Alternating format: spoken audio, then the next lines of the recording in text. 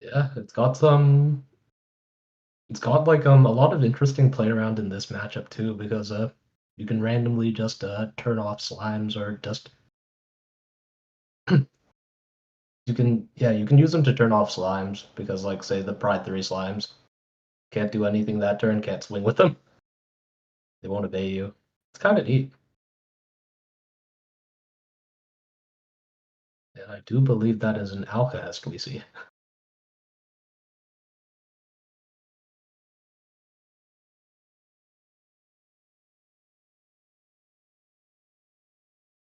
Alcahest is interesting here. So the synergy between Alcahest and Distilled Atrophy is really nice. So Alcahest says, I believe at the beginning of your recollection, you're able to put an extra age counter on anything you have. Oh yeah, yeah. But it's a single potion item you control gets an extra age counter. Yeah, So very interesting win con here. We've done some cooking with this card locally, as in we one of our locals, good buddy of mine, Felix, or Yowitsu, also known as the guy famous for bringing for for bringing Water Wind Vanitas to Nats and topping within day two. That list is something, I tell you what. Yeah, it's definitely an interesting setup, interesting kind of deck there. So we're gonna see an imbued magistrate here, putting down 2 Imperial Alchemists. Imperial Alchemists probably showing what kind of deck we're gonna be seeing here. Most likely gonna be seeing the Arsana.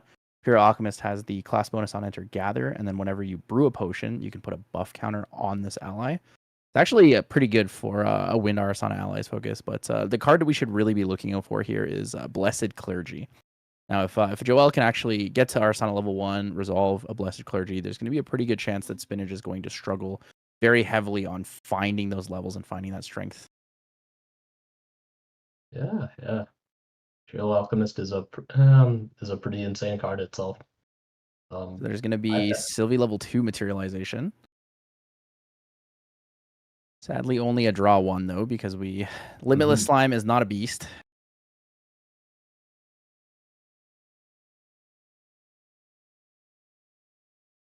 Thinking about what to do here. Spinach has 5 cards in hand.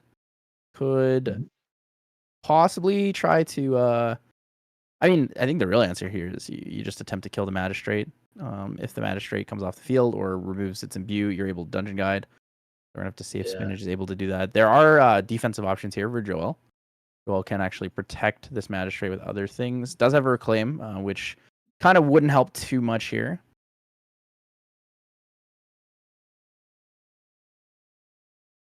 If the damage is low enough, we're going to see a Zephyr. So Zephyr on the Limitless Slime when the damage comes in. Going to remove that buff counter from it as well. Yeah, yeah. I mean, you want that Eternal Magistrate to stick around in this matchup if you can, so. Yep, so we're going to get the -1 here for Joel. He's going to lose the card, but he's going to protect the Magistrate. He's going to slow down Spinach's gameplay here. There's going to be no Dungeon Guide available for him. Distilled Atrophy, looking kind of good right now. Age counters of 4. This means that when Spinach does go to level 3 Sylvie, if Joel wants to, he can activate this, giving Sylvie a -4 to levels. Sylvie will not be able to use those advanced element slimes. Sure, playing it will be fine. The ability to play it will exist, but won't be able to do any activated abilities or attack with them because of pred requirements. Well, Balance Gildis, your favorite. Oh yeah, you know me too well. Well, definitely a strong Wind Allies player here. Very, very commonly playing the human Wind Allies variants. Gildis is a card that we've actually seen a lot less of in MRC meta, with Wind Robots being really strong. Going wide is less common than going tall, as well as other decks being a little bit more prevalent in the meta. We see a lot of the Slime Sylvie, or Slime Time as some people call it. We're seeing some Nico, seeing a lot of Tristan as well. But it's very interesting seeing the flexibility and the shift towards the game and how many different decks are available now. Definitely, definitely. We're going to see all the damage coming into face. Balance Gildas comes in for 4. Eternal Magistrate for 1. Choice not to kill the buffed baby gray slime is a little interesting. So I do understand that you would have to waste damage from the Balance Gildas on it, but might be worth it in some regards. You're an allies deck, and that is an interceptor. Right, yeah. I mean, keeping board as an allies deck, definitely, you have to definitely do some amount of trading against any deck, so. Yeah, so backup charger is going to come out here. Interesting choice to backup charge pre-recollection instead of doing it in main phase, knowing the Eternal Magistrate's there. Going to have to find a way to put 3 cards down to level up to Sylvie 3 in a hard level fashion. No longer that value of the dungeon guide. But this could be helpful because getting more slime cards into banishment this way might be more beneficial to Spinach in the long run.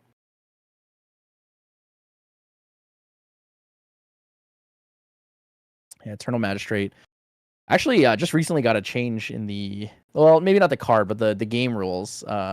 Before, Eternal Magistrate had a small bug where it was able to deny your opponent from putting their spirit onto the board if it came out imbued on turn 1. This has since been changed in the rule book.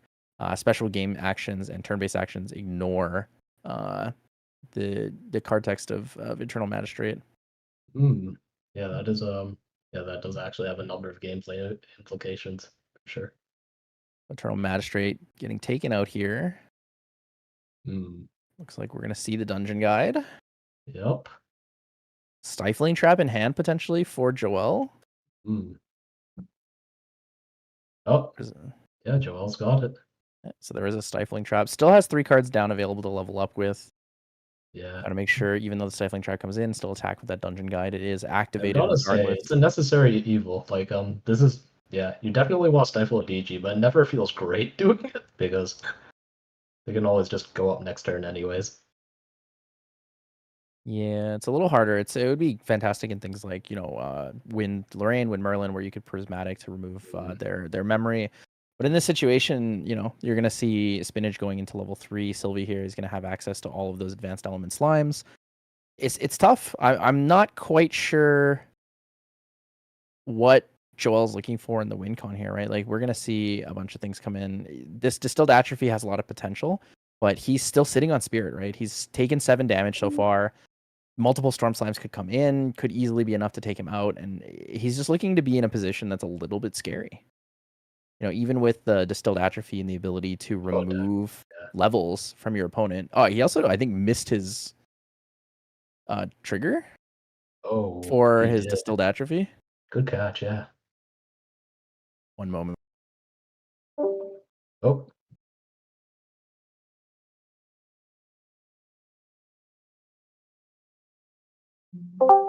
All good. They caught it right when I went to say something.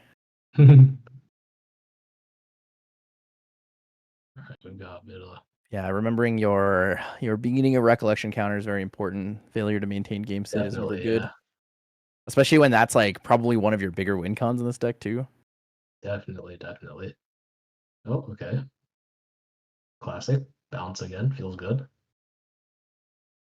The Vigilant Sentry. Just a simple win 2/3 here. It's 2 power, 3 life.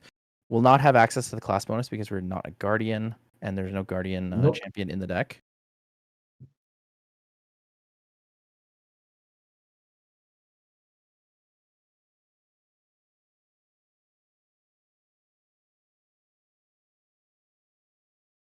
Balance Gildas coming in. Okay, Gildas going face. Bring Spinach up to 10 here. Gonna see him 13 off lethal. The interesting thing is this Distilled Atrophy is a ticking time bomb, right? It does actually have the potential. If you're able to chip enough damage out, Distilled Atrophy could just come in for lethal. Oh, 100%, yeah. It is not unpreventable damage, so you can bring out like a Safeguard Amulet. I believe you can also Covenant of Thorns it too, because it says deal X damage to them when it says the champion. Covenant of Thorns is a replacement effect. Double check on that one, but I think you can Covenant of Thorns it.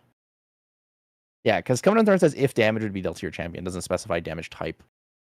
Right. Exactly.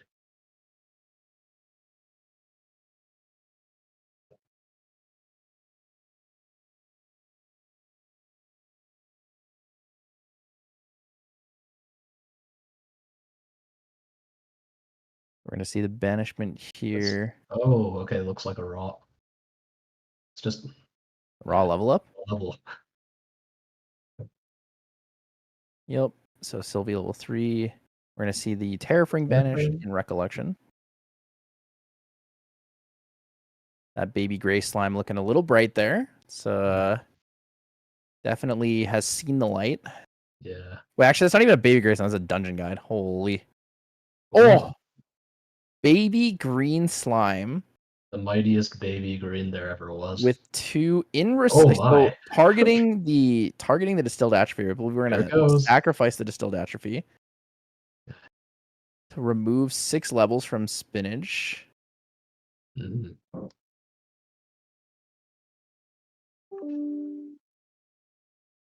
Yep, we're gonna take 6 damage there for the 6 age counters on distilled atrophy, since the champion is level 0 or lower. Currently level -3. It is going to take all damage from the age counters there.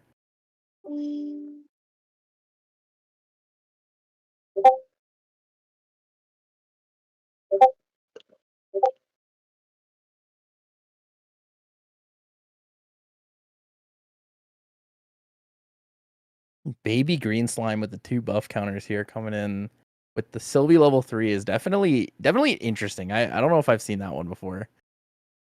I think in most cases people would play the baby green slime in response to the unenter before it, so the buff counters don't come through.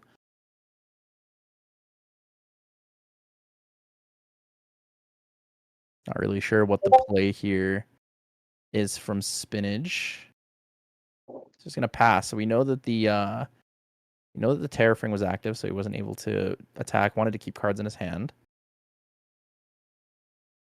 How is Joel going to find lethal here? So there's no taunt on board. Could look for... Actually, very well could have enough damage here, right? So if he goes for anything that lets him draw, let's say a backup charger, he would be able to... Oh, actually, maybe not with the backup charger. He would kind of want the bauble, but baubles don't work against Sylvie because of Slime Spirit.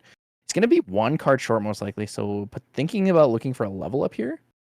Imperial Alchemist is banished. Level up into probably Lorraine level 1 for the sword effect. Ornamental Greatsword with a balanced Gildus would be potentially enough damage for lethal here. 5 from the Gildus for balance, 1 from Lorraine puts him at 22.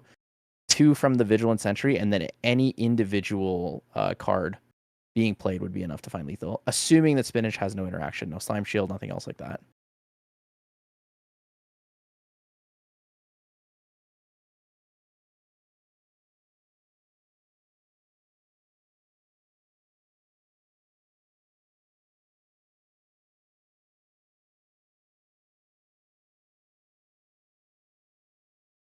Thinking here for Joel, unsure how to find lethal. Maybe doesn't quite have what we thought he would. Needs to find a 3-cost unit here. 3-cost ally or something to find balance for Gildus. Even a second wind would work. Second wind would be fantastic. Getting 6 and then 6. A lot of damage. Blessed Clergy. Oh, no, that's not Blessed Clergy. That's another Eternal Magistrate hitting the board. So we're going to see it. Interesting. I believe he's showing a Wild Growth Elixir too.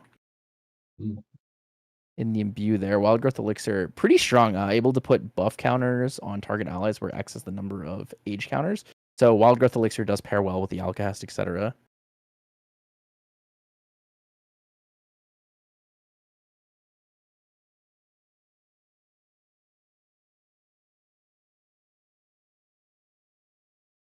So damage on board. Do not have balanced Gildus, so we're going to see 1 from Gildus. We're going to see 3 from... Basically 5 on board total. Plus 1 from the sword. Exactly, yeah. Joel's just really got to push here.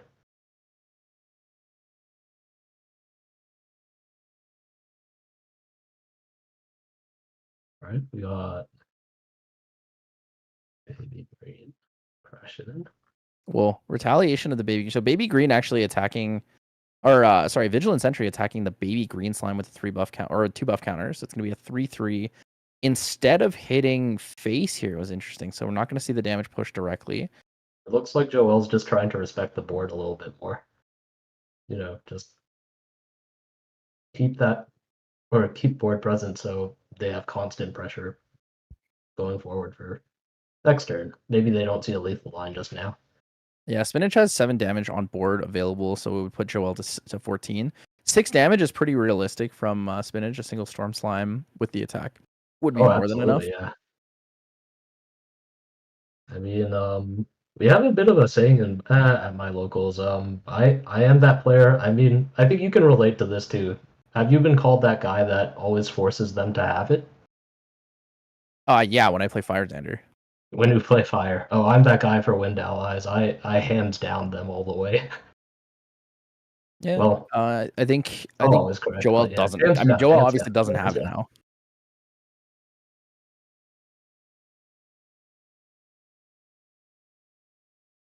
Yeah, I still find it really interesting that Spinach chose to use the baby green slime after the on-enter effect of Sylvie level 3, giving it the buff counters. It did allow him to have some sort of protection, but with the turn we're at right now here, Spinach having that that Covenant of Thorns is going to be kind of rough for Joel. So Joel, I think reading the Quicksilver or the effect of Eternal Magistrate imbued to see how it interacts with Quicksilver Grail.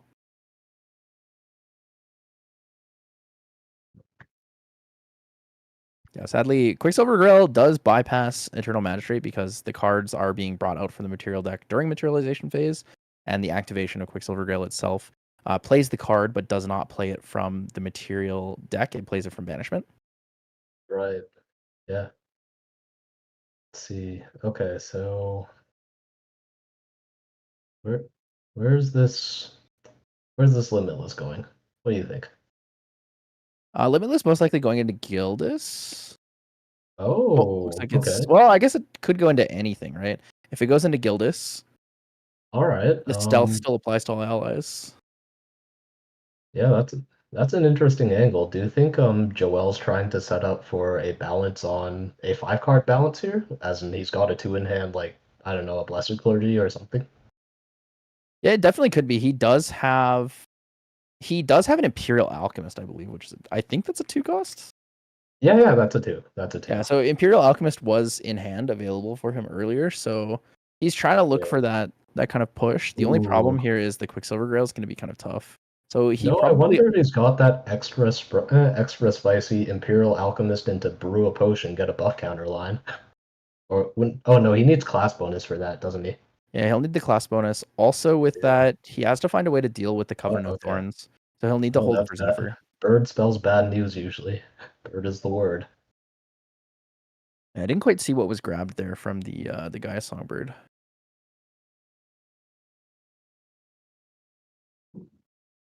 But 4 Zephyr is available for Joel. He does have a potential answer into Covenant. Mm.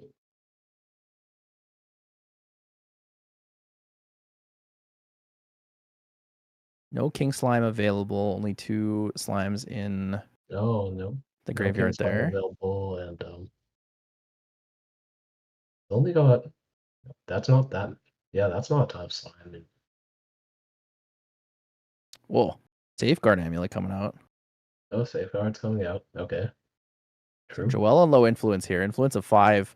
Kind of looking scary for an allies deck, not being able to play multiple cards. Super scary. All right. I mean, respect to Joel. Joel's playing it ballsier than I would. Okay, so he's going to balance with the Imperial Alchemist like we thought. All right. Yeah. There we go. Okay, so chip in here. We see 6 damage on board. I put good money on the fact Spinach has a Slime Shield in hand. He might have a Slime Shield. Definitely has the Covenant of Thorns underneath the Quicksilver Grail. Exactly. So Joel's thinking about swinging in for 1 with the Imperial Alchemist, then potentially 1 with the Eternal Magistrate.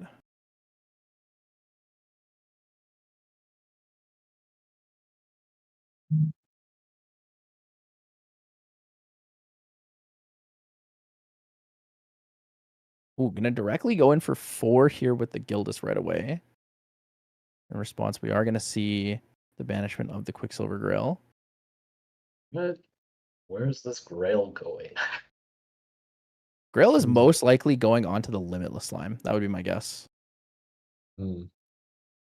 And a Slime Shield. Interesting. So both. So Slime Shield's going to resolve here. Is going to get a buff counter onto the Limitless Slime. I have no idea what that die is supposed to represent, but I believe there's 2 buff counters on it now.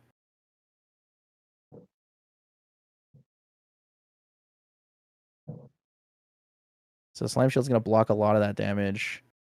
Be really nice. It'll block 3 plus give it a buff counter.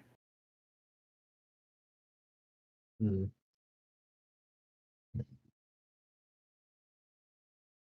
Yeah, this is definitely a precarious spot for Joel.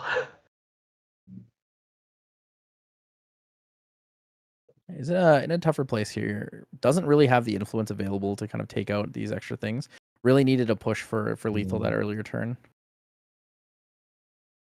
Interesting choice, though, not taking the Imperial Alchemist and the Eternal Magistrate into the Gaia Songbird. I guess doesn't want to put more animals or beasts in graveyard. I don't think it really matters if they're not slimes. Agreed, yeah. I guess it does. You can banish the Songbird for Gaia's Blessing still.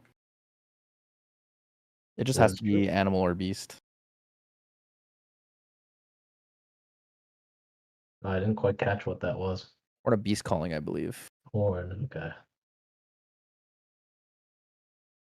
I don't know what these dice are, but they are actually just god awful for stream. I can't tell what that is.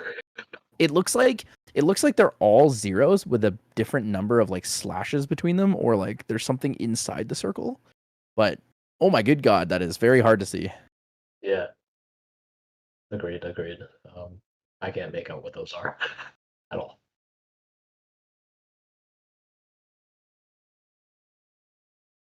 We're definitely gonna have to keep our eyes peeled, trying to figure out what's going on here. Oh, definitely.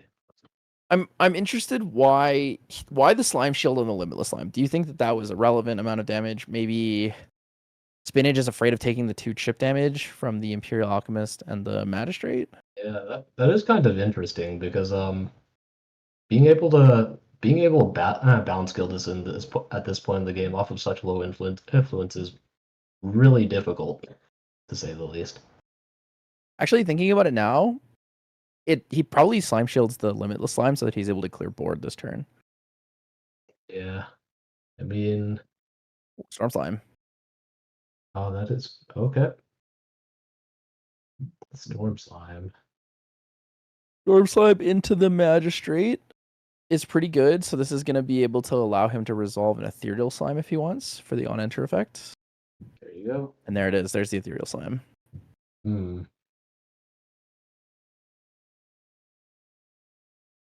I have no idea what's banished. It does not look like a Verdant Scepter because I don't see a rest effect on it. So it's probably... Oh, what is that? Oh my goodness. My eyes.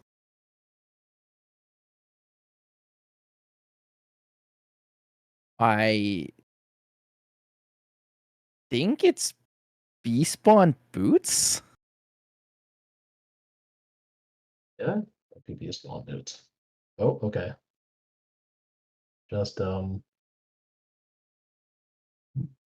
Yep. Goodbye. The whole board. The whole board is gone now. Yeah. Just the full court press. Yep. Damage comes in. We're gonna see Joel at 9 now. So Joel is in a precarious position. It's looking pretty scared here. So Covenant of Thorns does protect Spinach. He's gonna need a Zephyr to remove that and still find a way to deal 6 damage in the same turn. It's looking kind of grim here for Joel. I think it's probably best to just scoop and look for next game. Probably. Oh, that's exactly what he's doing. Yeah. So he realizes it's too far down the hole, unable to get through that Covenant of Thorns, no influence. But the deck itself has a neat concept. That's an ornamental greatsword I see in there. Okay. Yeah, so the ornamental greatsword he brought out with the Lorraine level 1. Tried to push lethal with well, he put it onto the Vigilant Sentry to take out the baby green slime. But I think probably should have just looked for lethal. Baby green definitely saved Spinach though. The Distilled Atrophy with the Alcast combo had the potential to kind of go crazy. Oh, for sure.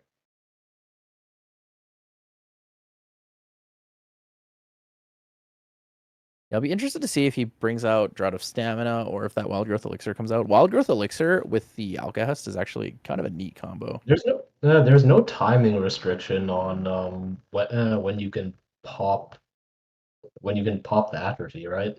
I've read the card correctly. No, it's just a sacrifice effect, so it Yeah, it's always just a applies at sacrifice fast speed. effect. I mean, is Yeah, there a world where say if Joel popped the atrophy, just like sent it upstairs for 3 that turn, right? I sent it for 6. I'll send it for 6. Well, So yeah, in response to the activation or the on enter trigger of Baby Green Slime's on enter trigger targets Distilled Atrophy. yeah, What Joel does is he sacrifices the Distilled Atrophy, removes 6 level counters from Sylvie, and then deals 6 damage because of the age counters. So as long right. as your I thought it champion, was, as long as the sorry, champion I thought it goes was to the level difference. 0, yeah, No? as long as the champion goes to level 0, you take the number of age counters. Okay, yeah. Huh.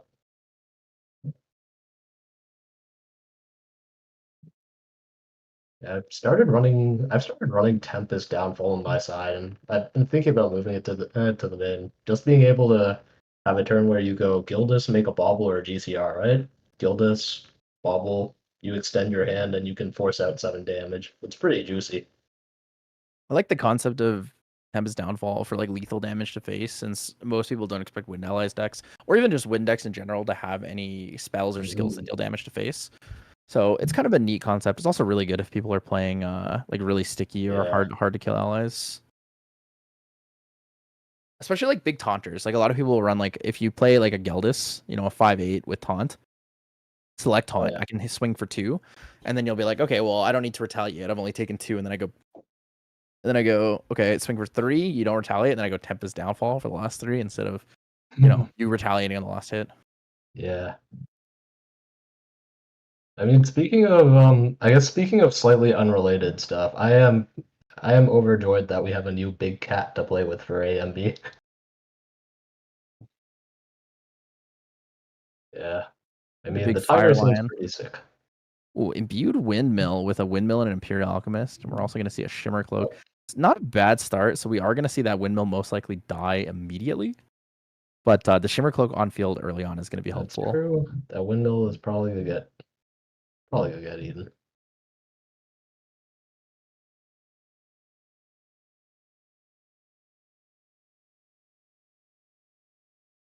The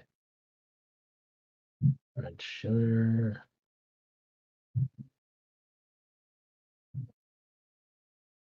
Oh, that is a baby gray.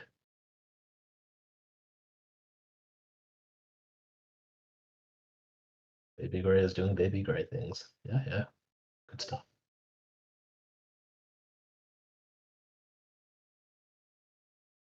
Maybe gray, draw, forest cake, draw, forest cake again, draw, pass turn. Do we see Oh, it? I'll be interested to see if the baby gray swings into the windmill engineer, or if he just leaves it up or swings for 1 to face.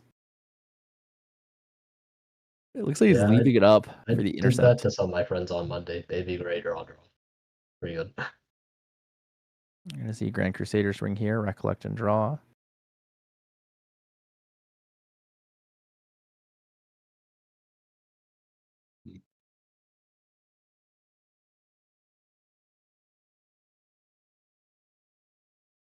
Finished thinking, the fingers tapping, mathing it out, debating which keys to press here, which lines to take.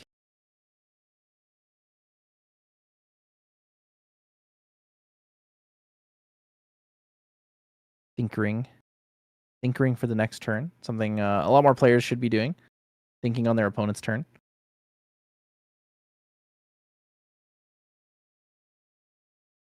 We're going to see the Grand Crusader swing here, banished for a draw. Looks like we're coming in for 2 first. On the Oh, board. checks the baby. Okay. 2 into the baby gray, retaliates for 1. That's curious. I'm eruption. Oh, maybe. 1 potential damage there onto the Shimmer Cloak. Take 1 damage from the Windmill Engineer. Windmill Engineer imbued coming out again. Let's cycle Okay. more cards. More Whoa, cards that is always good. I believe that enhanced potency. It is enhanced potency. Whoa, enhanced potency is interesting. So it's a 3-cost slow spell. Rest target potion. If you do, the next time you activate an ability of that potion this turn, Oh yeah, copy that ability, and you can choose new targets. So enhanced potency, working with this distilled atrophy or with wild growth elixir is kind of a scary combo. Actually, you can like get like it 6 is buff super counters on 2 scary. allies or 12 on 1. Yeah. Interesting. Really showing his hand at the attempted potion allies deck here. Pretty good influence maintained so far though. Even though he's not getting a lot of damage, like the little bits of chip from the Windmill Engineers are great. Windmill Engineer being able to cycle itself by drawing a card into memory on the imbue is really nice in this deck. It is super nice for sure. Just chip, chip, chip, get a lot of value.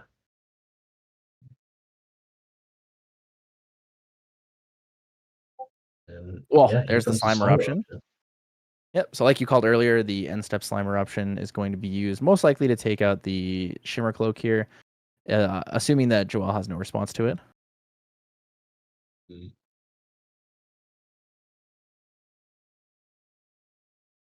Yeah, that Intercept Retaliate was really good, especially if he knew that he was going to be getting the extra damage out. Take out the Shimmer Cloak with the Slime Eruption. Doesn't want to trade 1-for-1 with the Windmill Engineer because the value is lower, right? Stealth on the Shimmer Cloak makes it harder to take off the board, so removing that stickier ally is a lot more important in this matchup. Yeah, I think this is a good spot to use it because stealth. Yeah, stealth is pretty problematic for a ton of decks to deal with. Sticky good. Oh, Reclaim. Reclaim in response is pretty good here. So the Oh, damage okay. Shimmer Cloak is going to come back. This is going to allow him to get a free level up, which does synergize with the enhanced potency. The class bonus, allowing this card to be activated for 1 less, makes it 2. Yep. But the thing is with Joel's deck, we're going to see a couple turns away from finding that lethal that we're looking for. Ooh, Slime King banished here for Sylvie level 1. Having him banish. Ooh. I believe it's Gather Yep. Slimes. Gather Slimes, one of the best Nice. early cards to play here. So we're going to see 1 slime. Oh, Dungeon Guide is kind of rough here. Storm Slime, so he's going to be able to bring the Storm Slime to hand. Does lose the Dungeon Guide and the Forest Cake, though, which is a little bit unfortunate. It's going to Yeah. heal. And remove that 2 damage from those Windmill Engineers. Yeah. Bottoming a DG. You hate to see it. And bottoming a DG is a little bit on the rough side, but honestly, in this matchup, it's not so bad overall. Great. Yeah. Being able to recover 2 is really, really effective against these allies decks. Now, the thing with Joel's deck is this deck may seem like it wants to go wide, but I think it actually wants to go taller. It either has the kill condition with the Distilled Atrophy or Enhanced Potency plus Wild Growth Elixirs can move for single, like really Definitely. strong allies. Yeah. Not a ton of wind allies. Let's want to go wide anymore. I mean, I guess save for mine. I still like going wide, ish, Mm. if I can. That Slime's Blessing being there is kind of nice. So that will actually help Spinach against the Distilled Atrophy. So it does have the Slime's Blessing, I believe 2 of in his deck. So each of those, should he choose to resolve it and give a level counter to his champion, will help deal with a little bit of the difficulty, I guess, of the Distilled Atrophy coming in. It'll make it harder to find pushing his champion to level 0. So what do you think Joel's looking for here in this kind of setup? We know he has the enhanced potency as the Imperial Alchemist. Do you think we're looking towards like a potions kill build? Do you think we're looking for allies to kill with? In a potions build like this, well, let's see. I think at this point, probably you'd probably want, yeah, you probably just want to kind of build a board. I mean, you've got some time to stack up your potions right now, but We're going to use that reclaim here to level to Arsana 2 or Arsana 1, sorry. So we're going to have dice coming out here. So I believe we're going to get a mana roots and I believe it's a razor vine. Both of these very, very effective I will admit I am not super well versed with potions. I have not memorized which potions have which brew requirements. One of the cool things with Mana Root does allow you to sacrifice this for a level until end of turn. Don't think it's too relevant for this matchup specifically. And then the Razor Vine is being able to put a card from your hand on the bottom of your deck. So you cycle one card. So we have one Catalyst and one Adjuvant. So for Distilled Atrophy, I believe we need... It's one herb and one something. I think it's a Blight Root. Oh, it doesn't quite have that one set up. Imperial Alchemist, we're going to get another Gather. Yep. The nice thing with Wild Growth Elixir is you can use any two herbs. Yeah. It's got a pretty lenient brew requirement, which is always great. Love to see that. So we're going to see Spring Leaf from the Imperial Alchemist. So I got that And then, sweet yeah, buff there it is. down. There's the Wild Growth Elixir. Yeah, there you go. So it's beginning. I mean, there's no easier way to put it, but Brood Imperial Alchemist is going to get the buff counter. It's going to come in for 2 here. So we're going to see most likely Alcahest coming out looking for the improvement of age counters. Escape the Wreckage on Baby Gray. Classic. Yeah, Escape the Wreckage on the Baby Gray. Very good value. It's going to be able to return it, be able to draw one card, and then play it again in future turns to cycle it. Yep. But looking for that win condition here for Joel, it's most likely what? Alcahest, get like 3 turns worth of age counters on the Wild Growth Elixir. Enhanced potency, pop it on 2 allies. Okay. All right, that's a pretty welcome sight. You always love to see Magistrate. So Imbued Eternal Magistrate's coming out on the board from Joel. He wants to protect himself from the Sylvie level 2 into Dungeon Guide. We know that Spinach doesn't have anything on board right now, so the damage he's able to deal would likely not be enough to take out that Eternal Magistrate.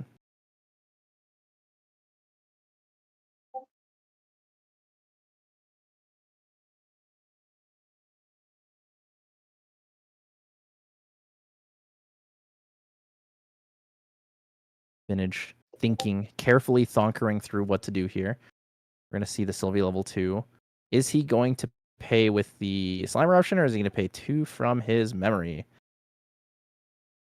Looks like he is paying 2 from his memory. So keep in mind, folks, if you do begin to randomly banish from your memory, you are no longer able to use floating memory. It must be declared before your random banishments.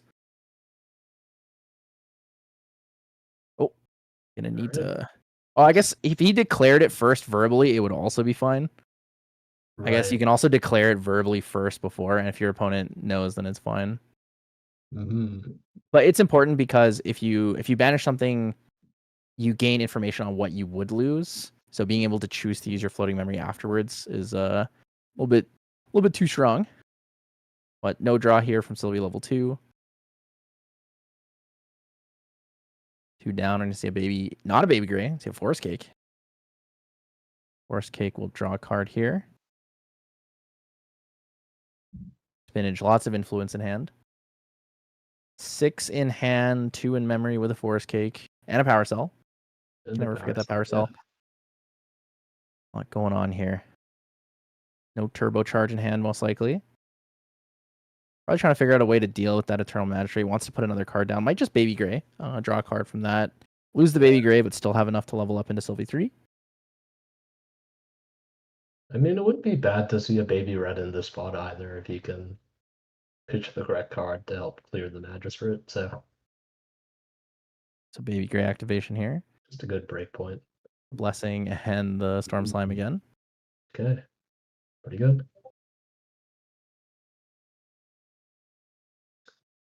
On the activation of the card, on his on enter, he's thinking about resolving the Forest Cake. Won't be enough to kill the Magistrate. I think if he wanted to do this, he probably shouldn't have put down the Slime's Blessing. He could have activated the Slime's Blessing to get a buff counter on his Baby Gray Slime, but also get a level counter on his champion. So he'd be able to sacrifice the Forest Cake. We'd see 2 buff counters on the Baby Gray, and it would be enough damage to take out the Eternal Magistrate. Yeah, but I mean, 3/3 Baby Gray is pretty good into trading most of the bodies that allies usually can present. So he might just have another Slime's Blessing. Or another Baby Gray Slime. Oh, he is going to Slime's Blessing. Oh, okay. Just had another one. So Yep, so he's going to gain the buff counter there. He's going to gain a level counter for his champion. There you go.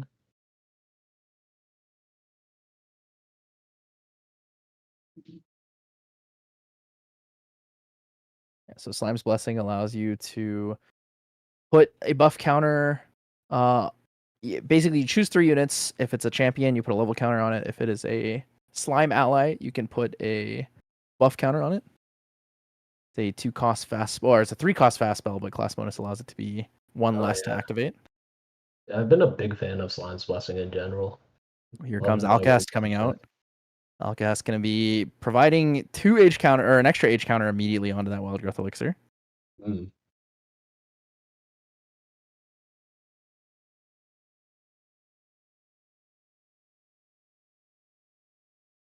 Not a lot of damage here from Joel onto Spinach yet. Both players very, very low on the damage. Joel actually phone locked, phone off. No damage taken yet. Whereas Spinach has taken 1. Originally 3, but 2 saved and recovered from the Gather Slimes there. So they have Balanced Gildus.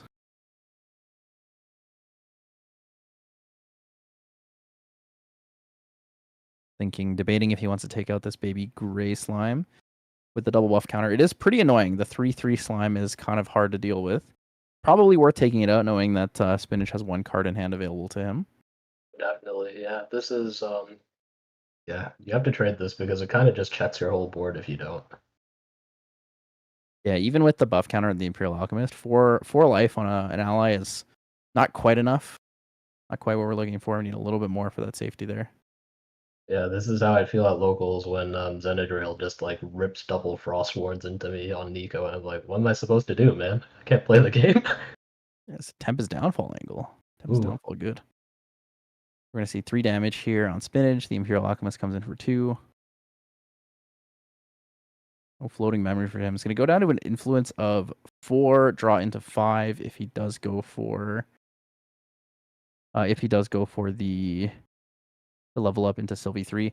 The only downside here is he's unable to play an Ethereal Slime, but he would be able to. Yeah. But he would be able to play that Storm Slime that he has kept in his hand so far. So he's going to lose the Ethereal Slime. A little bit unfortunate. In a perfect world here, you'd want to keep the Ethereal Slime so you could play the Storm Slime, kill the Eternal Magistrate. Or actually, Eternal Magistrate has already been killed last turn. My apologies. Oh, Terracite. There we go. A Terracite, draw 1, preserve. I see. This card will be face up in the material deck, which means he can choose to materialize it next turn and put it into his hand. Terracite, one of the stronger sites, just not super commonly played. I believe that's 1 down for Songbird. Oh, okay. So Songbird. Oh, first draw is going to be a Storm Slime. I think he was looking for an Ethereal Slime there. Since the Magistrate is already gone from the field. I think so too. Yeah, big old buff countered stealth.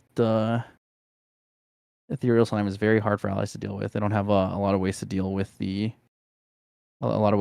that stealth. Oh, definitely, and we've seen it used to great effect with Forest Cake as well. 6/6 Ethereal Slime, nearly impossible to deal with. And many things break that, so. Doesn't have an extra Forest Cake for it. I believe he did lose the Slime's Blessing as well. So we know he has 2 Slime's Blessings in his deck. He resolved 1, and the other one was banished for the level up to 3. So unless he has a Forest Cake, he's not able to get enough. We're going to see Storm Slime come in. Right.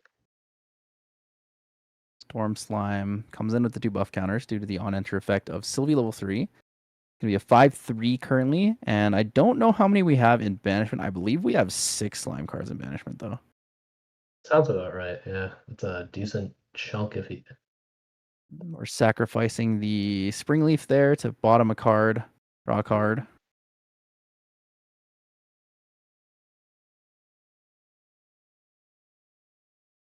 Oh, damage coming into face. We're going to see. So it is 7 cards.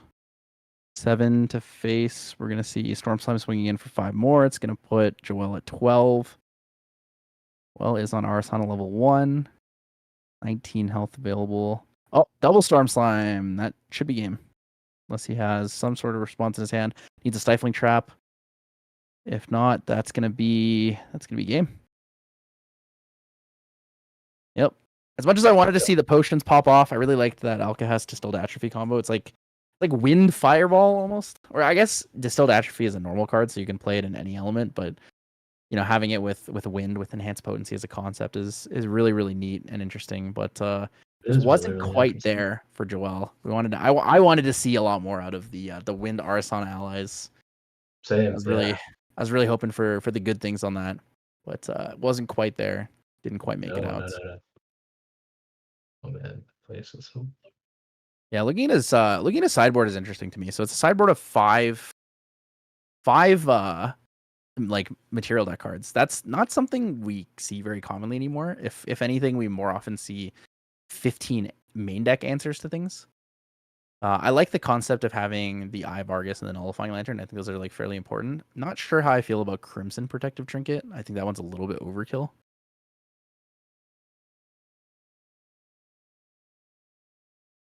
And then looking at Spinache's sideboard, things are pretty standard. Nullifying Lantern is the respect for erupting and such. 3 reprograms for respect to wind robots.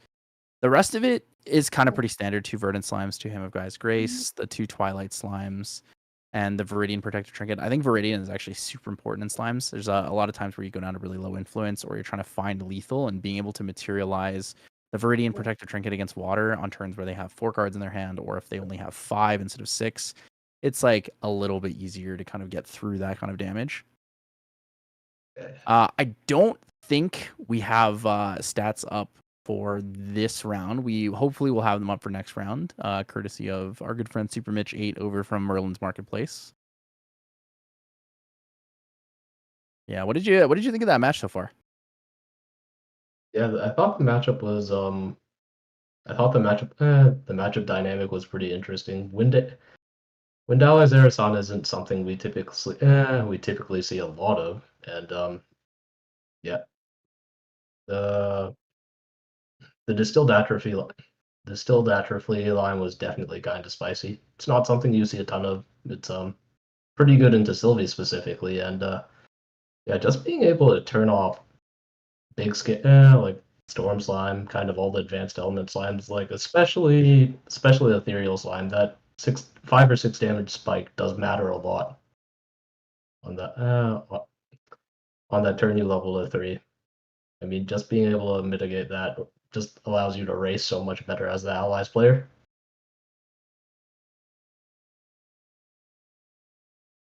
Yeah, And Allies is one of really the spooky damage. yeah, Really, really Allies always spooky. feels like one of the harder matchups here, going into Slimes, right? There's ways to kind of flood the board, push a lot of presence, make them respect clearing the board, so you can't quite find lethal in the same way or the same time. Yeah, Especially with that having played Sunscape into ban check. slimes a ton myself, this is really interesting. Like playing into norm slimes, sometimes you have to respect their board in a way where if you're damned if you do and damned if you don't. If you clear their board, you give them ammo for both slime eruption and storm slime later if they just clear enough of their yard off. And at the same time, you also can't just leave their board alone because as units, slimes are very respectable on their own. Slimes are strong. Slimes are good. They have Super strong. a lot of effects and a lot of things that provide like protection, right? Like Baby Gray having intercept is fantastic against allies. Having Mhm. taunt from things like Lustrous Slime or Slime King or even like Verdant Yeah, Slime is also fairly effective. Hymn of Gaia's Grace is great against really strong ally like approaches. Let's say you're looking to yeah. I'm just you're gonna looking to fiddle with my camera second for a win moment. rallied Seems advance like I'm swing. having That's a bit of a technical issue, so no let's worries. see We'll if we get can that get fixed this up. better. Okay, camera. Turn this back on. Oh, there we Yeah, I go. think That's we'll a be lot going on to better. a short break here, guys. So we'll see you again in round 2. Hopefully, we'll get the stats to you on what's going on in the weekly for next round. But otherwise, thank you guys so much for joining us so far. This is OnceInLuv here with Mr. Ghengiskwan, one of the other Canadian players here. Did manage to day 2 in Nats for the ALC season, and looking forward to what more can come from that. So we'll be back shortly, guys. Yeah.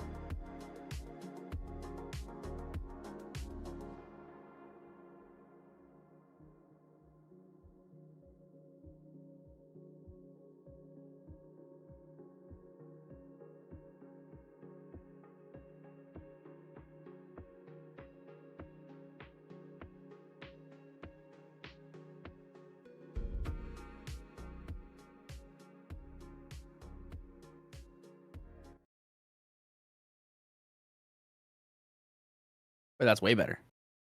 Hello and welcome back, everybody.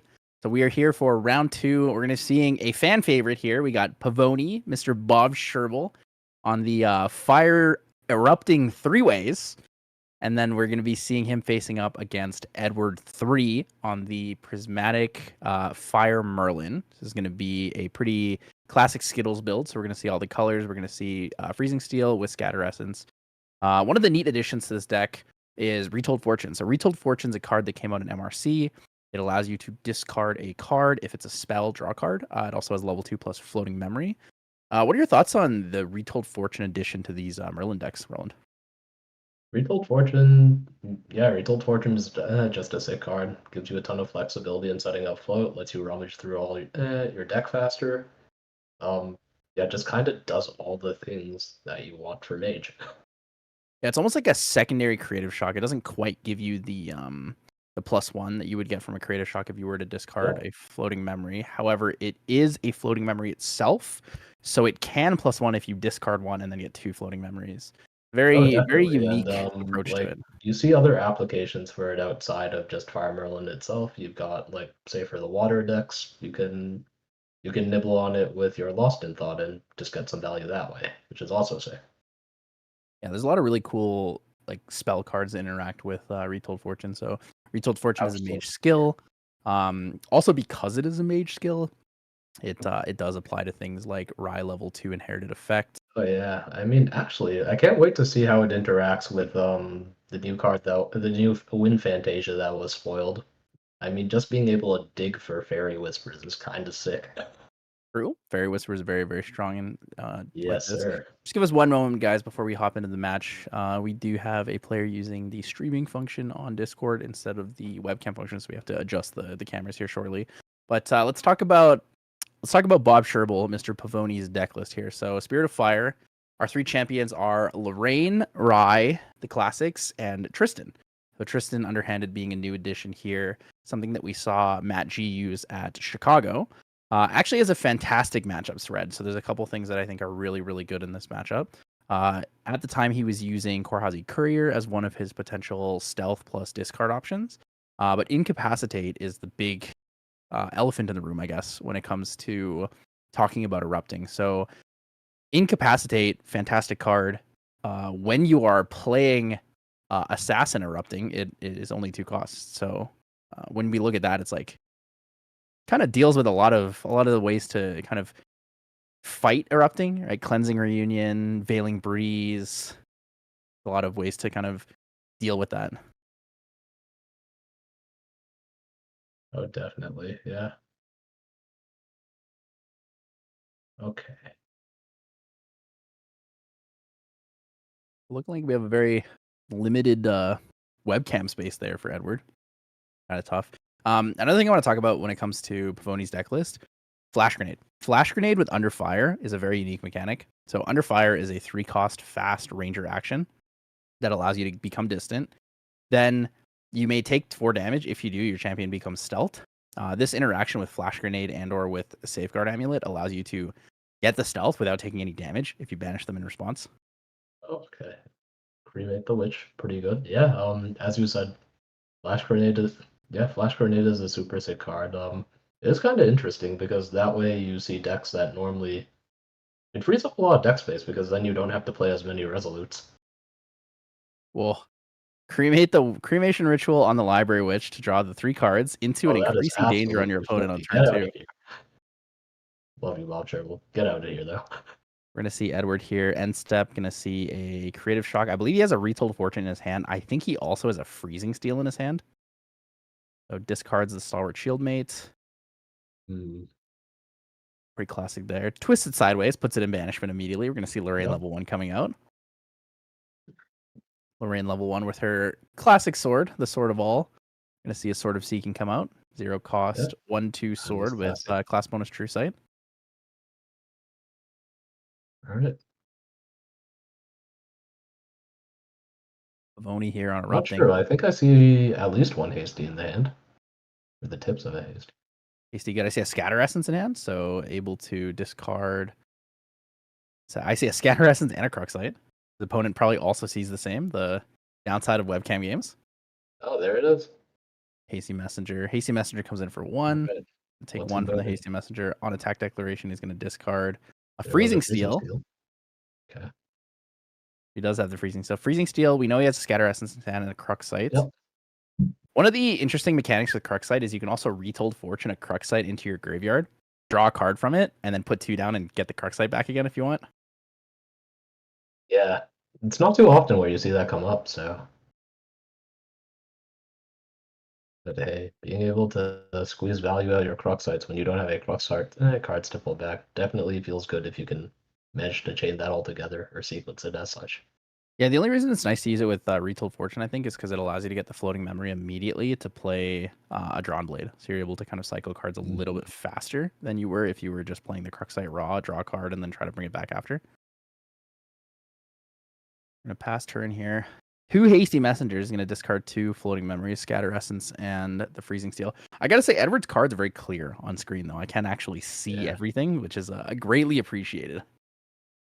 Oh, combo number 2, Library Witch with the Cremation Ritual again. It's going to draw 3 here for Pavoni. Oh my god, someone stop this, man. We're going to have 5 cards down. We're going to have a million cards in hand, erupting, doing erupting things. He's actually looking pretty close to a potential lethal.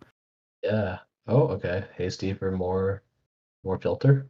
We're about a turn away from it potentially. So he's going to discard a Tempered Steel. So Tempered Steel will give the level up potential with floating memory. He's going to have 1 damage on the board.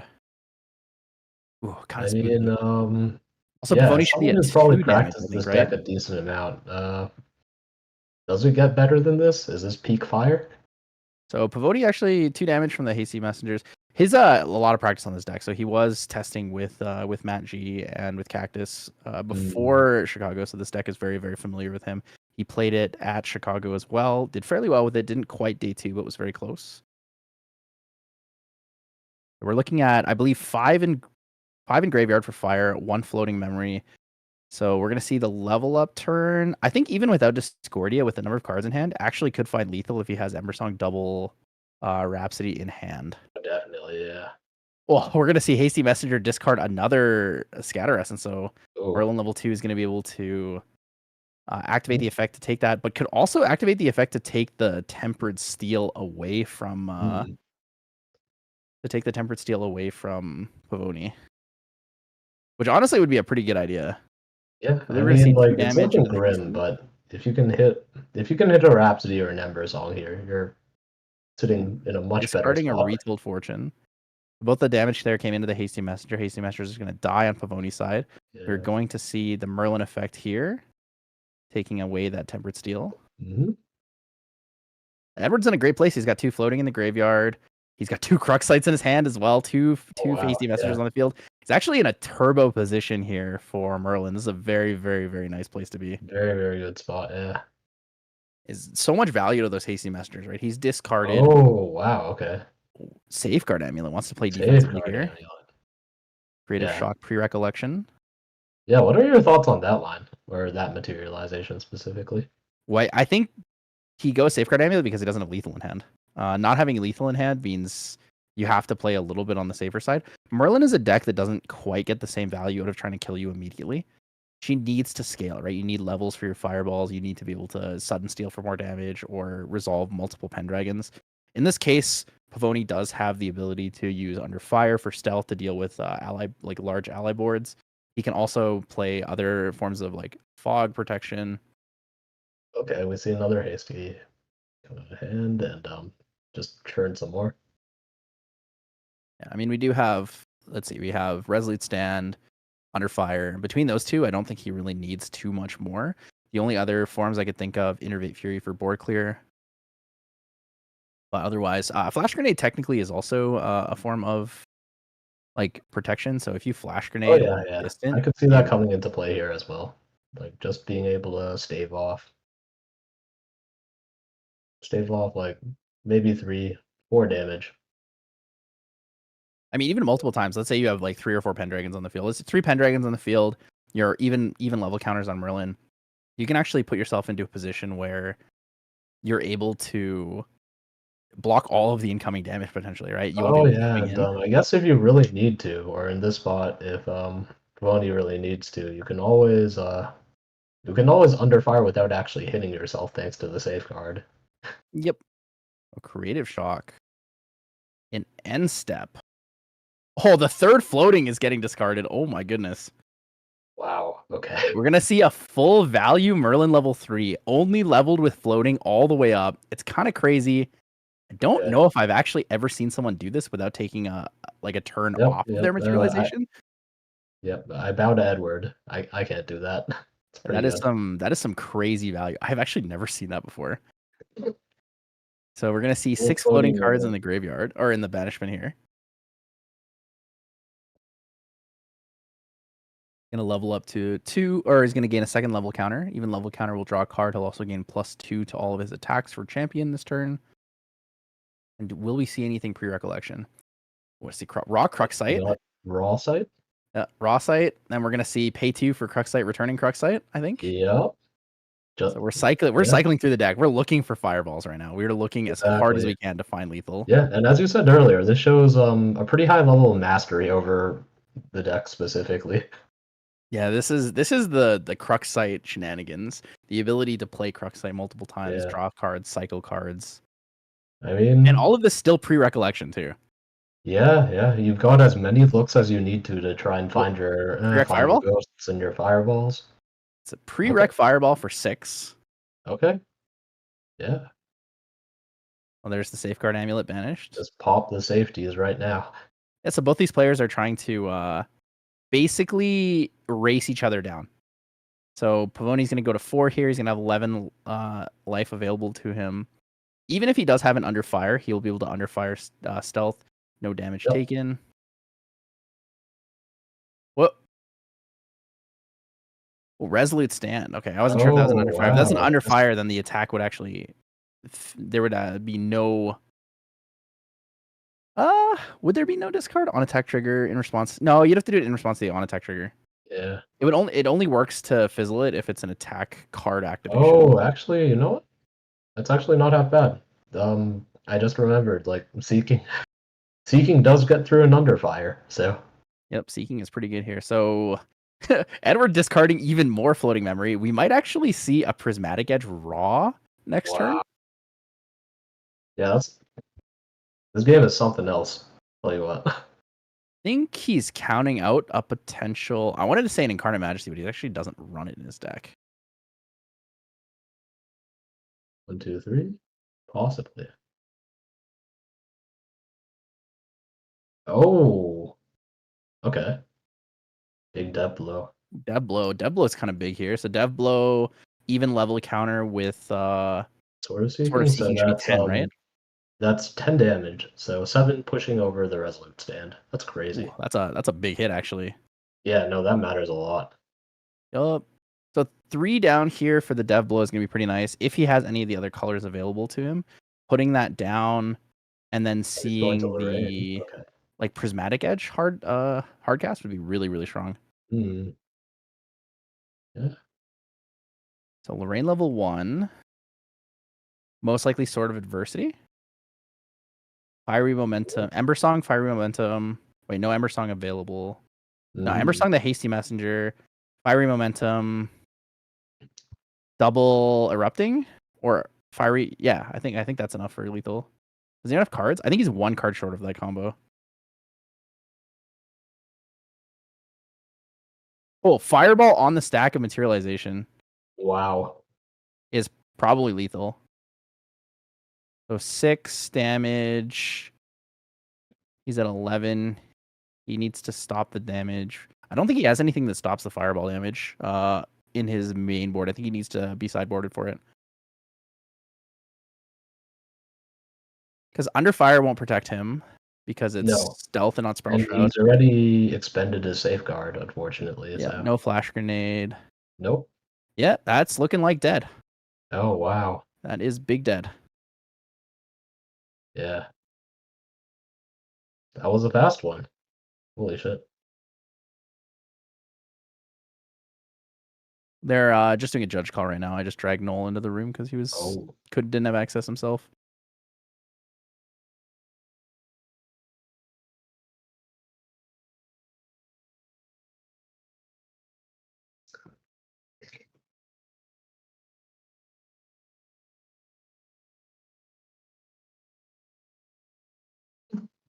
Looking like dead. Fireball on the Stag of Materialization is indeed lethal.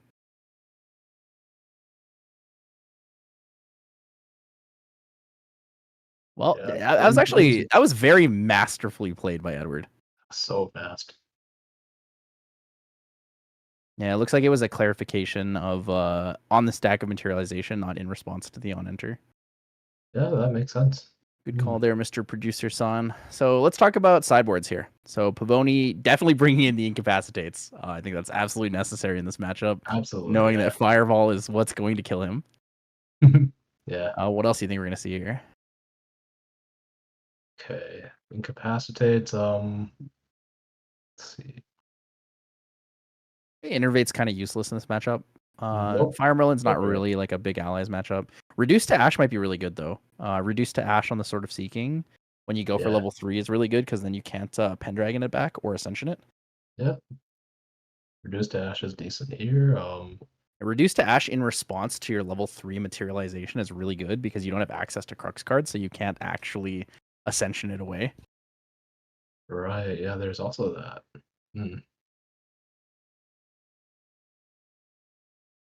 It's a pretty well built Reduced deck. to Ash to deny a pen or to deny a pen trigger. Also pretty good, for sure. You get a lot of cool, unique things there. For Edward on the other side, though, don't think we're going to see Focus Flames. Reprogram doesn't seem very valuable for him, unless he just wants to bring in more floating. But I don't see like more floating being super relevant for him since his deck is already like well tightly built. Reduced to Ash might actually be worth bringing in. Being able to end step Reduced to Ash on one Safeguard Amulet is really strong. Oh yeah, I mean being able to hit Sword of Adversity, what else can we hit? We There's a might lot. also see. You can hit Safeguard Amulet.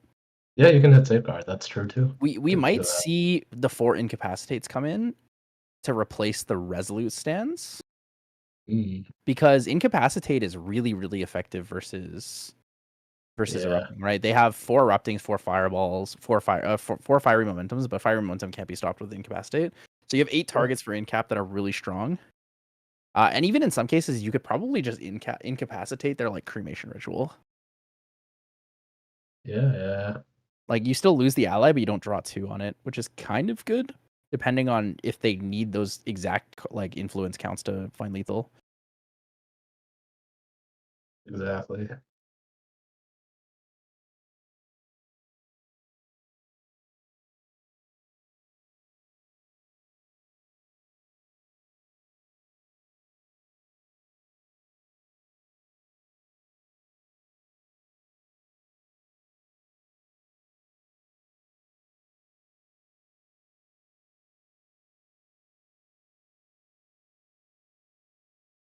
Oh man, why can't I draw like this?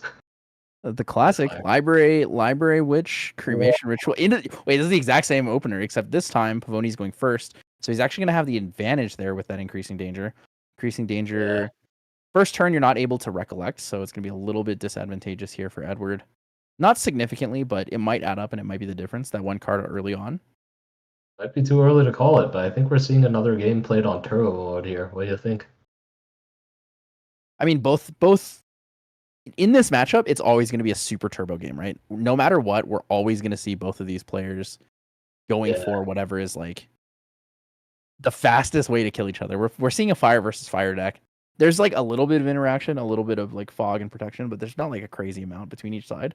So the hard part is in most cases, I think Merlin usually loses to Erupting, but if you don't draw Erupting and one of your other melodies, like you just won't find lethal in that case. Well, this is going to be pretty good for Pony. So he's able to discard that Tempered Steel. He could level up immediately on next materialization. If Edward doesn't have a dungeon guide, then we're probably not going to see. Like if he has a dungeon guide here, I think a really good play is to level up into 1, dungeon guide to 2 to take the card away from Pavoni, take away that floating memory. I'm gonna see a second Hasty Messenger here, discarding that beautiful promo Clumsy Apprentice, very cute winter card.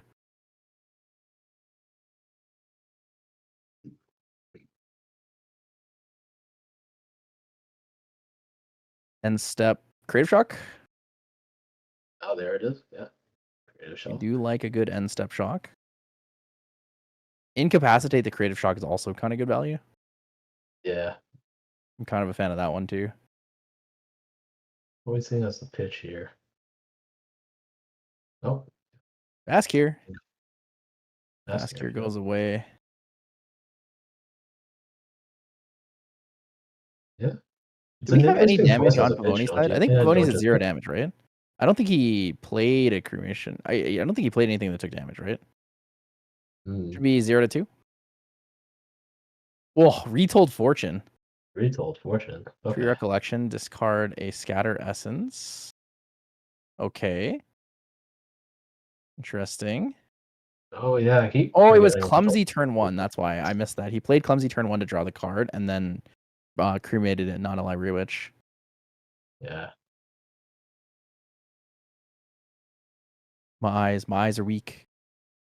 Oh, here it is. Here it is. The dungeon guide into the Goodbye Your Floating Memory. Yeah. I'm a really big fan of this play. I think it's really, really good value to actually take away your opponent's floating memory here, especially when they need the cards. Oh, absolutely. Well, he has another. Wait, wait a Wow. minute. Wild. Oh, I guess that's why. So that's why he played the Retold Fortune. So he plays the Retold Fortune, so he has two floating memory available, and then one card in influence after the dungeon guide. So he activates Merlin's effect, takes away the Temperate Steel, gets the level counter, and then he's still able to level into Merlin level 3 Kingslayer next turn without Yep. having to like do anything crazy. This is a really, really good play. Yeah. And then he gets his card back for Recollection. So yeah, Retold. I mean, he won't get the card back. He'll have to pay for cost with it because he'll be hard leveling to 3 since he oh has right, 2 right, floating right, memories and right. one in his current memory.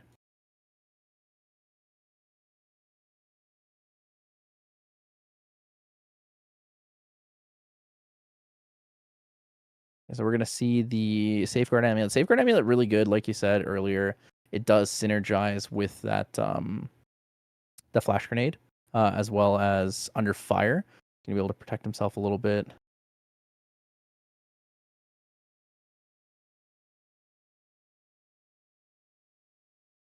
What do we do?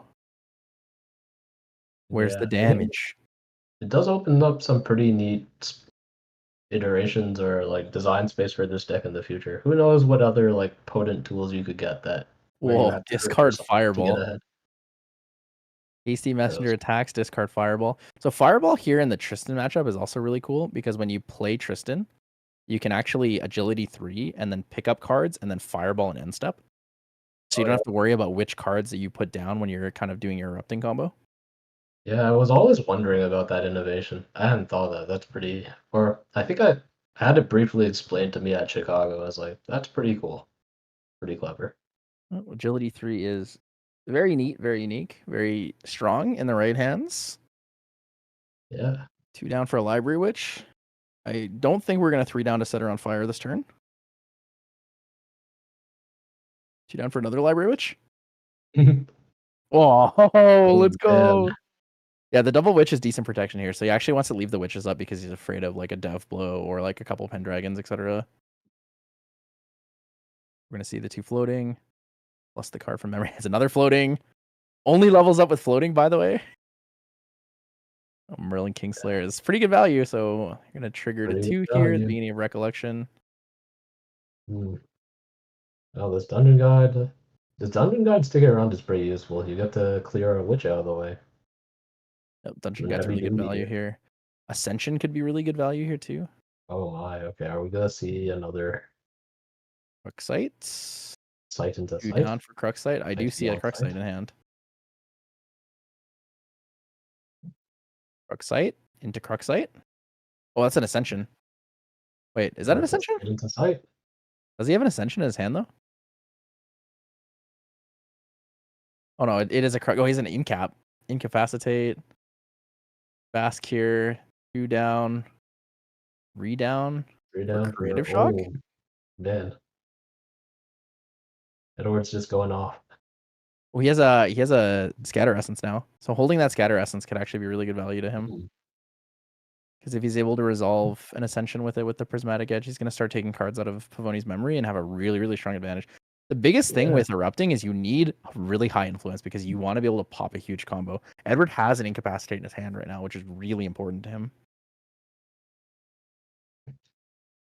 Either he gets to play the incapacitate to stop one of your cards, or he forces you to use another 3 influence to incap it in response, assuming that you're on Tristan. right. Oh, Ascension. Okay, there we go. Scatter Essence.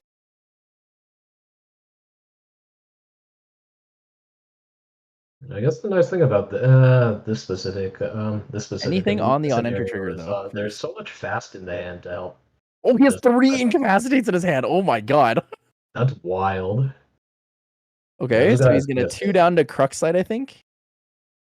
Cruxite? Holy, what am I watching right now? This is actually the craziest Merlin moment ever. Yeah, this is peak Merlin gaming right here. So we're gonna see Scatter Essence. Oh, Oh, 3 Eruptings. Wait, he's got 3 Eruptings down. wow. 3 Crazy. Eruptings and a Resolute Stand.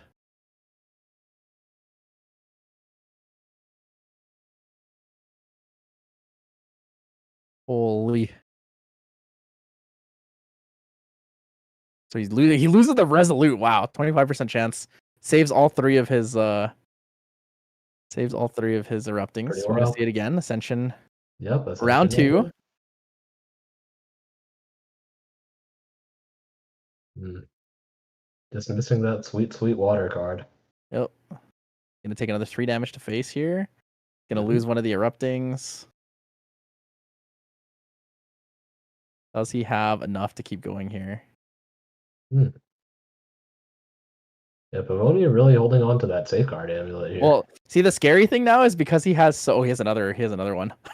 That Oh. triple ascension, the triple ascension, Oh. goodbye, erupting. Erupting is going bye-bye. Oh, the Hmm. damage is coming in. No safeguard amulet pop this turn. It's gonna be kind of rough Yeah. because he's just gonna keep taking damage to face.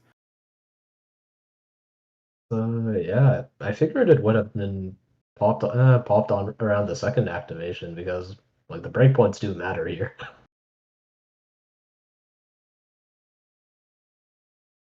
Yeah, so we're gonna see what is I that? feel like 9? it's easier to 10. keep Should be at 10, right? 333 plus the 1 from the dungeon guide earlier.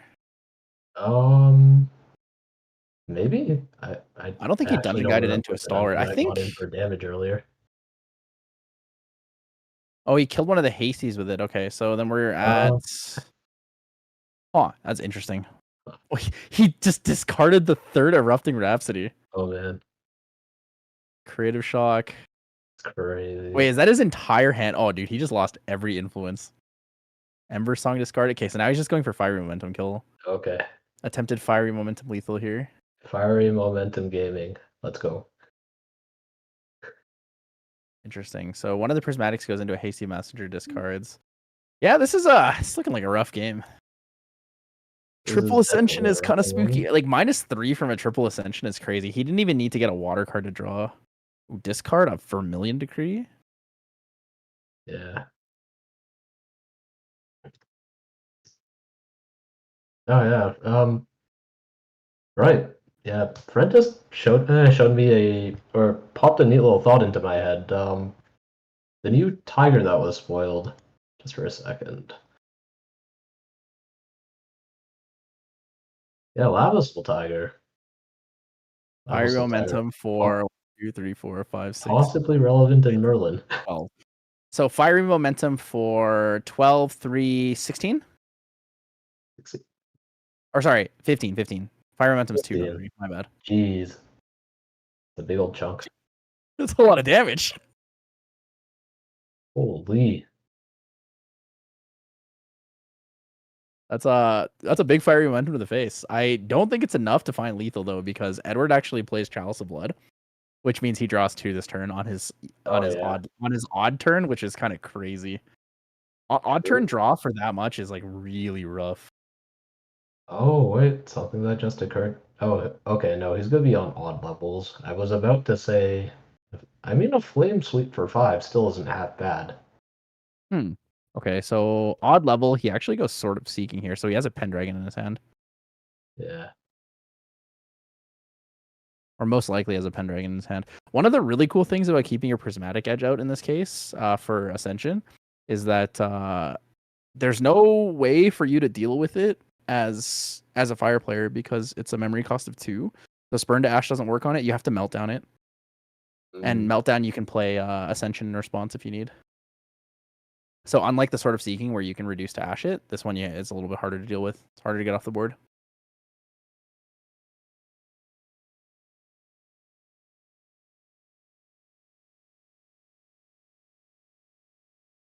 Pendragon.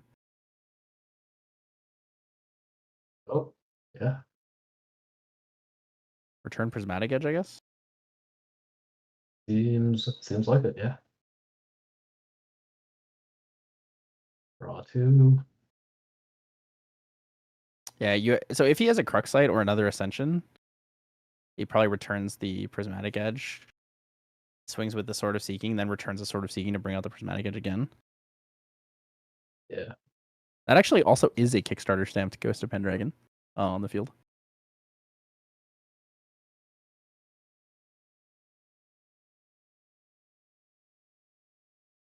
Damage coming in.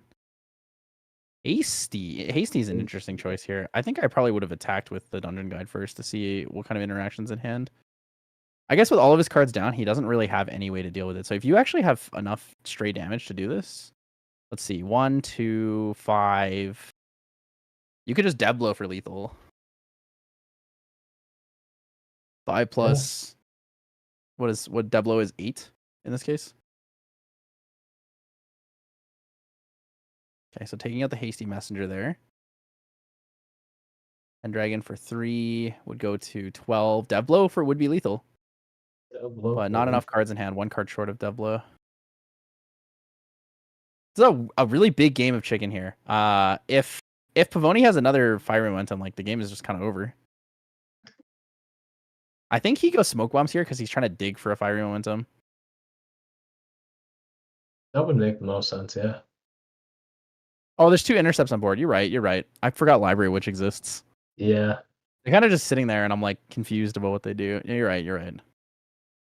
Fireballs are hard to kill with right now. Fireballs for 7 minus the force, 3 and 3. Yeah, that's not enough. Yeah, that's actually kind of interesting. I don't think he runs Flame Sweep either. Let me check. I figured Edward would have opted to clear off the interceptors there and kind of just go for the line you described with He's holding specifically because there's no way.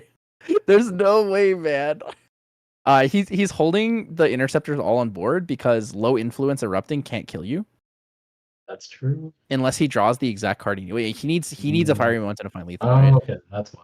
So he's taking the risk that he can find lethal faster by having 2 safeguard amulets, because if he goes and triggers to 4, it'll be 8 damage, so 4 and 4. So if he pops a fireball and Pavoni in response says banish safeguard amulet, he can stack it on top and then hit for 12, which will be enough for lethal. Oh, I guess, yeah, no, Terraforming does make sense here as a materialize. He's, as you said, he's on low influence, so. Low influence, tough. Ooh. Gonna create a shock, digging more and more. Fire momentum for 3 means 4 cards in hand for fire momentum, needs 1 extra or 2 extra to pay, so 6 cards in hand total would be enough to get through the Terrafring. I think he only has 4 cards in hand, so he's gonna be 1 short of that. Pavoni, with all of his materializations, has not gone through his backup charger yet. Could use Channeling Stone. Nope. Does not have the Grand Crusader's Ring available yet or anymore. He's already used it. I think the answer would probably be Channeling Stone, right? You can Channeling Stone into it? Or is Channeling Stone only actions? That's just next card you activate. Next card you activate with Channeling Stone. Pay 1, go down to 5 or to 4. Oh, Discordia. Discordia is curious. Discordia is interesting to me. He's still 1 turn away from erupting, so he's just going to pass here. So he actually might have the 4th erupting and an Ember Song in his hand. The thing that's tough is that he knows that Edward has incapacitates. Like, he has 3 incapacitates available. Yeah. So Edward just needs to play safe, hold on. Basically. Edward's just kind of in the fireball waiting room now. Yup. Or Ascensions. Cruxites and Ascensions would also help. Yeah. Oh, Raw Prismatic Edge? Can't quite make that out. That's 4 Oh, level counters on Merlin, it's right? Drawn Blade. Yeah, it's 4 level counters. Okay. He's going Drawn Blade. Oh, True Defy. Did he draw for Drawn Blade? I kind of missed if he drew. It was like slightly off screen. I don't think I saw the draw for Drawn Blade. You're correct on that one. Oh, Fireball for 9. All for 9. That'll be 5. It's a second Fireball. That's game. That's game. Unless he has Incapacitate, that's game. He has 5 cards in hand, so he could Incapacitate. Nope, it's Jover. So he's going to be taking the double Fireball to face again, this time through the Safeguard Amulet instead of on the materialization after the Safeguard Amulet turn. Kind of rough. Pavoni had a lot of a triple Ascension to lose all 3 Eruptings is kind of crazy. Actually, he quad Ascensioned him because he lost no, he tripled the Resolute Stand, 2 Eruptings, and then he leveled up with the last Erupting. So that was I mean, Crux moment, man. Crux is fine. It's so fine. It feels so good as a Crux player to resolve Ascension when you have a Wind card or a Water card, because you just draw and it just feels so right and so good. Yeah, I mean that was pretty nasty. He didn't even have the Freezing Steel there to get the triple scoop. Yeah, I don't think he even drew a Freezing Steel the whole game. Yeah, exactly. Kind of spicy. Spicy overall. Yeah, looking at that matchup, I want to say in most cases, I think Erupting is actually pretty favored, but yeah, I definitely agree with you there. So I think sometimes you just don't see it, right? If you need to see Ember Song plus Erupting to be able to play the combination there, and if you don't have enough to kill with Fire Momentum, like against a Merlin, it's pretty realistic. The Merlin can just dig fast enough to kill you with either 2 Fireballs, Devastating Blow, just like raw damage, Ascensions. Ascension's a lot of damage. You just chip 3 every single time. Exactly. Yeah, it was definitely a tough one. So we did see those incapacitates come in for Edward. He probably brought all 4 of them in because we saw all of them. Didn't see any of the Resolutes, so I think that was most likely the right call on that. For Pavoni, I think so, yeah. I don't think we saw the incap, so I don't know if it really came in or not, but it's definitely a tough one there. Losing 4 influence in a single turn is pain. So brutal. Yeah. Do you think there were any like significant like mistakes or choices you would have made differently if you were either player? I think yeah, one thing I went back to earlier was I guess yeah, Pavoni's choice to not pop Safeguard in the spot, because I guess from my perspective, right? Granted, I have nowhere near the amount of time spent with like these 2 specific decks or this specific matchup to know, but like given that it's fire versus fire, you don't have a whole lot of defense. Sometimes you have to just soak whatever damage you can, as in like even if it means stopping 3, maybe 4 or 5 damage, it doesn't feel great, but better than being dead. Yeah, it is sometimes tough. Like on one side, you're like, okay, there's no way my opponent ascensions me 3 times, right? But like at the same time, you're like, okay, if I pop this now, he can only clear my board. So he has to clear the 2 hasty messengers, and then he has to go through the.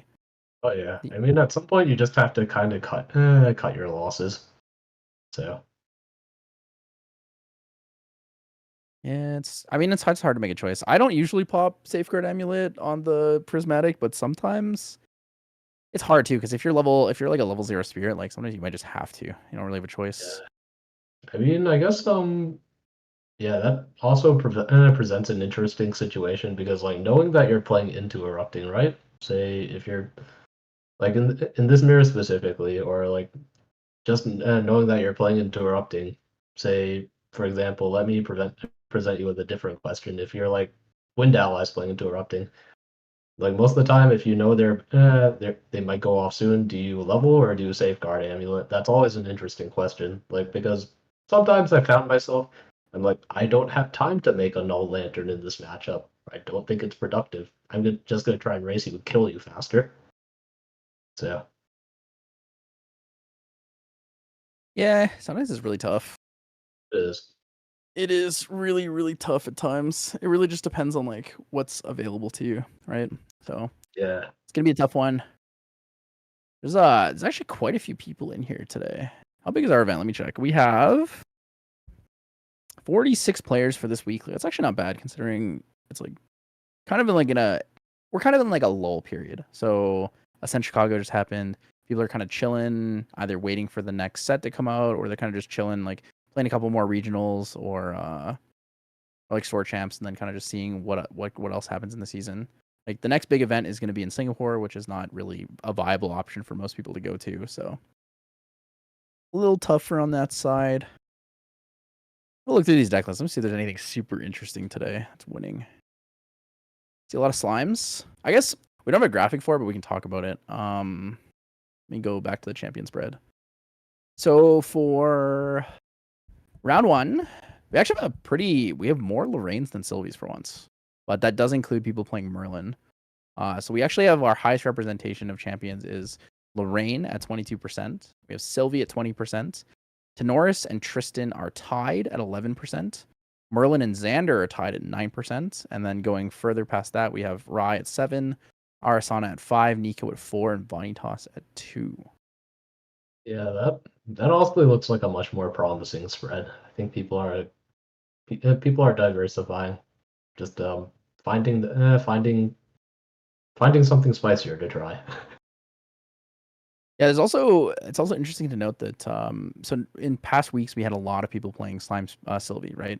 Slime Sylvie has recently taken a slight nerf due to the fact that Stone Scale Band has an errata to it. Uh, Previously we would see like about 30% on Spirit of Slime. This week we actually only have 20% of players on Spirit of Slime. We're seeing like a big influx of fire again. So fire's up at 35%, wind is at 28%. Normal or Spirit of Slime is at 20%, and then water is at 17%. And our Yeah. highest representations, Crux and Terra, for our advanced elements. We do actually have Neos, Astra, and Luxem players. So I think some people are playing Wind Luxem Xander right now. Yeah. Always yeah, I always love seeing me some Neos and Astra. I don't think we don't see nearly enough of that. Mm-hmm. It's tough. I mean, I talked about it in a recent video where I ranked all the MRC URs, but I feel like Astra is like a tier 3 deck. Like just in general, Astra is really fun, but with the support that it has in the game right now, or maybe it's just like the lack of brewing that people, I mean, lack of a better, no pun intended, lack of a better way to brew a deck. I feel like Astra's on the weaker side. It's really hard to resolve a lot of the things. And I think that the Yeah. weakest part of Astra is actually that level 1 and level 2 Arasana are completely RNG, and they don't guarantee you being able to resolve things like Prima Materia as soon as you hit level 3. And then that's kind of one of the biggest problems I have with the deck is on one side you want to be like star calling a lot, on the other side you want to be gathering a lot. And gathering is RNG, and star calling like basically only works once you hit level 3. So Yeah, it's kind of like a lose cards, lose cards, lose cards, start popping off. Don't pop off fast true. enough, die. Or Exactly. And Star have Climb a lot of sometimes tokens and feels then just be like, sad. yeah, it feels like you're playing Rye with a lot of extra hoops to jump through. You have to be really good at counting. Yeah, I mean the nice thing with Rye is like you scry for so many cards, right? Like you're glimpsing 8, Right. 9, 10, you're adventing and looking through like 12 to 19 cards at a time. So like being able to find those one-ofs in your deck, being able to find those like specific kill cards that you need is way more realistic and viable. It's just like it's so hard to find the consistency aspect of Astra that makes it good. Yeah. That's difficult. I mean, it's difficult for Astra to like kind of see that big of a chunk of their deck at a time, and it's also more difficult for them to run like just kind of the key one-ups as you said. Also, Astra can just get incapacitated. Sedge. Hmm. Tristan goes in cap. Yeah. There's a bit of pain involved there. Pain involved. All right, chat.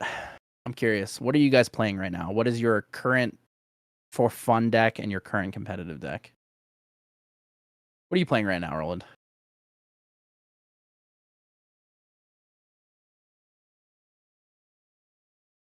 Did we lose him? Oh, I was wondering what you're playing as well. Curious. Hello. Oh, Oh, it's Edge. me? Me? What Yeah. am I playing? I I mean, wonder what you're playing. I need to find something new to play, man. I've just kind of been flip-flopping between Wind Allies and other Wind Allies, which is Wind Allies with the slime mask on. Wind wind But slimes? yeah, I've got like a bunch of piles in my room right now or in my basement that are like 90 to 95% complete. I just haven't taken them to a locals yet.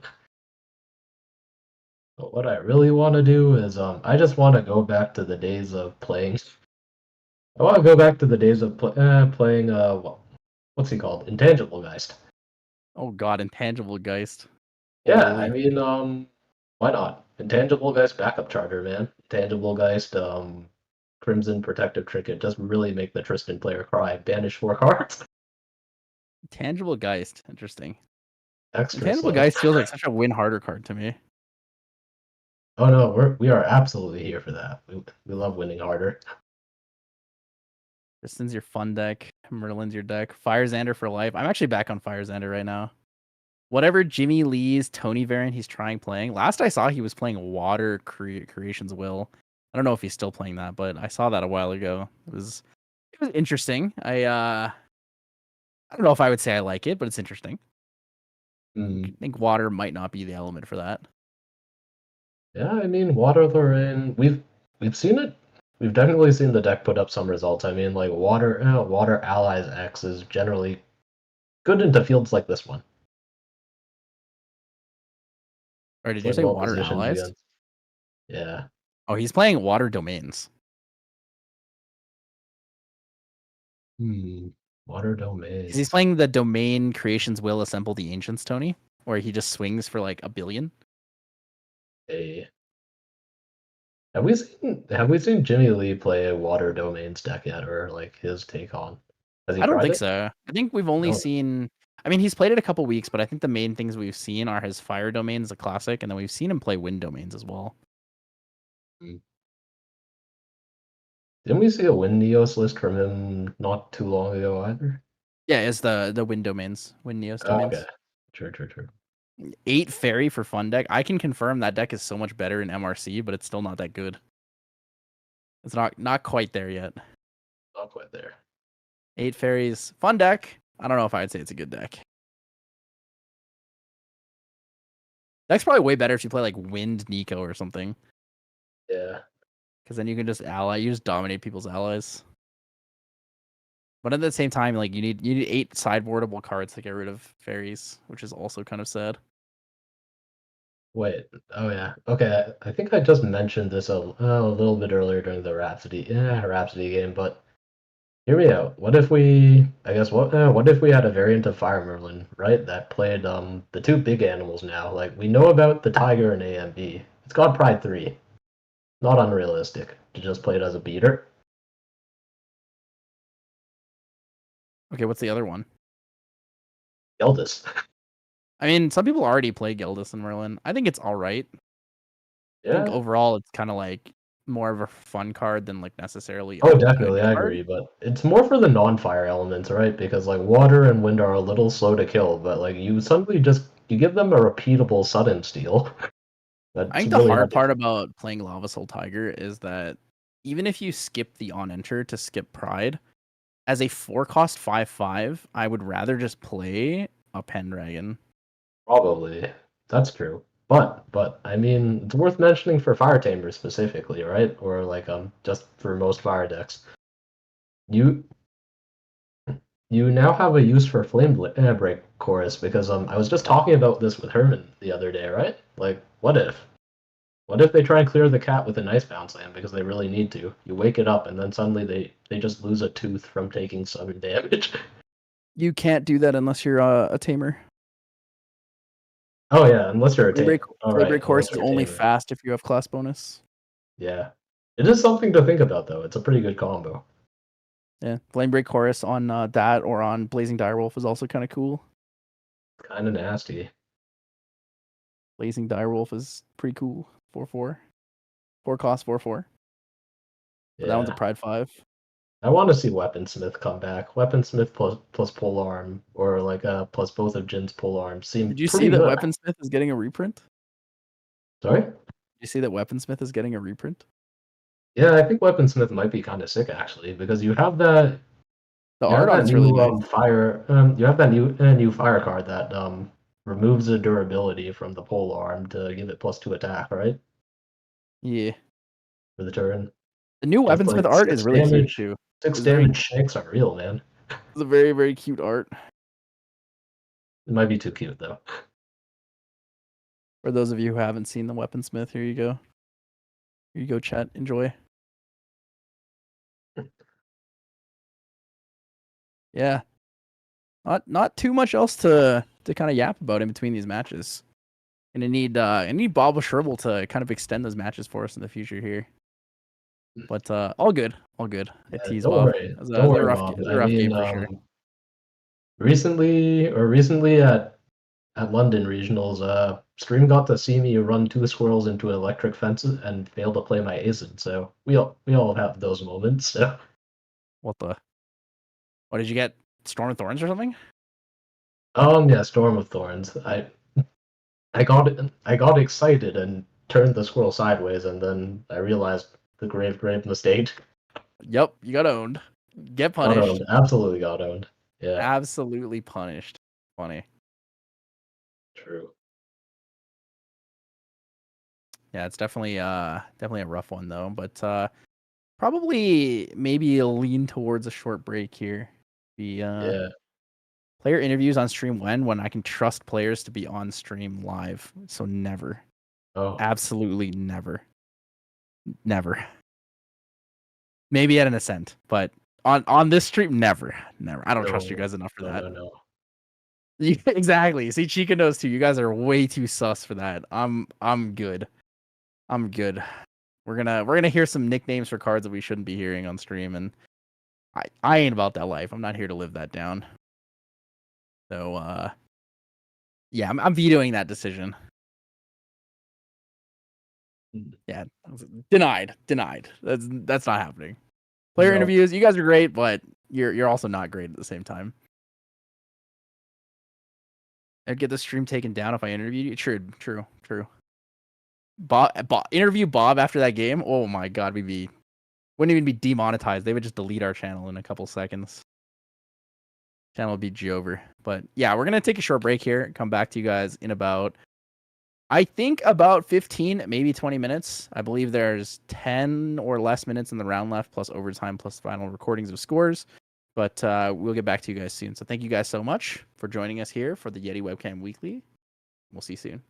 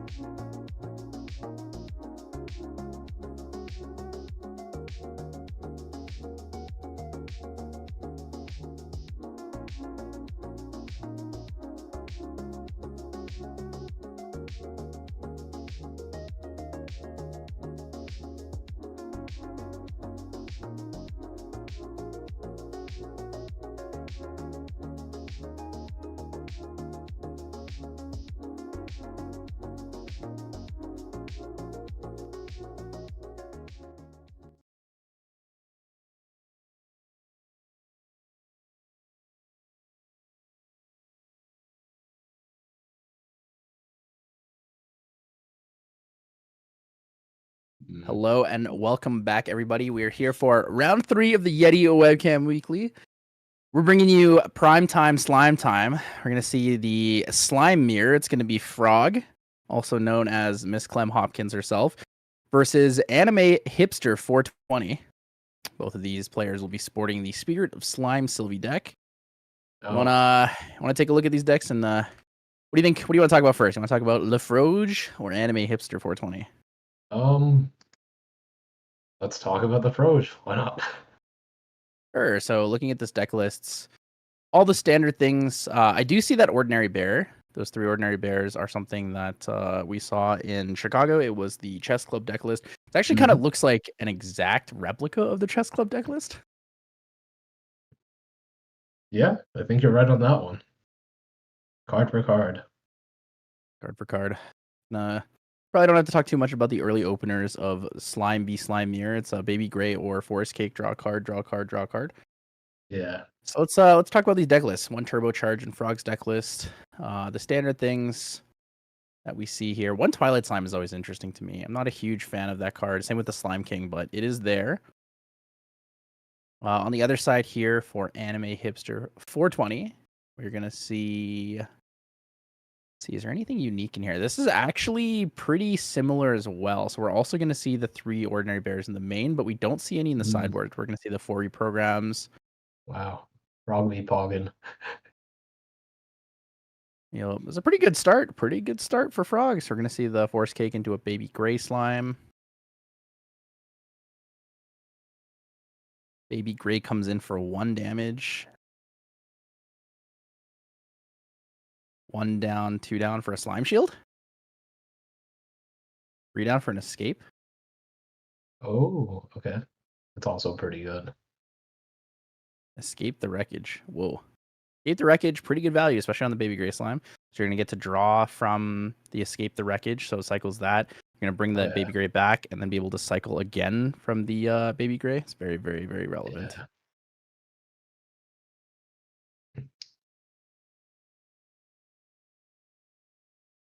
See the banishment here, going for Sylvie level 1. The Slime Mirror. The Slime Mirror. So what do you want to see in the Slime Mirror? What are like the most impactful cards here that you think really set apart like how you find your early game? I mean, in the Slime Mirror, I think at this phase in the game, I mean, as you saw from Frog, like, you're never going to complain about Baby Gray and Cake. You always want those earlies, but like with this specific first materialize, right, where you get the buff counter, I wouldn't hate seeing a Baby Red here. It's like a nice big threat. Baby Red's good. You get a lot of damage out of that. The Baby Red's great. 3/2 Baby Red Slime. Potential 4 damage with a class bonus discard of a fire card.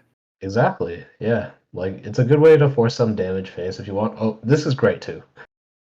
Ordinary Bear. So this is the Chess Club specific card that they felt was really, really impactful in the mirror matchup, and I believe why they added to the deck. There's actually a video on YouTube if you guys want to check out the the deck tech on Slime Time there. Ordinary Bear is a good value card in this deck for a couple of reasons. So if you play it before going to level 2, your opponent chooses to either kill the bear. They have to fight and kill a 2/3 or a 3/4 bear, depending if it has a buff counter. Right. It'll give you floating memory, so it has value, but if it stays on the board, it counts as a beast, which means you can draw from it on Sylvie level 2. Exactly. You'll get that card out of it either way. So Losing the turbocharge is kind of rough here for Frog. Turbocharge being one of oh, those cards that can really accelerate your gameplay. Not an well, absolutely necessary card in the matchup, but it is always very helpful to have it. for sure. Let's see. We're going to see a fast activated Gather Slimes. Pre-Recollection, Baby Green, Limitless, and a Slime King. I believe we're going to see a Dungeon Guide to the bottom. Interesting. Okay. Yeah. Solid choice here with green slime. You get more cake value. Baby Green, very, very good on the cake. Also able to play it in response to the level 2 on enter trigger to be able to draw before the on enter trigger really results. As well. Yeah, so that's one of the other nice things about having Ordinary Bear on the board. So Ordinary Bear, and then in response to your level 2 on enter, you can play a Baby Green Slime. So if you have a Forest Cake out already, it's really good value. If you don't have a Forest Cake out, it's kind of only good against opponents that have like a Power Cell, so you can remove it from play. I guess one thing that just occurred to me, right? This is for I guess this is a super late game scenario or a super late game application of Baby Green. Is you can use it to turn off Gaia's Blessing for one turn. It can matter, so. Yeah, you can technically turn off Gaia's Blessing for a turn. Whoa, double Baby Gray, double Forest Cake. Frog is gaming. Pretty good value here. I believe that Baby Gray does come in with a buff counter because it was on the right. It was on the active. Oh, there's a die there on the right. It's like the same color as the Baby Gray, so I didn't quite see it, but I see it now. Baby Gray coming in for 2 here on the Ordinary Bear. Another Baby Gray coming in for 1. Yeah. If you're in Anime Hipster's spot from this position once, how would you be looking to fight back the board? Because this is Slime Shield. Oh, okay. Because you can use Slime Shield to block 3 damage regardless, but it doesn't give you a buff counter. So, like, it's not horrible value. I think in most cases, you actually want to let the Ordinary Bear probably die here for the floating memory. Frog was looking for a clear on the bear here. Is that yeah, so that was damage into the bear. Okay, yeah. Interesting. I mean, I think in this scenario, might just be me, but I might have opted to push the face damage. Not under too much pressure. A 3/4 ally on the board is kind of a lot, so I can see the value of trying to kill the Ordinary Bear, but either way, it's like it's not super impactful important. Yeah, no, I get what you mean. It's just the breakpoints on it don't seem great in terms of what you get out of killing the bear. Either, so. Yeah, it's just one of those things like, do I want to kill the bear now? Do I want to kill it later? Eventually the bear will have to come down in one sense or another. That's true. And I mean, it's also online now, and well, 3/4 beater is no joke. Yeah, it's a little bit of an interesting situation to be in here. So Frog does have a little bit of an advantage having 2 Forest Cakes. So resolving 2 Baby Grays and 2 Forest Cakes plus the Baby Green on the Forest Cake massive. Is pretty good value. Like, you do get a lot of cycle. There's no Blissful Callings that have been played yet on either side. But yeah, this definitely changes something. Dungeon Guide or like that spike to 3 turn is always scary. So we're going to be keeping the middle card. Oh my good god.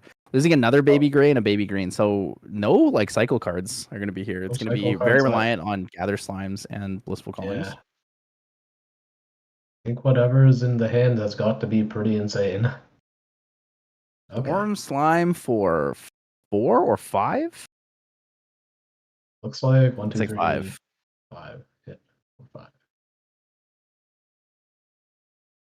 Just sending it upstairs. Sylvie's gonna be taking 5, possibly taking 5 more. A lot of damage on the field. 1 damage coming out. Okay.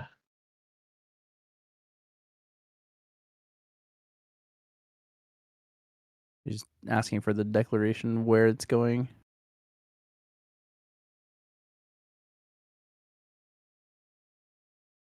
Oh, he swung one into the baby gray, but forgot it had a buff counter. Oh no. So then had to swing the ordinary bear into it as well. That's what happened there. Oh, you hate to see it. That's rough. The 3 damage is going to matter a lot. It could make a pretty significant difference here. What does Frog have? Two. Okay, the thing is having two forest cakes on the field, if you have a dungeon guide ready to go into this turn, could be massive. Oh, loses a storm slime and an ethereal slime. Oh, that is rough. That is rough. Holding the dungeon guide in hand, most likely. Gonna draw 1 for the baby green for the on-enter of Sylvie level 2. Draw for turn, goes to an influence, I believe, of 8. The dungeon guide down means 4 in hand. Can still play a card and then activate a second slime immediately. Killing the storm slime on opposite side here could be really valuable because he has only 1 card in memory. So the storm slime's on death effect would not work, not activate, because it says you may banish 2, not up to 2. Yeah, I definitely agree with you here. Like now is a better spot to kill it than ever because I mean, especially if that card that Anime Hipster has in reserve is particularly valuable, they're not going to opt to get rid of it. So we're gonna lose a Slime's Blessing and a dungeon guide here. Going to be 3 slime cards in banishment.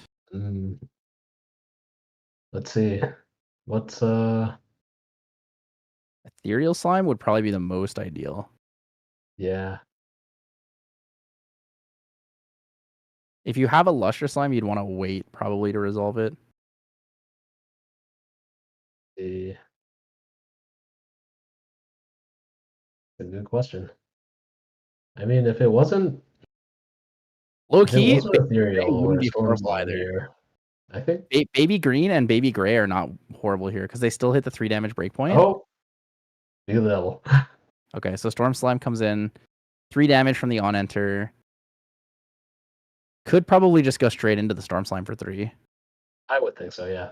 Yep. There we go. So the storm slime. Yeah, that's one of the downsides of going storm first is you have to find a way to remove it afterwards. And I've got a good hunch the storm slime is actually going into the bear. It could go into the bear. Providing floating memory to opponent is a little bit scarier now. It's not ideal, but like the bear also checks the storm slime back, which also isn't ideal. Well, it doesn't if the force cakes are popped. Oh, that is true. Yeah, there's the on-enter trigger and so the force cakes are not popped. Okay. Okay, that's juicy. I like this. Interesting. So we're gonna get a level counter for Sylvie. We're gonna get a buff counter on the storm slime and on the baby gray slime. Or sorry, baby green slime. So storm slime into the bear, right? Nope. Storm slime to face. Storm slime for face. 6. Okay. Oh, okay. Frog opting not to pop the cakes. Interesting. Probably wants to save the cakes for ethereal slimes. That would be my guess. Yeah, I figure you. I mean, this is just me. I would only save 1 though. 6 is already. Oh wait. Well, yeah, no, a 5. 5. It would need to be a 5. So yeah, no, this is right. This might be about right. Past that. Yeah, it's honestly, it's a pretty good amount of damage. Where did the other 2 come in from the baby?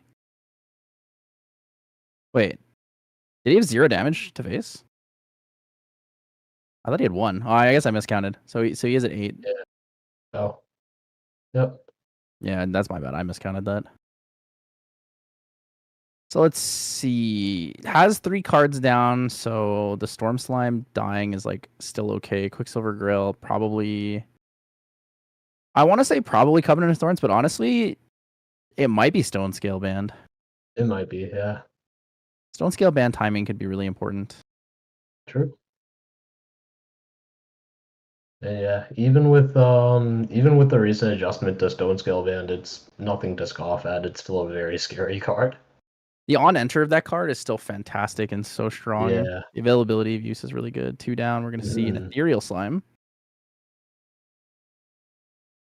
Probably discard. I'd be interested to see if he discards Boots. I think discard Verdant Scepter here is probably the best choice. I think so here, yeah. Oh my, that's crazy. Discard Covenant of Thorns. So now you know that there's no Covenant of Thorns in play. So in general, like for this whole matchup, it's going to be a lot harder for Anime Hipster to kind of like have a lot of mind games or counterplay. You discard Covenant of Thorns. If you have lethal in hand with Storm Slimes, you just win the game. Yeah. Like the best thing that could happen, maybe Covenant or Stone Scale or words. Words are hard. Quicksilver Grail into Beast Spawn Boots might be the only way to stop a Storm Slime lethal, but like otherwise, raw damage to face is going to be so important here. Yeah. Yeah. I mean, it's definitely an ambitious choice to be designating your Covenant of Thorns this late into the game. Yep. So we're going to see the on death effect here for Storm Slime. Yep. Yeah, so that's 6. Twilight Slime and a Limitless Slime. So he's going to get 2 slimes in banishment here, draw 2 cards. Okay. And then if the third card that's down is not something that she values, she can also just use that to Stone Scale ban too. If she Oh, wants to make even absolutely, more yeah. cards. A lot of options. I think going 2 down in influence here might not be the right idea, but it's possible. Damage from the Ethereal Slime is going to come in. I believe should be 3 damage. Slime only has 1 buff counter. So yeah, from where I see the game, I believe if Frog does find an Ethereal Slime, it's going to be really hard for Anime Hipster to come back. Unless he manages to like double Storm. Beastmon Pause. Ooh, wow. Well, Okay. Beastmon Pause is actually going to give enough damage to this this baby green slime to be able to kill the Ethereal Slime.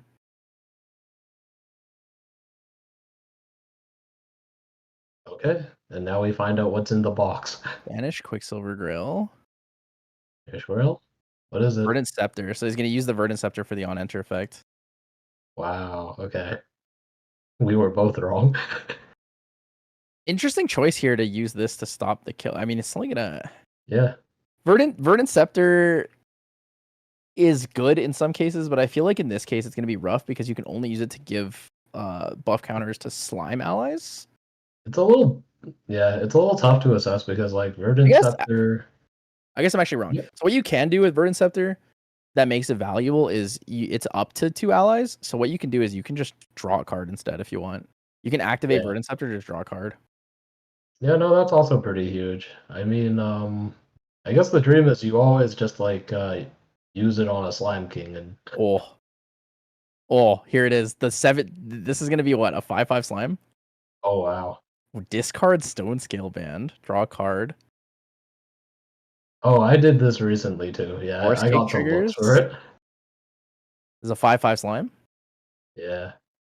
It's a 5/5 slime. There you go. 5/5 slime is pretty good. Let's see, does Anime Hipster have Beastbond Pause? He does not run Beastbond Pause. He runs Ears in the sideboard. Interesting. Here goes the bear. Bear's gone, so Stone Scale Band could come through. Okay. I need to make one small adjustment here. I just realized it's not banished. All right, and now we're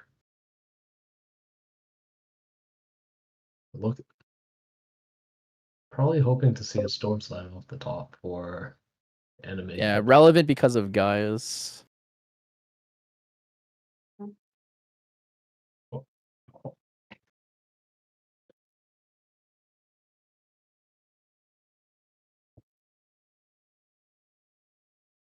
Yeah, I thought so. I the reason I said that was because I wasn't sure if Verdant Scepter was a up to 2 slimes or it had to be like you had to buff. Oh, yeah, that makes sense. All right, looks like we have Horde of Beast Calling in use here. Probably trying to dig towards those Storm Slimes or like basically Storm Slime Ethereals to win back the board, or yeah, fish out some form of equity or pressure, counter pressure. Oh, Goodbye, Beastbond Boots. Okay, so now you have no Covenant of Thorns, no Beastbond Boots. Like you are at potential death to like any stuff right now. I mean, I think from this board position, I kind of get it. Like Hipster is just kind of playing to their outs because like you either race or die at this point. So remove a refinement counter. Buff counter on the slime goes to a 4/4. Draw a card. Yep, still fishing. It's Still still not fishing enough to kill. He needs for a Storm slime Slime Russian. friends.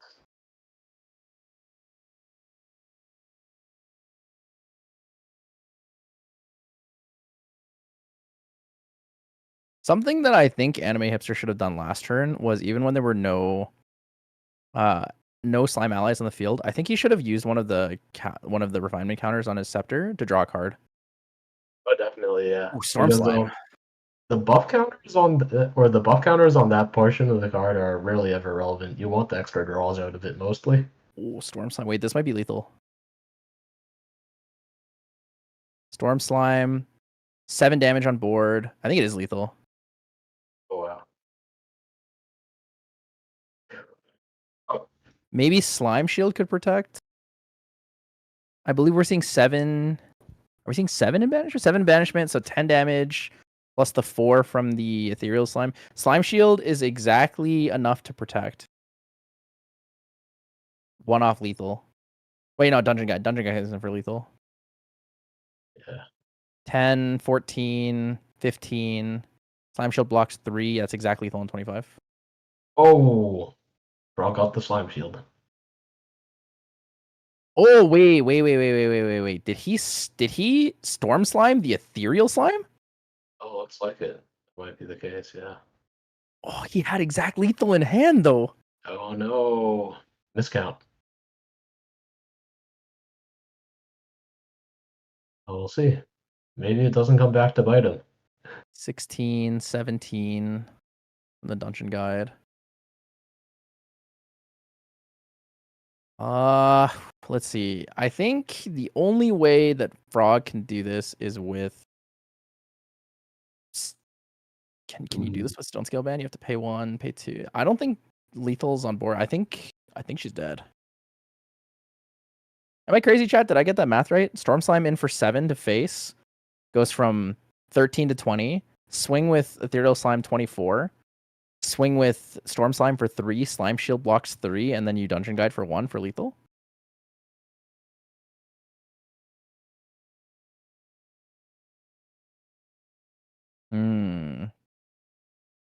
It was the play.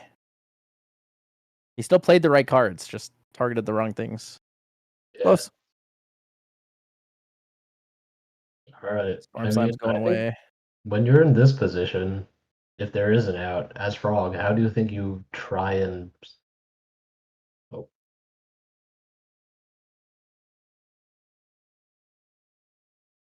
Guy's Blessing. Yeah. How do you think you try and basically navigate your way out of this? So here's, if you have Guy's Blessing here, here's the exact lethal. You Guy's Blessing, banish 4. On the top of your deck, you Storm Slime. Then you activate Stone Scale Band. Banish 1 from there. Draw 3 and draw another Storm Slime, right? That's like the only way you find lethal here. Oh, Guy's Songbird. Guy's Songbird is not bad, but it's not what you want. It's not bad, but it's not what you want. I mean, the thing is, is it still viable? How many in banishment? I can't quite tell what that is. Is that 8?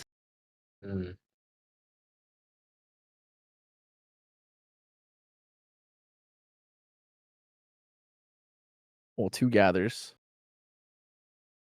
Oh, here we go. Here's the dig. Here's the dig. Oh, it's a bear. Rest in peace. Rest in peace. No. It's a bear. It's Jover. Jover. That's not very Frog champ. That's over. It's over. It's so over. Pretty sure Frog is playing your guys' deck list. I think Luster Slime is in there. I think just the ordinary bear is a big brick. Yeah.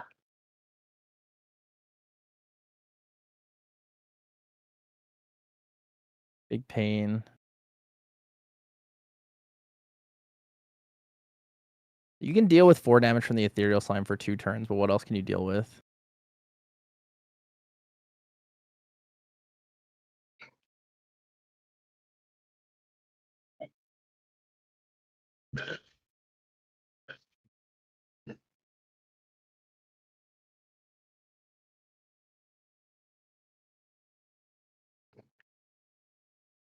Ooh, gather slimes into baby gray and an ethereal's kind of good. Yeah, that ethereal is going to be strong here. Ooh, yeah, that It's ethereal. That's a so foil that's ethereal, I right? think I think So, that's game unless she has covenant. Well, she probably does have covenant under there, right?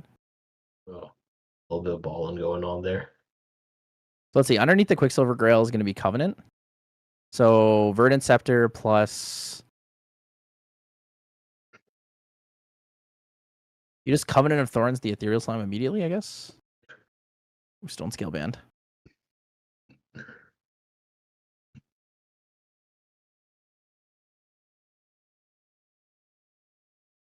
Ooh, excuse me.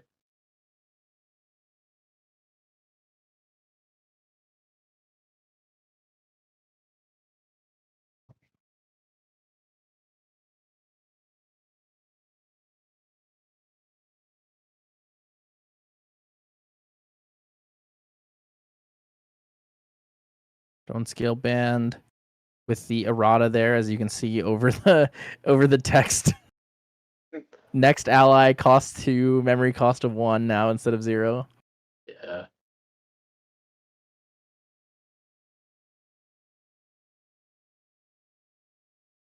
We're gonna see a Forest Cake.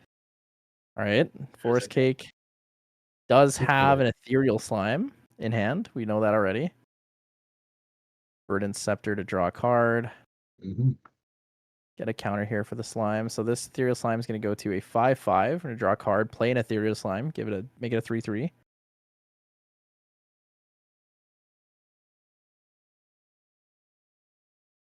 All right. And the shields Oh, are a up. lustrous slime. Okay, interesting. Lustrous slime reveal 3. So that is actually a foil ethereal slime in there. So Yeah. 3 buff counters. I believe he's Oh, going to pop that's the Forest Cake to make it 4 as well. yeah. That back row for anime hipster is nothing but bad news. Jeez. Interesting. So the unique thing here is that if he doesn't push for lethal, it's actually possible for Frog to double Storm Slime him But and still kill definitely, him. yeah. Covenant of Oh, Thorns. He's Conan gonna put it Thorns. probably gonna put it on the Covenant of Thorns is good.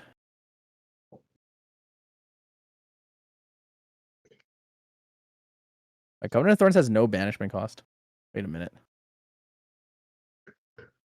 Oh, there you go. Fro just figured it out. Covenant of Thorns class bonus makes it cost 1 less to materialize, so it is actually a free materialization for tamers.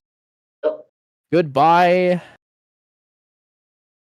Wait, interesting.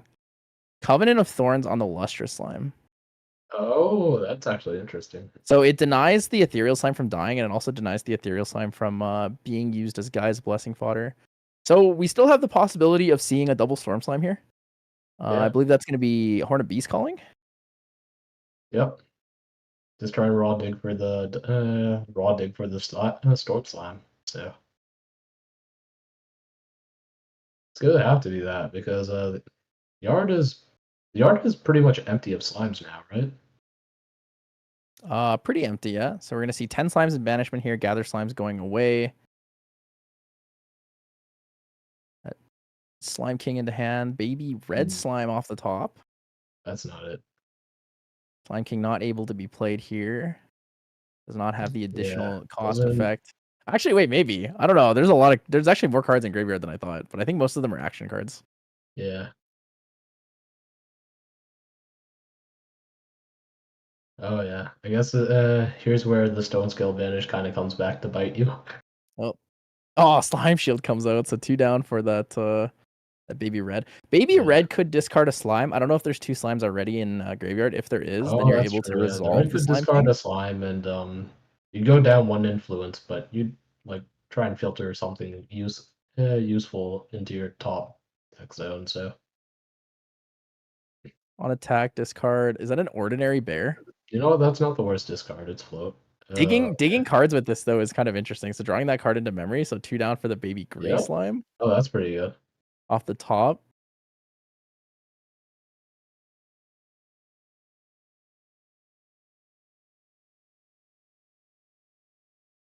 Gonna reveal Slime Shield and a Slime King. Yep. Real. Oh, and the Baby Green. So the Baby Green gets drawn into Yeah. hand. Reveal the toss. Another there's no storm slime in there. That storm slime There's is no not coming out. there. Agreed. Wait, hold on. Am I seeing something? Doesn't that baby Yeah, red need baby to go red should back be to sleep? rested as well. Did not just sleep? Oh, there we go. Okay. Yeah. Go to sleep, baby red. The repositioning of cards. The There you go. confusion. Yeah, Or as just a Steve bit puts scary. it, the confused Psyduck.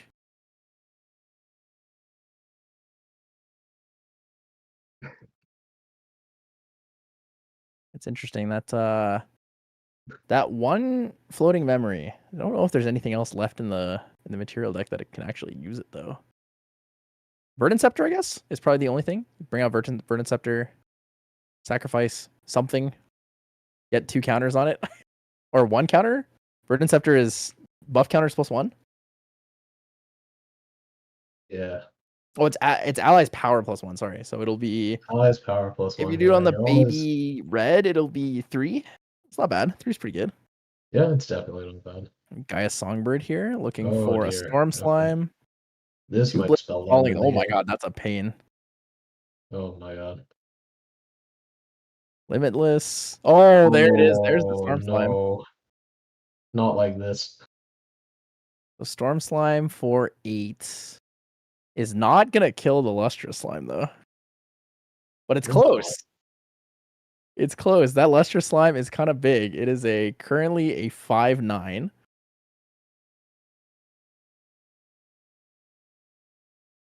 Lustrous Slime is the best card in Frog's deck right now. It's not even in the deck. Well, Lustrous Slime cannot be found by Frog. No taunt available. Yeah. Only a Covenant of Thorns. I'm still a little confused on the banishment of Covenant of Thorns. I think banishment of Beastpawn Boots is fine. Banishment of Covenant of Thorns is kind of scary because that's like you're really playing aggressively if you're doing that. Oh yeah. 2 down. Storm Slime in for 8. Where's this Storm Slime going? Storm Slime to face for 8 puts Lustrous Slime at 1 health. So you swing with the Gaia Songbird. But Gaia Songbird can intercept by the baby gray. Yeah, well, what's the best way in here? Oh, Gaia man. Songbird attacks. You can intercept, I believe, with the baby gray slime Baby to Gray stop this enters from the coming through. Covenant Clutch. Oh. Ooh, not realizing the intercept is available. That intercept is really important. Oh no. Disaster. Disaster. Is going to recover 4 there from the Lustrous Slime buff counters. I guess the intercept there versus the intercept after is like almost the same. It's 1 damage difference, right? Yeah. It is 1 damage difference, but I think lethal comes through regardless. I think he has lethal. I mean, I think there was definitely some relevance to challenging the breakpoints here. So It's 4 damage, 21. yeah, This because is like 6 damage. Baby gray intercept. Yep. Okay. This is going on for way longer than I thought it was going to be going on for. We're all kind of playing with fire here. Frog can find lethal though. Like lethal exists here. 1, 2, Lethal 3, doesn't. 4, 5. So 5 damage on the field right now would put Anime Hipster at what, 8? Storm Slime for 10 is 11 total. So puts him at 19. 6 damage from something else. Horn of Beast Calling is in play as well. Oh, there's the Lustrous Slime.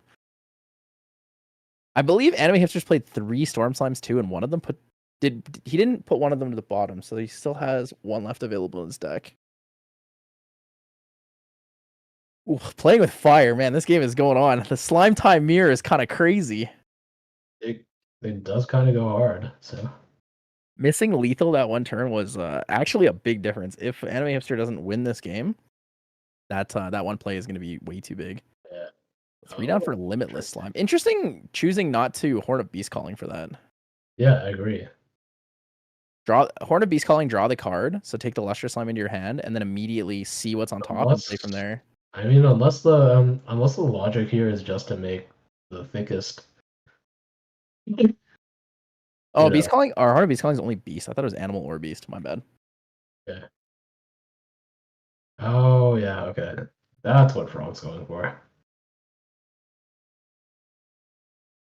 Wait, wouldn't you still just Horn of Beast Calling, draw the Lustrous Slime, and then play the Lustrous Slime with it? I mean, just for the potential of seeing more cards off the top of your deck, yeah. I guess this is a little bit gambit. Oh wait, hold on. That is an unused backup charter. That could have been a pretty neat play. Like, slow backup charge. Lustrous Slime is activated on the field, but Lustrous Slime only applies to cards in your memory, right? I mean, that is a 6/10 lustrous slime we're looking at. No, but like, shouldn't it not have those buff counters? Lustrous slime says, doesn't say. Gotta do some checking here.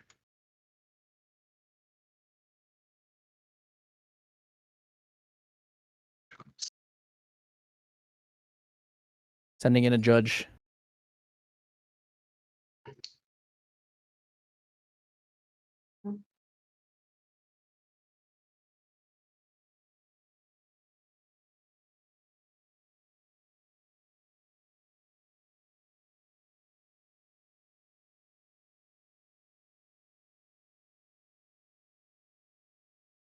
Yeah, so wait, sorry, I missed that. What, I'm confused I'm confused how they discarded. Yeah, but it's reveal slime cards from your memory. Yeah, it is. How did they? Oh, I guess she revealed 4 and I just missed it. I think yeah, that's what happened. 4 were revealed, and Oh, yeah, okay. I guess I just missed that. yeah. I mean, I saw 4 revealed, that's for sure. So I see. the world's we may never see a more magnificent, thick, lustrous slime.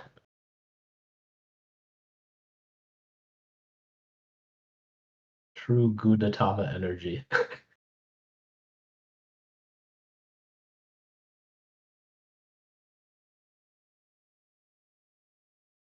Maybe I'm just confused because I think the memory is stacked, or I'm just like I'm lost at how there's one card in memory. Could be. Because Stone Scale Band was discarded earlier in the game, so I slight confusion. Oh, make out that.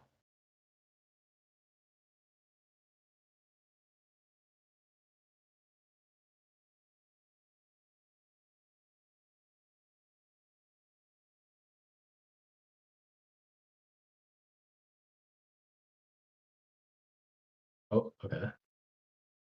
Ethereal Slime off the top. This is where all the good slimes are. They're all like this far into the deck. Yeah. It's how it is sometimes, man. Your bangers or your bombs all like to clump.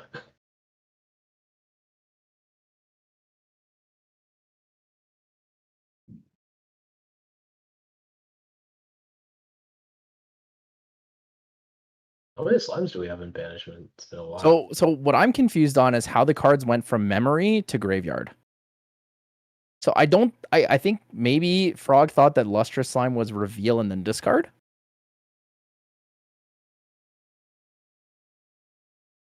Okay, so I was right. Okay, I was right. There were extra cards in the graveyard that didn't need to be there because they were the cards from memory. Oh, that's how did they get there? Okay, I'm not crazy. Thank God. I thought I was losing it, man. Okay, that's weird. Yeah, I didn't. I actually Yeah, thought I was crazy. I thought I was losing everything. yeah. I think I I must lost have the missed plot. the zone change. I don't know how they got into the yard for no reason. Ethereal Slime. Why, Ethereal? That's lethal. Wait. There's no way. Oh my god. What am I Wait. watching? Hold up. Whoa. Wait. Whoa. There's Whoa. no way. Oh, looks like it is. They're packing it up. Whoa. The comeback. The comeback. Frog.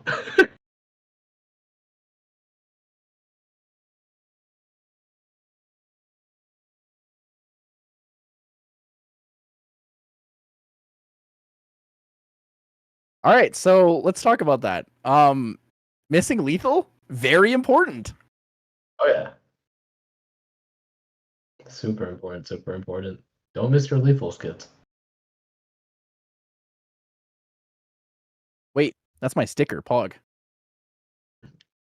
I'm on stream, guys. Mom, I'm on stream. Yeah, I Oh, guess that also was while we're on the spicy. topic of discussing lethals, just don't miss your damage in general if you can avoid it. Like I've noticed a lot of people at my locals. By the way, love the guys at my locals. Y'all are crack players. Stop missing your dungeon guide swings, please, for the love of God. Yeah, there's a lot of free damage that goes missing in this game sometimes.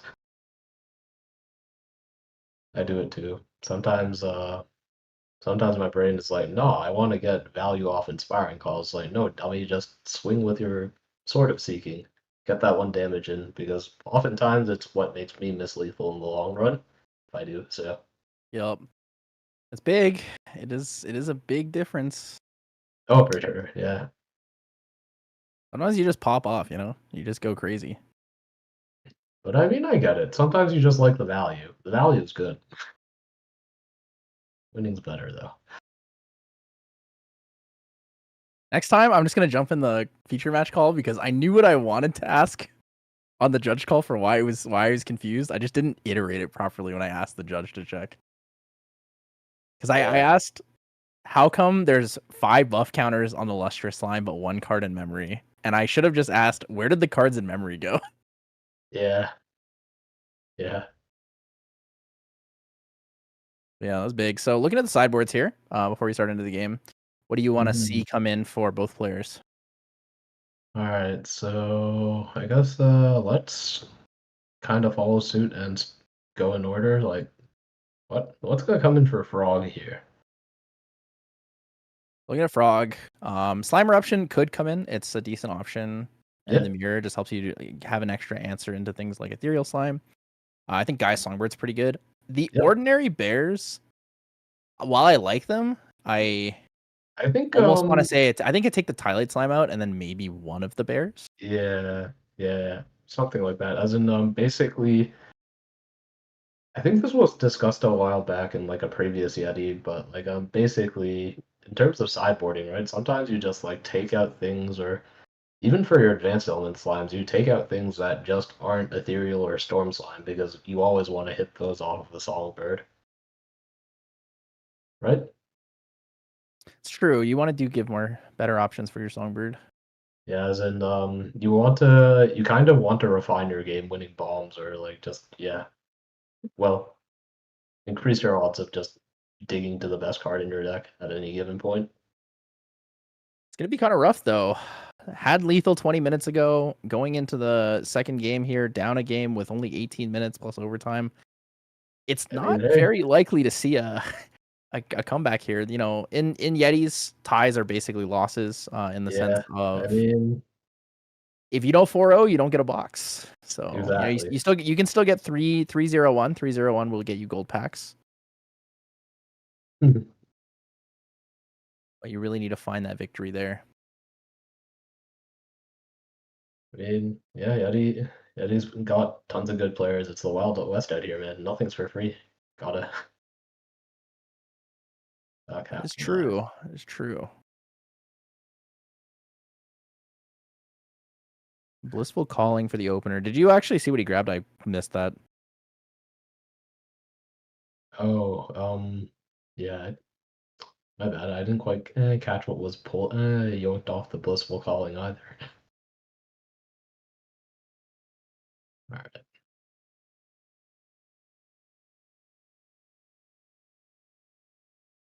Blissful Calling. Ooh, Gather Slimes.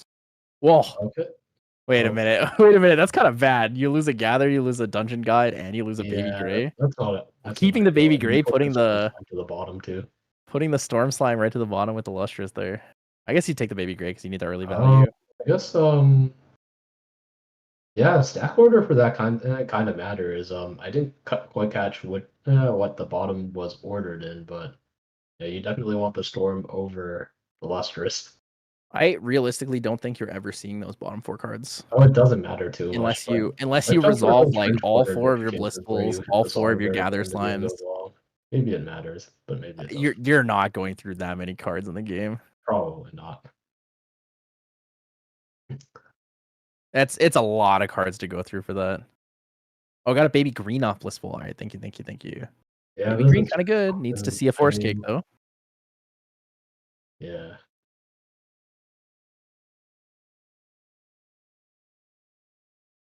Ooh.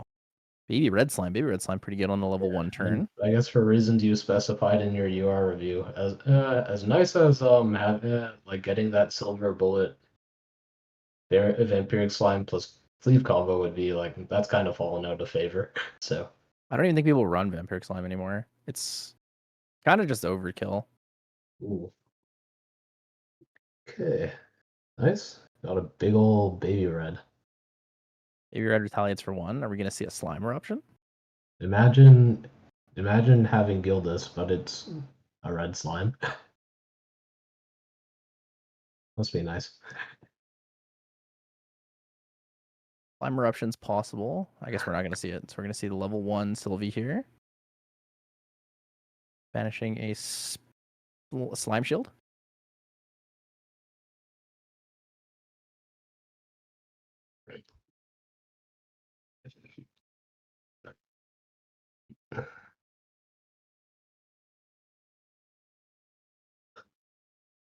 Ooh. We're gonna see what is the play here for the level 1 Sylvie turn.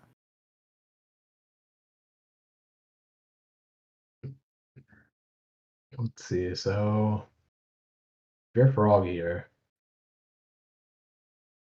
probably want. I guess if you can, you probably want to get rid of that baby red. Yeah, Yeah, need and to go find a up way some to cards deal in the damage. process, or just go up. The only downside to trying to kill the baby red here is like you risk going into a slime shield and then making it stronger, so it'll go from being a 3/2 to a 4/2 or 4/3. Oh, this is definitely true. So you need to Yeah, find what 3 damage through the slime shield and then 3 yeah. damage through the buff counters. It's kind of a tough spot here because you can't exactly ignore a 3 to 4 damage clock. It does add up. You could play baby red slime, give it the buff counter with the forest cake, Oh, you could. make it a 4/3, then on attack discard a fire card. There's no way she's passing turn. Whoa, that is a Oh, that's wild. that is a bad hand. So Ooh, and interesting choice. Anime Hipster here is gonna go for a backup charger. So sees that Frog is playing slow, it wants to accrue value, gain a backup charger, get the card, instead yep. of kind of turboing up and just playing for like the level advantage game. Accruing value is good. Value on Sylvie is good. Especially in normal Spirit of Slime Sylvie. Yeah.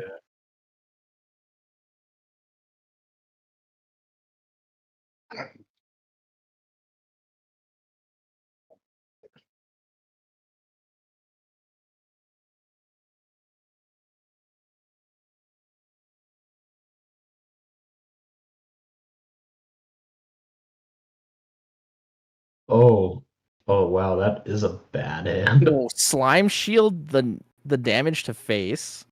They're gonna use that to level up to 2. It's not actually the worst, especially if you have a baby green in hand. If you have a baby green in hand, you're able to on the Yeah, on enter trigger baby that's green your true. force That's cake. true. Oh, we Oh see no, just a raw draw. That's a really sad just moment. a raw draw. Really Hmm. sad. Sylvie level 2 not gaining the value that you'd hope for. Yeah. I wonder with how often we see these things. You ever feel like you cast or curse players by accident? Nope, never. Never. Hey, I call out that's exactly what's gonna happen because it's a raw skill. It's a skill to know exactly what will happen. Storm slime off the top, raw skill. Ooh, 3 down for a dungeon guy. Wait, going for a potential early whoa, push. frog coming in off the top rope. Could be good. Ethereal slime on this turn, damage to face would be pretty strong. Hmm.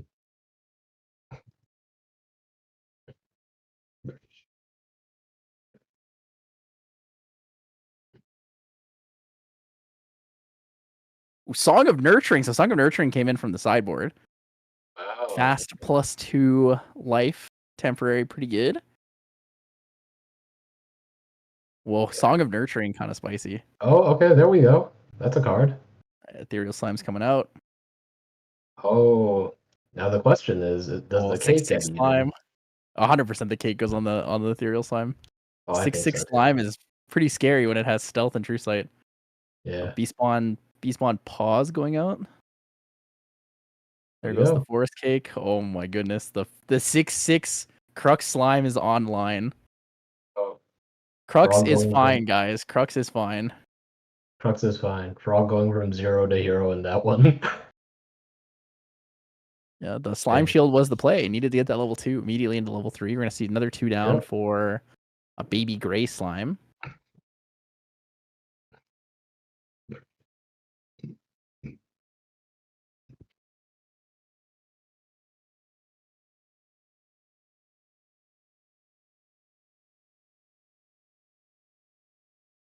Oh, Baby Gray revealed nothing, I think. Oh, okay. Oh, Baby Gray was from the Blissful Calling. I totally missed that. I saw the thing next to it. I was like, "Oh, that's just Sylvie," and then I was like, "Wait a minute, that's Sylvie playing her Yeah, little like rook flute." This makes way more sense. that it 2 does. down for a gather. Well, that's a pretty good gather. Wait a minute. Oh, that was a pretty good gather Ooh. until the dungeon guide showed up. I mean, recover 4 is still pretty good. Yep. I don't see what he took because of the lag. I think he took the Lustrous Slime, or did he take the Ethereal Slime? Mm, The camera lagged for me. I didn't quite see what that yeah. was.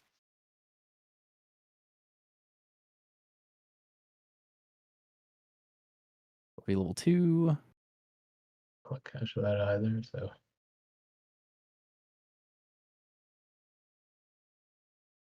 Alright. Baby Green. Maybe green gone. Something I find interesting is when you're downtime, people still opt to like roll for things. I would just let my opponent choose because it's faster. Yeah. Trying to get through my game, Dungeon guide.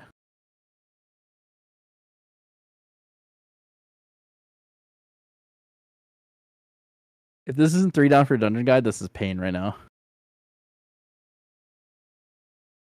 Yep. 3 down for dungeon guide. We're gonna see Sylvie level 3. We're probably gonna see a Lustrous Slime, right? But second, he'll play something else first because it's free. Then put cards down for a Lustrous Slime to reveal. Ooh, losing a Storm Slime and a There Gather goes the storm Slimes. storm. Yeah. Probably love to see that if you're in frog spot from here. True. Not having a Storm Slime is good. It's harder to kill the Ethereal Slime. Oh, okay. It's like it was the ethereal slime. What do we banish here? Early not Covenant of Thorns, right? Boots. Beastpawn Boots. Okay. Mm. Spell Shroud Boots. Oh yeah. I figure this might be a clear angle with Do you think it's a Frog double has, Ethereal Slime? yeah. Frog has what, one card in hand right now? Frog has 1 card in hand. Anime Hipster has like 5 or 6. Yeah, okay. So it's more than likely that, yeah, since both players have still relatively healthy as far as Sylvie matchup goes, or well, just very healthy in general. Yeah, that slime is probably going, or the slimes are probably bumping into each other, and we're probably going to see a clear with slime eruption. Yeah, Or there's no reason you'd play your Ethereal Slime going into this knowing you can't kill. Okay, yeah, so it's going to be Storm Slime for 4, into the okay, Ethereal Slime most likely, and then probably going to see Ethereal Slime swing into it to clear. yeah. So Ethereal Oh, Slime goes away here. Dungeon Guide for 1. Storm Slime for 3. Baby Red for 3, potentially 4. okay. Oh, so okay, yeah, the 4 damage shot was directed into the storm slime, or was it? It was. The Storm Slime was directed into the Ethereal Slime and then finished it off with the other Ethereal Yeah, Slime. yeah, yeah. a pretty big board state there. This is one of those games where, you know, we talked about Vampiric Slime, but man, a Vampiric Slime right now with a Bestial Frenzy would be That would kind of be crazy. absolutely sick. Be kind of crazy. A lot But of yeah, damage on you board. have to manage when like in Frog's case, you would have to manage that with like a Horn of Beast calling into that clear combo because not enough influence to do it as is.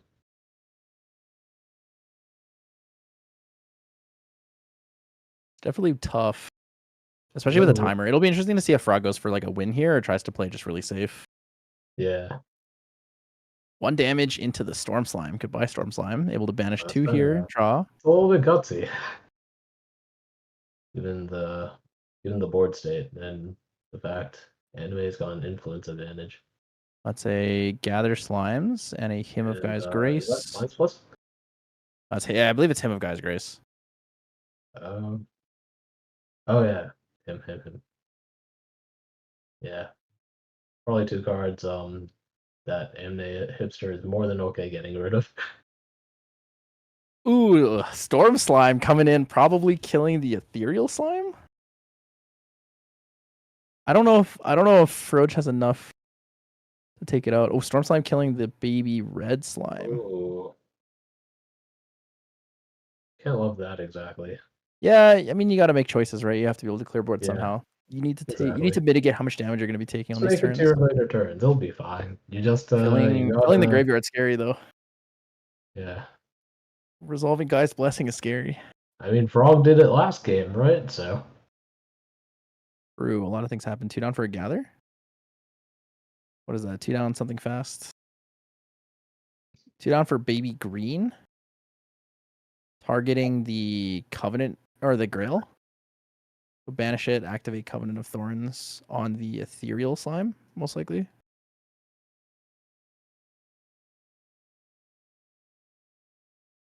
That seems to be the most logical answer here. Covenant of Thorns. You kind of knew the Covenant of Thorns was there. It was going to be there the whole time.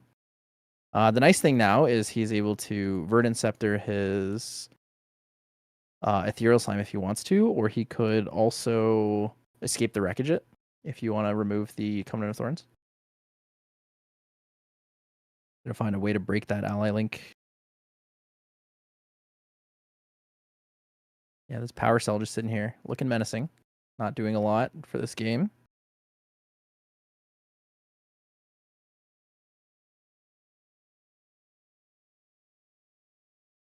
Interesting. So Ethereal Slime choosing to kill itself to break the Covenant of Thorns. So he's going to activate Guy's Blessing with that, most likely. Or we're not going to activate Guy's Blessing.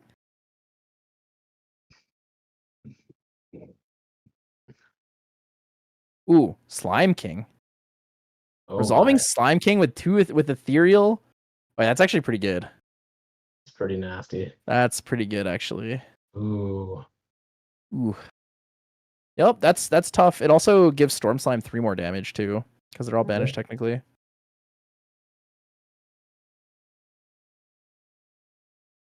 Don't think we've seen the scepter just yet, have we? Could be a scepter hiding in there. Or no? Slime King spooky. That was definitely a big play. Slime King resolution is very strong. We're going to see the Quicksilver Grail get Right. banished here in response to the baby green and Oh, see a Verdant there it Scepter. is.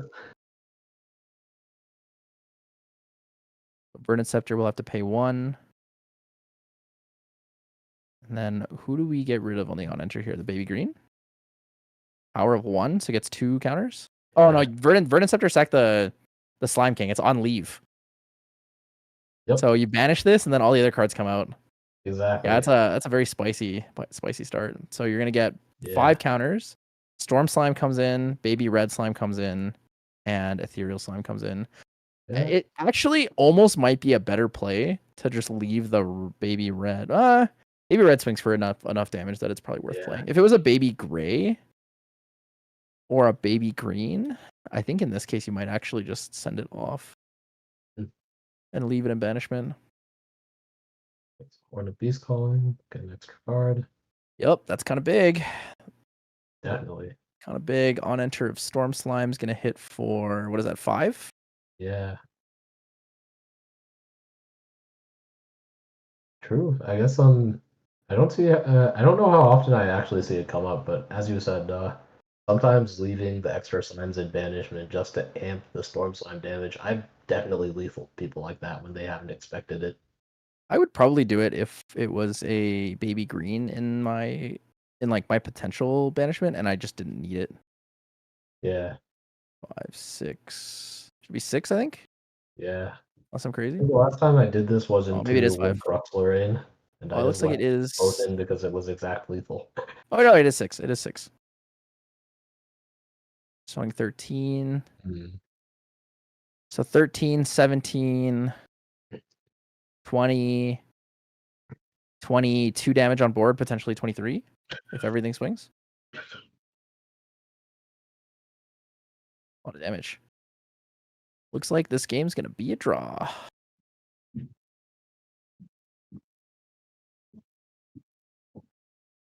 The slime time mirror.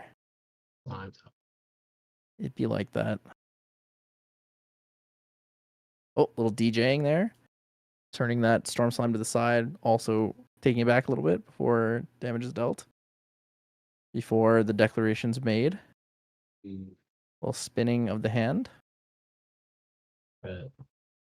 Lustrous slime? Okay. Lustrous slime. Okay. Wait, I'm confused. I'm so lost right now. Uh, Not playing the lustrous slime? Huh? Yeah. What's going on here? I'm lost. I'm also very lost. I'm lost as to what just happened. Did he just pass turn without attacking? Yeah. Huh. Huh? I mean, There's no Covenant of Thorns. There's no Quicksilver Grail in the field. There's no taunt. There's no intercept. Is that just BMing? Huh? yeah. A little lost as well. Okay, 2 down for a Storm Slime. Gonna be 4/4.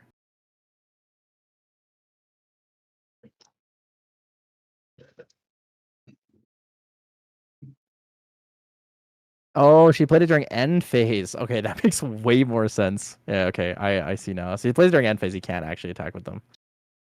That makes way more sense. Baby green on end phase targets the Quicksilver Grail. He banishes it, resolves the on enter effect of Verdant Scepter, brings out the slimes, and then deals the on enters, and then turn ends. Goes to Clem's turn. Yep. I'll do it.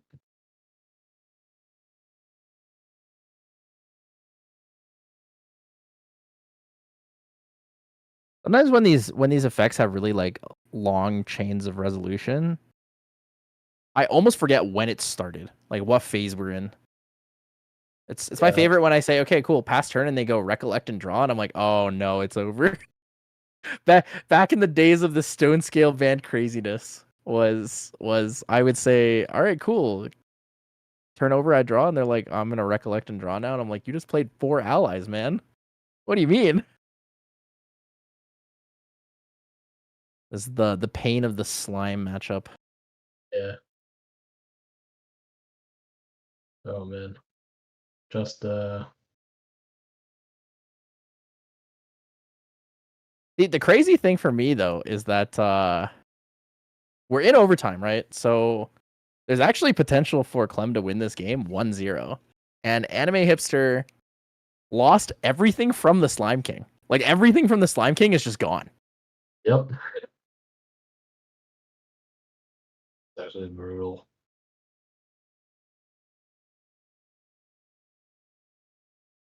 Well, here's the Songbird. Songbird digging. Still digging. There The Storm Slime. Storm Slime for a lot of damage. I think that might actually be lethal. Yeah. Storm Slime for probably like what, 9? Swing for 3. That's 12. That's all you need. Anything else? Oh. Even if it's 8, it's lethal. 1, 2, 3, 4, 5, 6, 7, 8, 9, 10. Storm Side Okay, for yeah, 10? be illegal.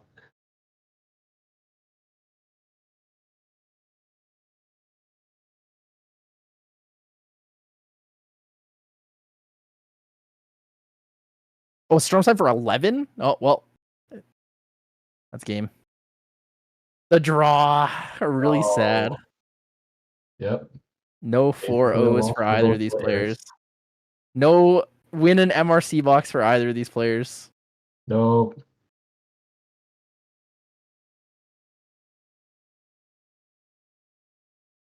didn't Punished shuffle the cards from Cliffhanger. Songbird. There's no, yeah, it doesn't matter. There's no justice.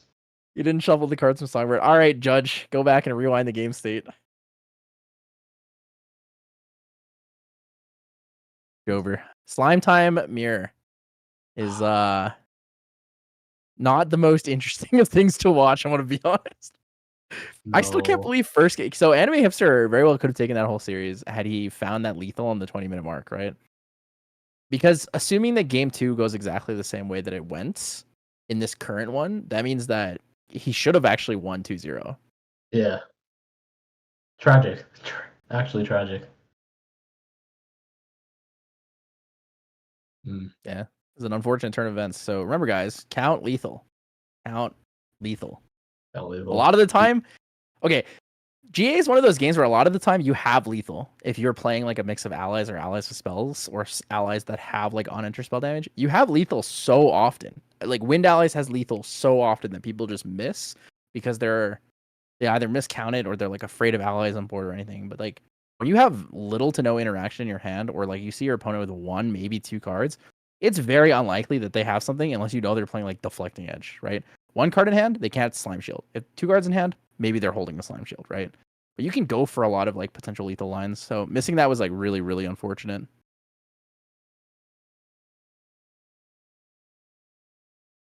When your own worst enemy is yourself.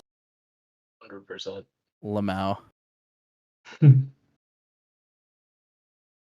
Yeah, that's how it be with the Slime Mirror. Slime Mirror is like a long, grindy kind of game. You high roll them or you just play it out until one of you can find it through the Lustrous Slimes or with Storm Slimes, etc.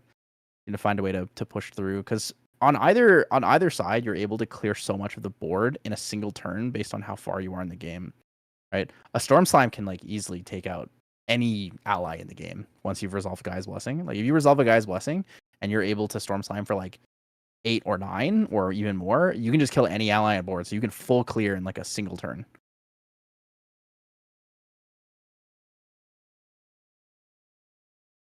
Yeah, it's a tough one. It's a tough Definitely a pill to tougher one. swallow. I don't know if I like the concept of Song of Nurturing in the sideboard. I think Song of Nurturing, for a while, Song of Nurturing was a really cool card. A lot of people ran in water allies because they were afraid of not having interaction when the Viridian Trinket came out. I think Song of Nurturing overall kind of feels like a bait in most cases, unless you're using it for its like harmony melody concept. Mm-hmm. Yeah, Song of Nurturing's a neat one. You don't see it much anymore, and I guess there's good reason for that, right? A lot of the main or a lot of the boogeymen of the meta we see are the most typical decks have moved away from just big old wipes as well. Yeah, it's just interesting to see, right? Like you can come out with a like 6/6 ethereal slime, and the next turn your opponent just goes, okay, cool, storm slime, ethereal slime, kill your slime. They don't even have to have like the exact same amount of, forest cakes to buff, Yeah. slime shields to buff, etc. Like whatever it is, like you have a lot of different options, right? When we saw in Frog's deck, we saw the Beastmon Paws. Like Beastmon Paws were a great option. We were able to take out that ethereal slime when she cracked it and gave it to the baby green. Right? Like Yeah, there are but just this so isn't many a bit of different a pop-off options. meta. So. Yeah, there's so many options for like dealing with your own type deck that it makes for a lot of different lines and a lot of things you have to think about. So the matchups do end up being like a little bit slower in that regard. Yeah. I mean, there's a lot of ways to find lethal, as in definitely easier for ally decks, as you said. I mean, just in Chicago, during my 3rd round, I found lethal off a 4-card hand with Gildas, and it was kind of a result of me just being being clever and managing to squeeze in an inspiring call for lethal. Make a 5 damage Gildas for lethal. Inspiring call good. Inspiring call good. Yeah. Oh, you attacked, paid 1 for inspiring call, drew a card into memory, and you're balanced. That's crazy. Yep. That's funny. Yeah. Yeah. Against a Sometimes Fire it's Lorraine crazy. player too. It felt so good. Yeah, sometimes you just have it, right? Actually, a Yeah. lot of the time you have it, and people just miss it. The But craziest thing is, it was the first time I saw someone play Forgelight Hammer and sweep me on level 1. I'm like, it's actually pretty damn good because, like, he didn't draw the cards, but he killed 3 of my allies. I'm like, oh, I don't know if I can win anymore. 3/2/3 is a lot. yeah, it's definitely a tough one. That is a lot of Yeah, damage. A lot of yeah, damage that can come out. for sure. Let's see. Going into round 4, our final round, I believe we have Ver, Spinach, Second to All, and Andrew Penguin, all at the 3-0 spot so far.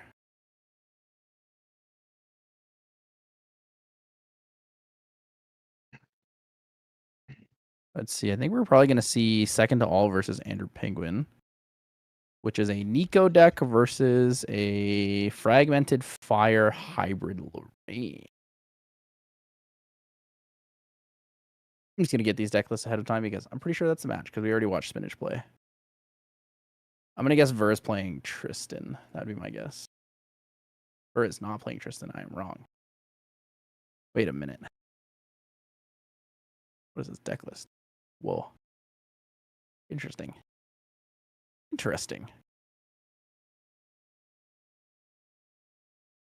All right, here's the deck list that I assume we're going to be seeing.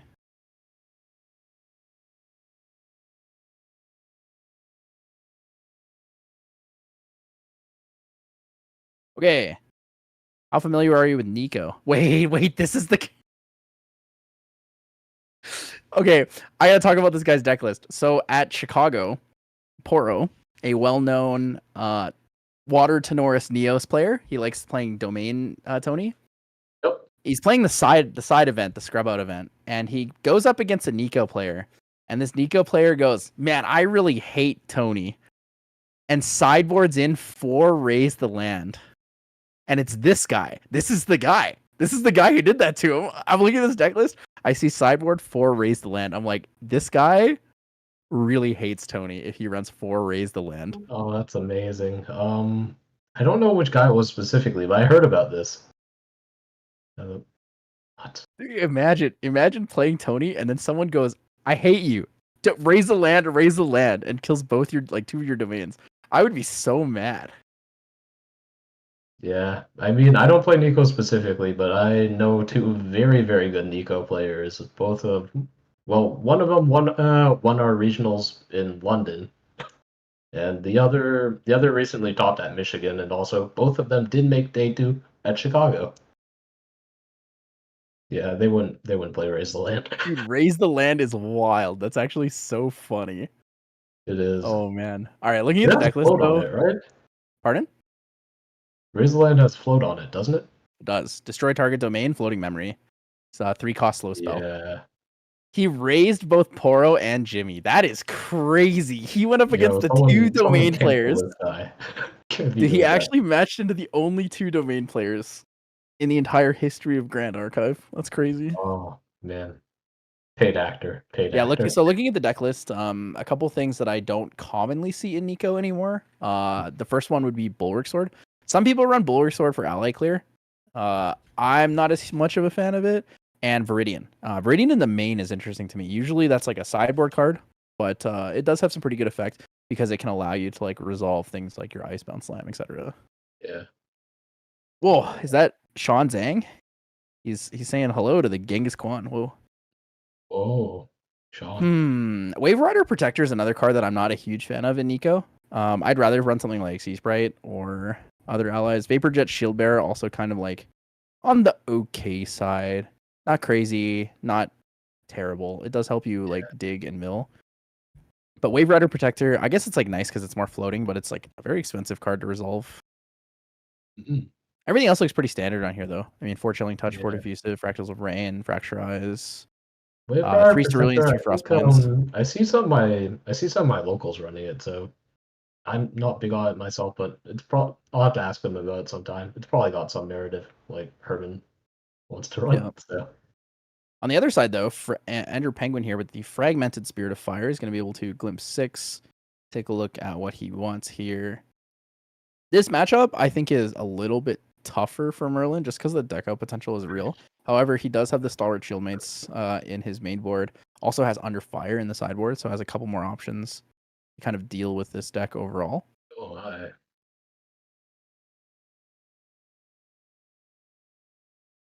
Let's see.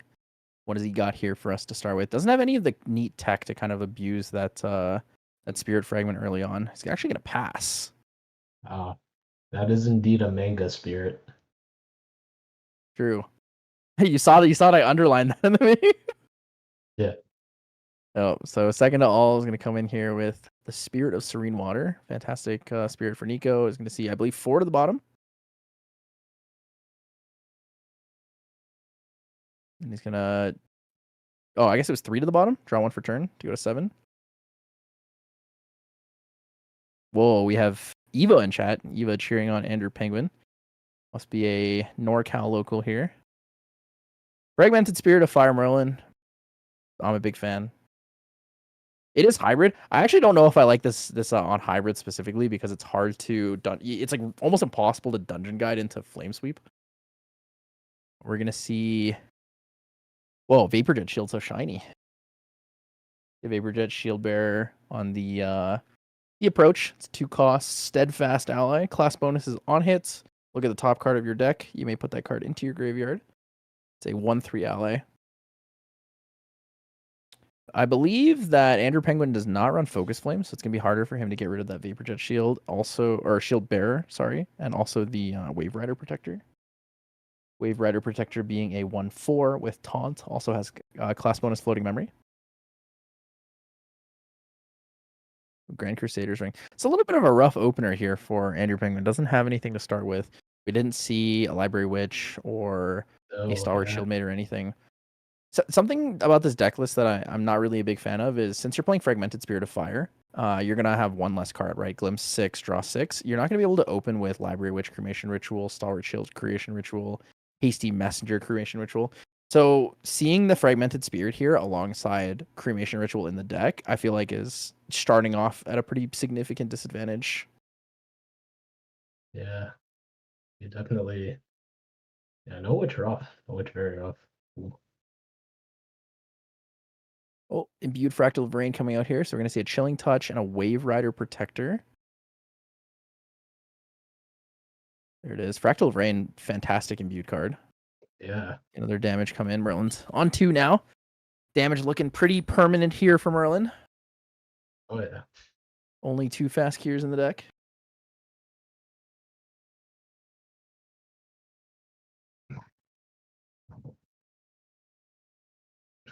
Just as a note, remember to hydrate, chat. Unlike me, yapping all day, not hydrating.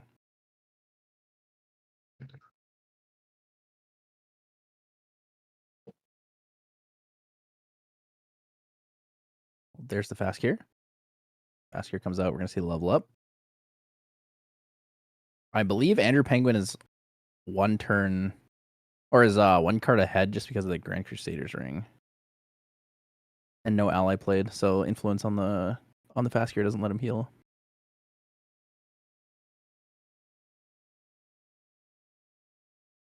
Whoa. We'll level up into Tenoris level 1.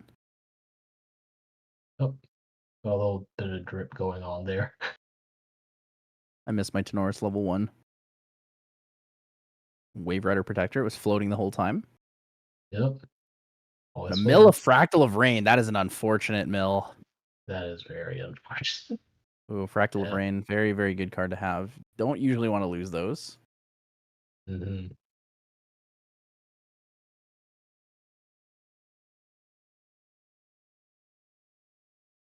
Another 1 damage. This Wave Rider Protector is basically pumping a lot of damage right now. Ooh, keeping that card on top. So might want to mill that card. Or might want to draw that card actually next turn.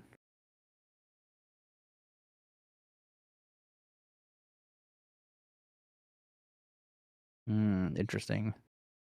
Ooh, Chilling Touch. Chilling Touch. Chilling Touch for free into 0 influence is interesting. So we're probably going to see a... Right. Here comes the Frostborn Paladin. Hopefully.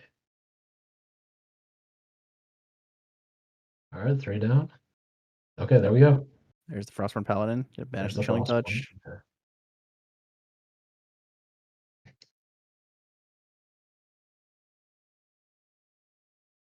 Nico allies is spooky. Yeah, if you get enough Frostborn Paladins, you can kind of just resolve a lot of chip damage. Punch into face, hit for 3 here. And you also do leave up just enough cards to have Frostbind here as well, so.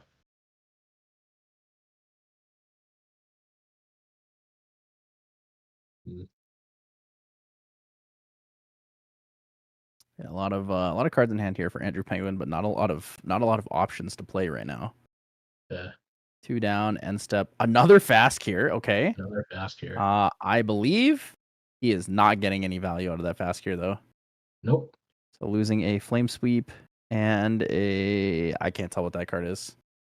Flame Sweep into something, wants to use the fast cure to get the floating memory level up. Or the floating memory banishment for the level. Oh. Goodbye, Spirit Shard. Draw card. Okay, just to tick over and get that card out of this shard. Not bad. Yep. One of the more effective reasons why you'd run Fragmented I guess here.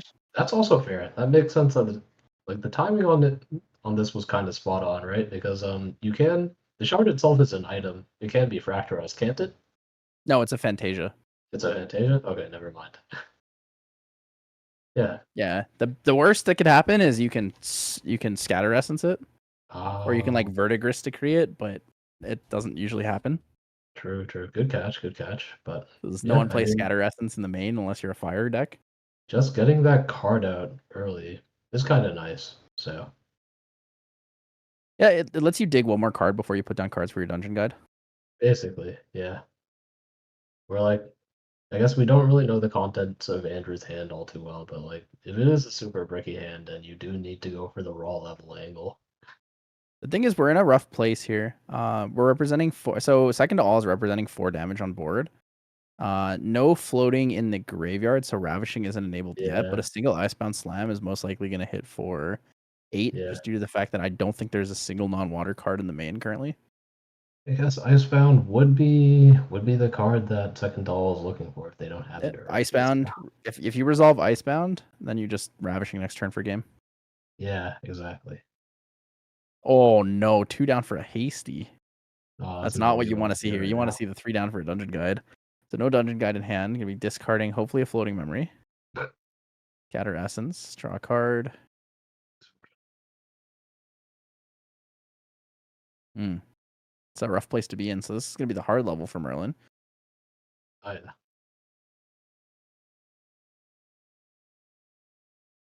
So probably not going into Nico 2 yet. Doesn't want to lose too much influence. Yeah. Grand Crusader's Ring is good. Bring that influence back up. Allow yourself to get some floating memory in your graveyard from the Imbued Fractal of Rain. We're gonna see Pre-Recollection Power Cell popped onto that Vapor Jet Shield Bearer. Okay. Is gonna mill a diffusive block, so it gets a floating.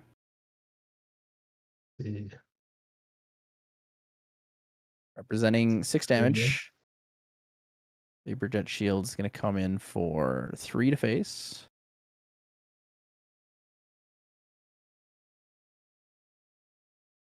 Look at the top card. It was going to mill it, so that's going to be 2 floating. So Ravishing is technically online and available should he choose to level up without the usage of floating memory. Grand Crusader's Ring, draw a card. Second to all is in a very commanding position right now, so we're going to see 3 more damage to face. It's going to put Andrew Penguin at 12. Only 10 away from lethal. Ooh, all cards in hand is kind of scary here. Has a lot of interaction available. Cerulean Decrees, Frostbinds, Fracture Eyes. Fracturized Sword in response to level up is pretty good. It's not bad. Drawn Blade? Drawn Blade can't draw for this, though. Yeah. Uh-oh.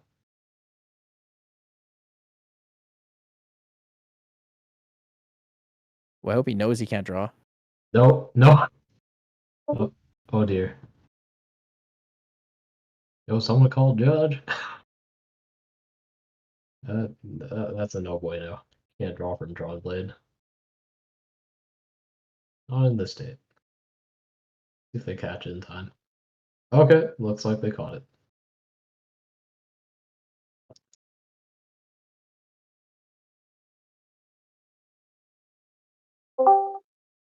That's a bit of an oof. Bit of an oof. That's a big oof. Yeah, they were just wondering like, what's the procedure? He's like, I drew the card already. I was like, well, you have to materialize it, and then you have to draw that card for your turn anyways. So just draw the card for turn now. Yeah.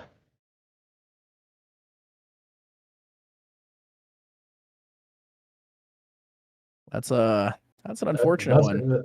Just Pay your floating for a Drawn Blade as Merlin level 2 is pain. That's actually pain. No draw, and you use the floating. Oh, I think you should have just leveled up there. Hard level probably would have been the better way to go. Start reoccurring value and also give yourself enough health. Because at this point, with where you're at, second to all can just go Nico Ravishing for game. Basically, yeah. And or even just Icebound. Right? Icebound on Tony 1 is game 2. Yeah. Oh my god, he discarded an Ascension. Oh no. Oh no. Oh, his hand is bricked. Oh, this is a little painful to watch, I'm not gonna lie. 3 down Dungeon Guide? Nah. You would have Dungeon Guided last turn if you had it. Did he top deck the Dungeon Guide? He just draw a Dungeon Guide from the Hasty Messenger? Alright.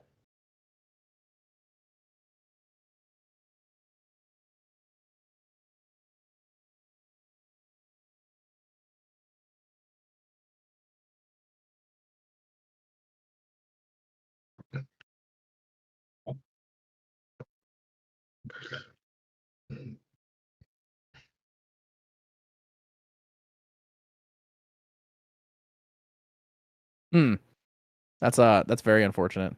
So he loses was that a fireball? Drew 100 cards. Yeah, he decked out. He materialized Drawn Blade as a level 2 Merlin and decked himself out. Crazy. I guess that's how we fix Avarice in the future. Just unban it. Storm of Thorns. Insta lose the game.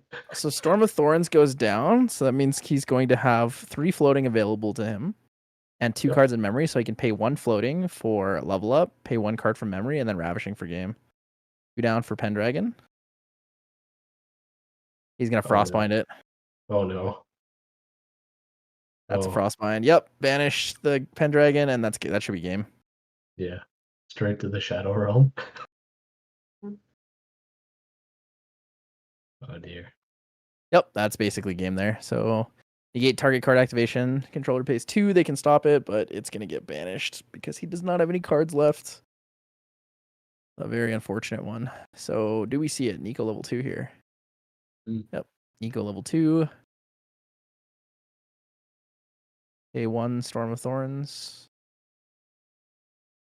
Oh, he's just going to banish 2 cards, I think. Oh, maybe I don't know. I just should just assume on webcam they declared first.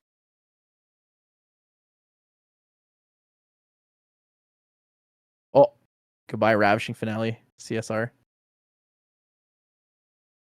Goodbye, dear Ravishing. Yep. All right. Does he have it in hand? 3 damage or 1 damage to face.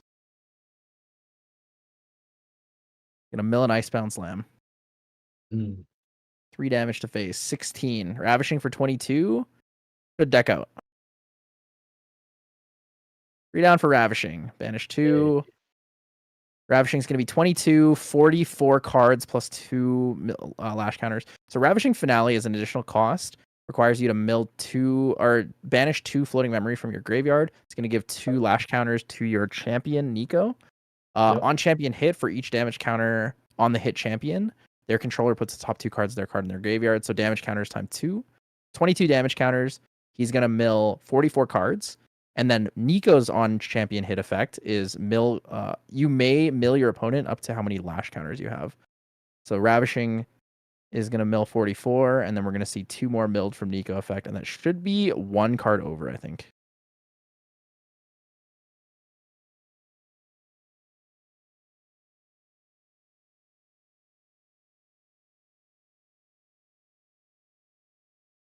He's also just exposing his whole deck.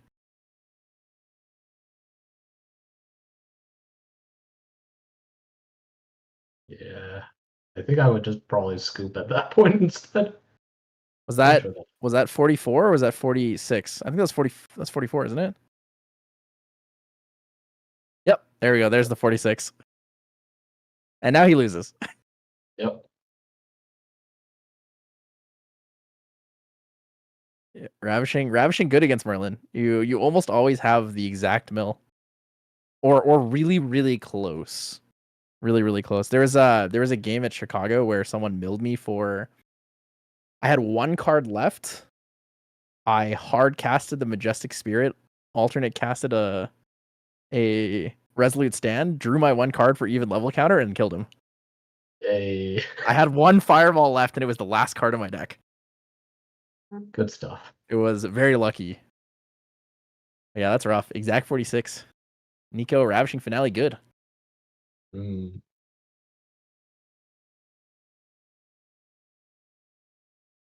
The optimal play is to count your deck before the attack resolves and scoop when you know you'll be milled. Exactly. Exactly.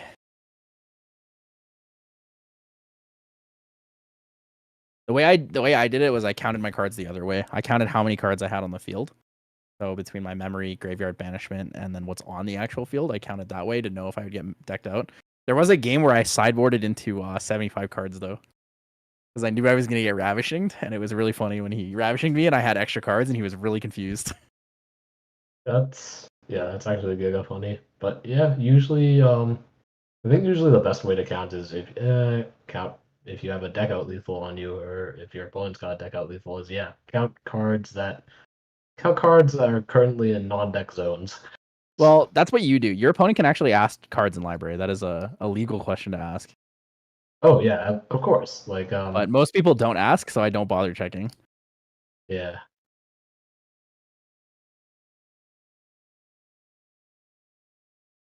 That's a good one. Ravishing for game, and I said, "What game?" They said for deck out. I said, "So ravishing," and he's like, "Yeah." I just counted all the cards, and he's like, "Wait a minute, how do you have more cards?" I still Yeah. lost the game, but it was a funny moment. It was a funny Exactly. moment. I really wish I would have won the game after doing that, though. It actually would have been 500 IQ.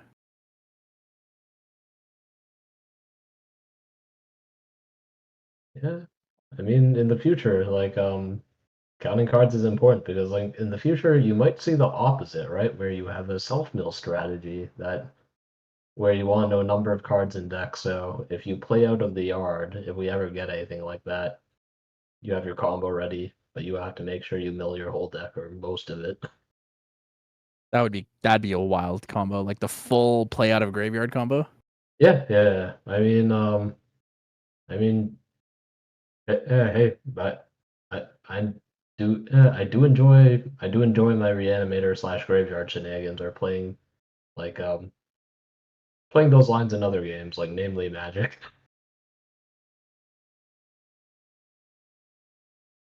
Pretty insane what you can do with a whole deck in the yard. So Also, looking at game 2 here, Andrew's going to be starting off. I think for the sideboarded cards, we're most likely going to see what we talked about earlier. Those under fires are going to come in. I think everything else is kind of optional. The Resolute Stand can be kind of nice to reduce the damage counters for Ravishing, but otherwise, not too much in there. For second to all, probably the Frostbind might come in. I think Desperate Dive is kind of whatever. You probably don't need the defensive option since you have the Serene Spirit. A lot of health available to you on Nico. It's a essential 31 health pool if you can resolve your Spirit Banishment. The other nice thing to Nico is you can banish your Spirit early if you know you're going into Nico or if you are already Nico because you don't lose access to your elements.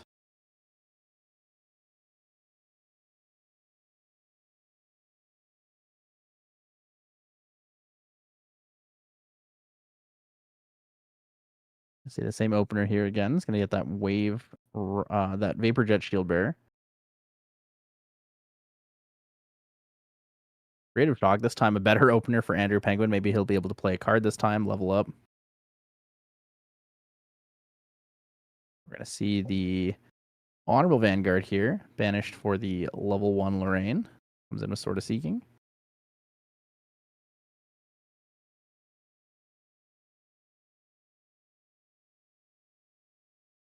Hopefully this time we're going to see a little more from Andrew Penguin's deck. We did see that crazy Merlin setup earlier with the Retold Fortune. That was like really gassed up and very, very effective against Bob Scherble. Would be interested in seeing something a little more like that from Andrew Penguin. I'd actually be interested in seeing if he goes for Lorraine Spirit Ruler instead of going for Merlin Kingslayer in this game. Yeah. Would be interesting to see.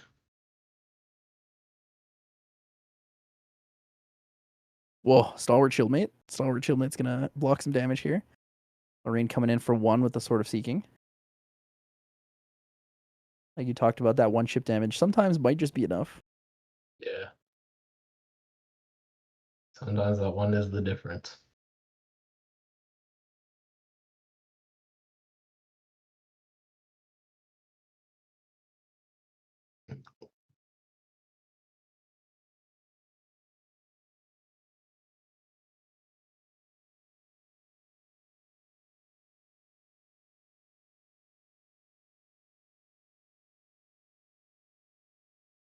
Gonna see the backup charger. Great option here to start for Nico. Does give you the option to have that Ravish or the Icebound Slam, sorry. Yeah. But Icebound into a Stalwart Shieldmate might be worth it just for the floating. Honestly, it might be. Yeah, just getting those 5 floats into the yard is so big. Whoa, Chilling Touch. Chilling Touch, kind of good. Is going to deny Andrew Penguin one of those cards, so he won't be able to level up into Merlin 2. And I think with that, we can kind of smell the Frostworn sitting in second Doll's hand. Whoa, Ascension. Probably. I think it's a foil Ascension, too. Oh, man.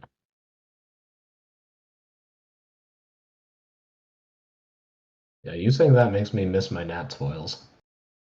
A little. The Nats foils are pretty nice. They I actually like the nice. altar foils for Ascension. The card art is really nice.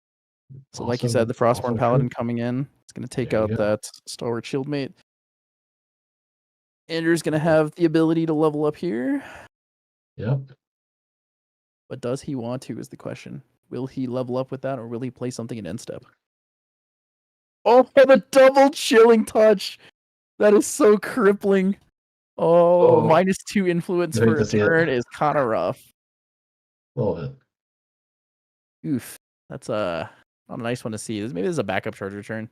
Yeah, it's a backup turn. Backup charger will give you some pretty good value here, being able to draw cards. Actually, he doesn't run backup charger because he's running hybrid. So no backup charger available. It was a big sad. Yeah. Do we see Merlin level 2 being materialized here? Most likely. GCR is an option as well. Most likely, yeah. If he goes GCR though, it would have been better to use GCR first and then use your Creative Shock in your recollection phase, like before recollecting.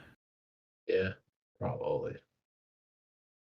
Chilling Touch is a crazy good card. One of my favorite combos for Chilling Touch on Nico used to be Chilling Touch into Fractal of Intrusion, and I'd play it against Allies players all the time because it would just neg one them and then also like temp neg one them. So he did go for the Grand Crusader's Ring. I think that would have been better value used, knowing he'd be able to discard a floating memory instead of discarding a hasty messenger. I think so too, yeah. Yeah, speaking of which, Fractal of Intrusion, one of my favorite pet cards, and that's a name I haven't heard in a while.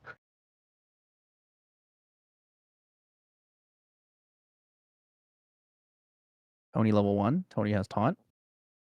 Hard to misplay when Tony has taunt. You can just keep hitting him in the face. Oh, yeah. I mean, you say hard to misplay when Tony has taunt, and yet people will still get taunt checked by Tony. Everyone forgets Tony has taunt. Yeah, I don't see it, man. Tony has taunt. Anyway, Just out of taunt. Just hit him, you know? Good luck balancing Gildas now, true. Oh, look at that taunt icon. Whoa. Is that a powered defender? Yeah. This That is a card's a powered defender. That's spicy. Powered defender's cool. Powered defender, very cool. It's kind of hard to like make it work, but it's cool. Whenever you hit this, I want a power cell token. Yeah. Not even rest it either. Just summon a power cell token is kind of crazy. Oh, there it is. First Icebound Slam Icebound for set. Slam. Icebound Slam. Yeah. This is where you under fire in response to the Icebound Slam, so you deny the Icebound Slam at target. I see refracting missile, I think.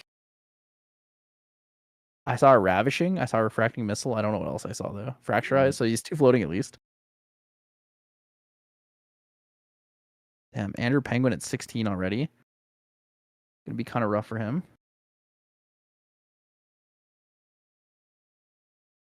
Yeah, I think 2 weeks ago. Was it 2 weeks ago or last week? Ko basically scammed. I think it was Natish. He triple slammed someone at locals. It was pretty funny. Ooh, triple slam, kind of crazy. Ko We're gonna see the Ascension banished. Gonna lose the Fracturized there, so only 1 floating available for second to all now. We get the level counter onto his Merlin. Recollect and draw. Spirit Shard to draw. There's no reason not to Spirit Shard to draw here first before you just put things down to Redundant Guide, right? Am I crazy? You would always want to know what that card is. Yeah, I would think so too, right? It's not like you're trying to space around Tithe or something like that, so. I mean, unless you just have 3 really bad cards you want to banish, I guess. No, I mean, I think those kind of count as not so good right now, so. Merlin Kingslayer.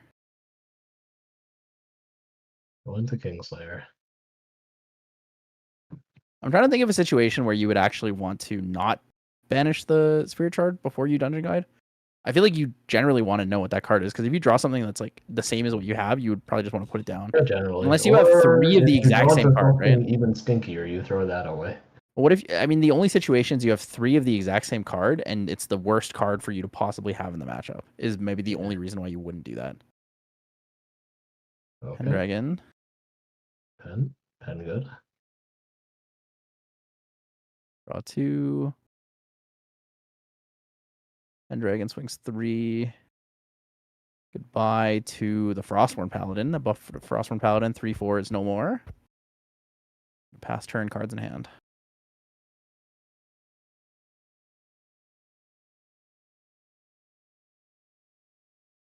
Also, Spirit Shard technically doesn't go in banishment.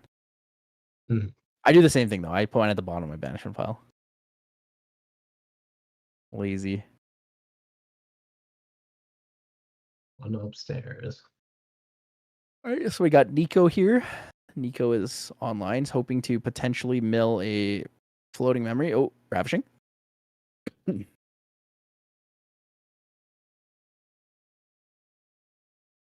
If you're baiting a Frostmine or something and only have 1 in hand, I feel like this player would never fall for that bait. Yeah.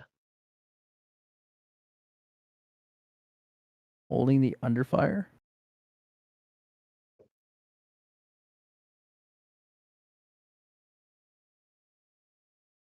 Oh, another Vapor Jet Shield Bearer. Oh, man. Comes in for 1. Yep. See if he elects to keep. Gonna keep it. 18 damage. Vapor Jet Shield Bearer. I believe also has a new Academy promo coming up for those who are looking to teach in their locales.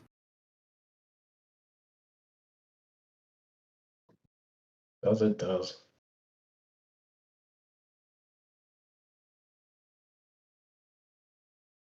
Andrew Penguin with the 18 damage counter looking kind of grim here against Nico. Nico has 1 damage counter, also has Serene Spirit, Lineage, Release available.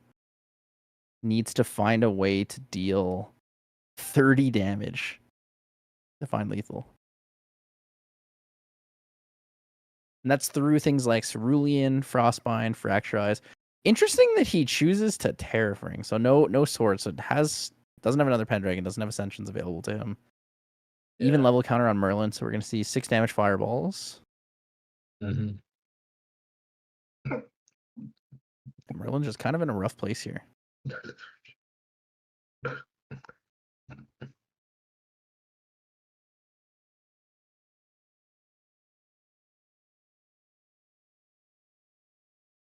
Thinking long and hard about the decision to be made here.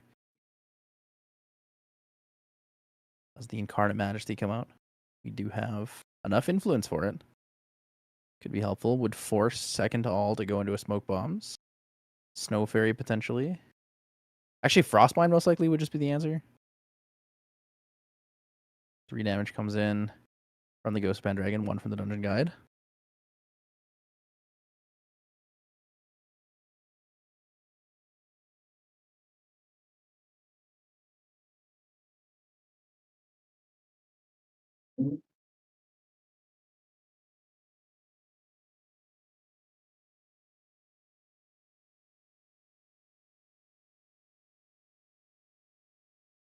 Whoa.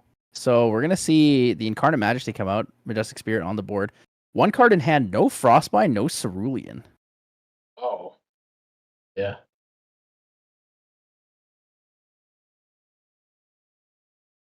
Wow, balls to the wall on that one. It's a big play right there. 7 down, play the Incarnate Majesty, see what happens. Whoa. Glenn Williams, world champion Glenn Williams in chat. Come here to show us let's go. how it's done.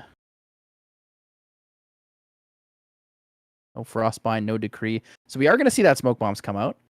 Smoke Bombs being paid with the Diffusive block. We do have the Ravishing potentially for game here. So Ravishing comes in for 3. It's a 42 card. So Ravishing comes in for 3. It would be 21. So it's a 44 card deck out potential.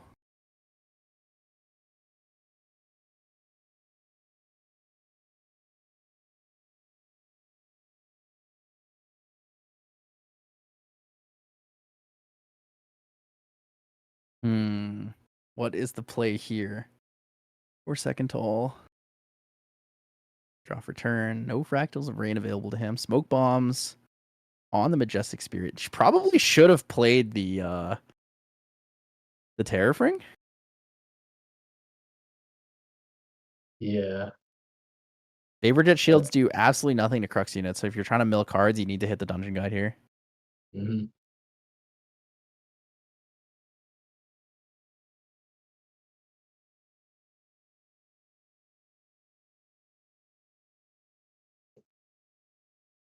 Ravishing, refracting missile over the Ravishing would be pretty decent. That's true. You do have to play like the Resolute Stand blocks all the damage. Ravishing for 0. No on champion hit. There's gonna be no mill available for second to all. That's a wasted Ravishing. So we're gonna see both the floating memory vanished. She's gonna get the 2 level counters. Yes. No damage is gonna be dealt. Oh, okay. Alternate cost Resolute Stand. Kind of gaming with that was one. all just a really elaborate bait. I feel like if you were gonna Resolute Stand that, you probably didn't want to take out Terrafring. You wanted to take out Sword of Seeking last turn. Yeah. What? We're gonna see it. It's gonna trigger to 3. That is a gonna nasty recollect. Resolute Stand. Skip draw from Resolute. Whoa. Oh. Wait. Hold on. Not again. Oh. Ladies and gents, that is just some classic round 4. Classic round 4 moment.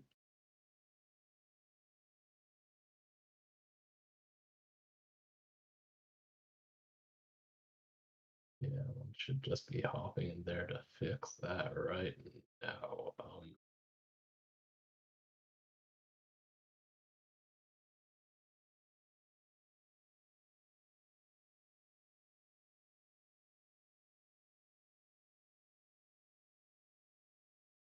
Hmm.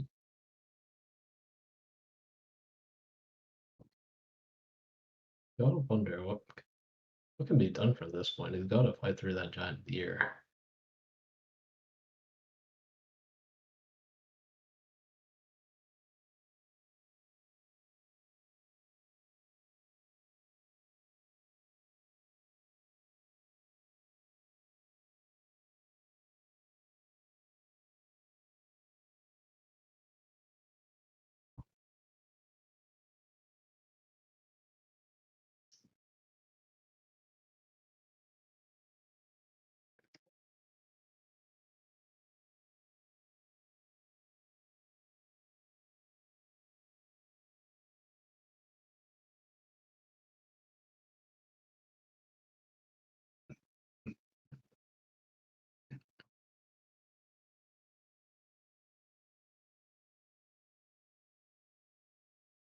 What a card, what a card. Do a card in alt cost and everyone ends up doing this.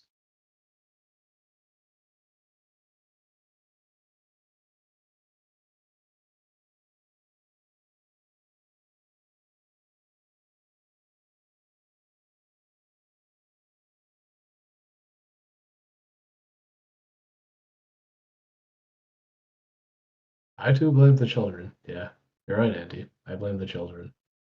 Hi, I'm the children.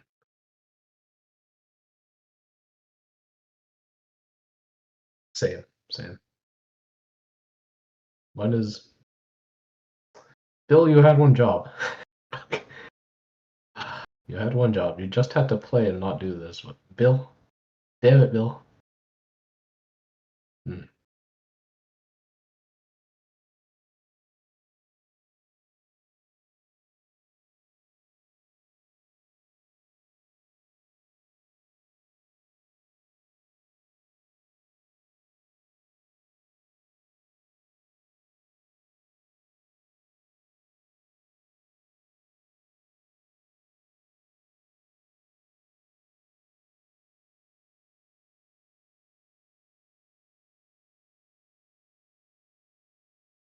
Yeah.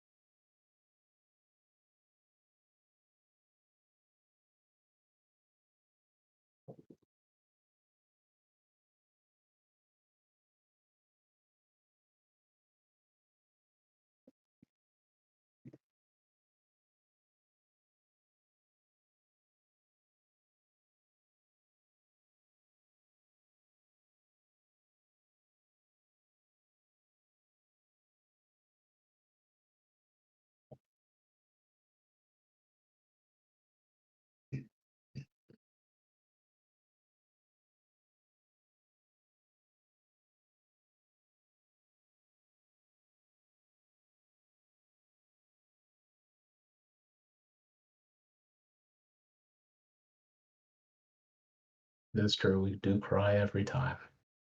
I hate to see it.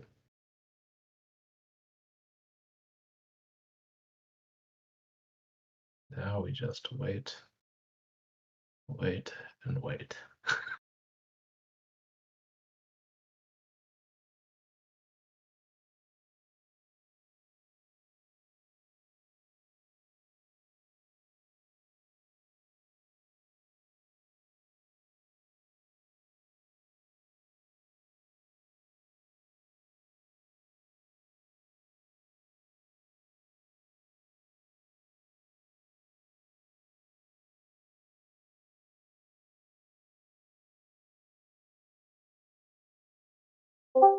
All right. So the resolution that was decided by Judge Noel is because the opponent could not discern which card went to hand, and I also couldn't see it when I went back.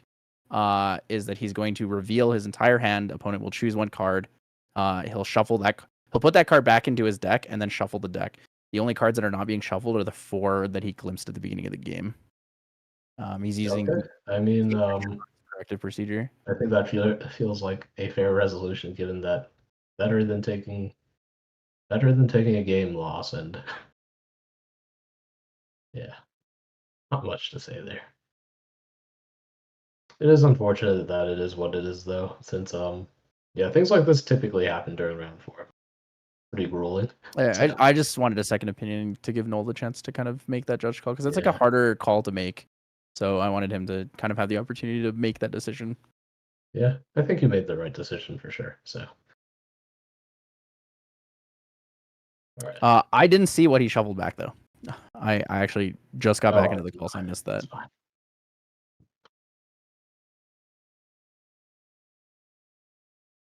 Well, it's okay. Chat will tell me what he shuffled back. There you Chat go. pays a lot of attention. You guys are great. Yeah, chat's great. Oh, nice. Your camera's back too. I'm back, baby. Yes, sir. It's definitely a tougher place to be in. Accepted game state is going to be hard too, because like losing a card from your hand and having the entire hand revealed is very, very tough to play around. Yeah.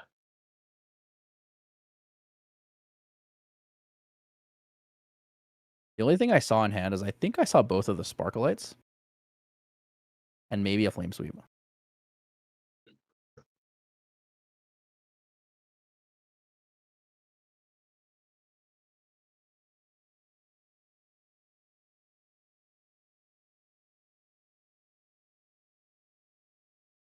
That's a Library Witch. Thank you, thank you. Oh, Library Witch makes sense, because then if Library Witch gets sent back, then Andrew Penguin doesn't have a second Interceptor. Yeah. And second Interceptor is like extremely valuable in the Nico matchup. Fracturize the Sword or the Terrafring? Fracturize the Sword. If he has an Ascension, he can return it as cost first before the... Oh, yeah. Does not. I think that's a pretty astute, or that's a pretty heads-up play to make at this point, so...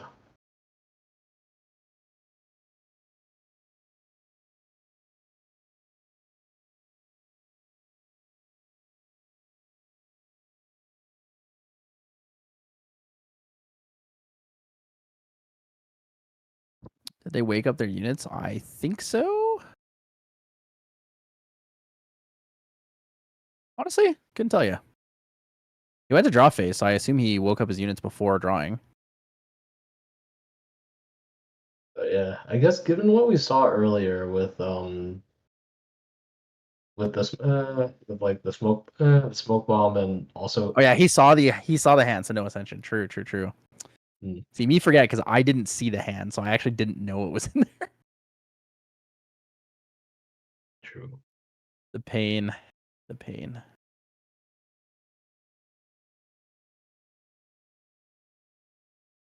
Fracture is good. Magebane Lash is also pretty good here. I believe we have 4 Lash counters now on Eco.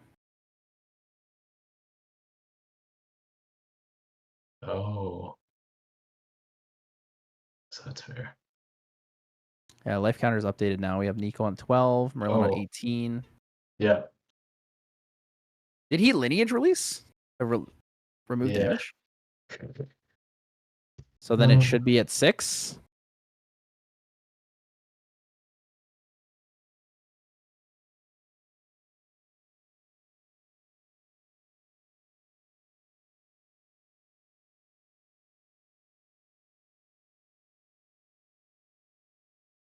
He was at 6 before, so that's correct.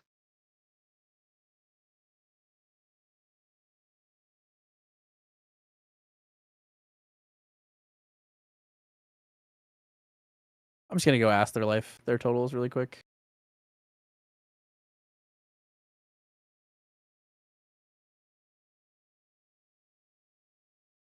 I guess I'm not going to go ask.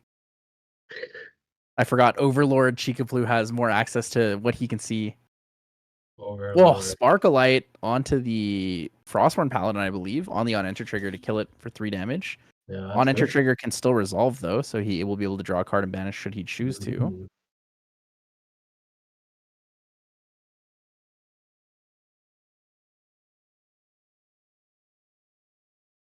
Oh, so he's going to do that anyway. It's still pretty good value.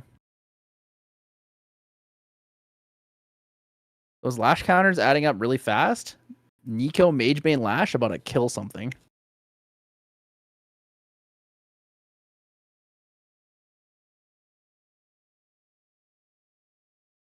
Is that 2 damage counters on the? That's 2 damage counters on the Majestic Spirit. Majestic? Yeah, looks like it. But not enough to kill. So let's see. Nico comes in for 5. He can. Majestic Spirit is 10. So I don't think he has enough damage to kill. Oh, he actually can't.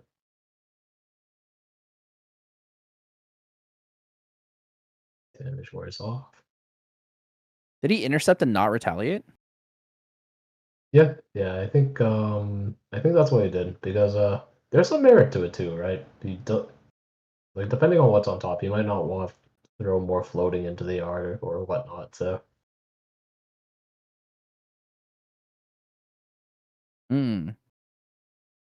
Drew from Drawn Blade.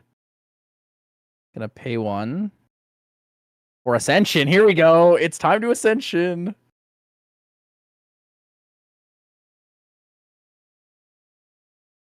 Oh, Prismatic. Here we go.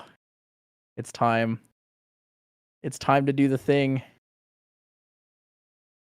All fire and water. So fire and water deal 3 damage, draw. So he's gonna take 1 damage essentially because of the stack trigger from the Magebane Lash. Magebane Lash allows you to recover 2 when you take non-combat damage.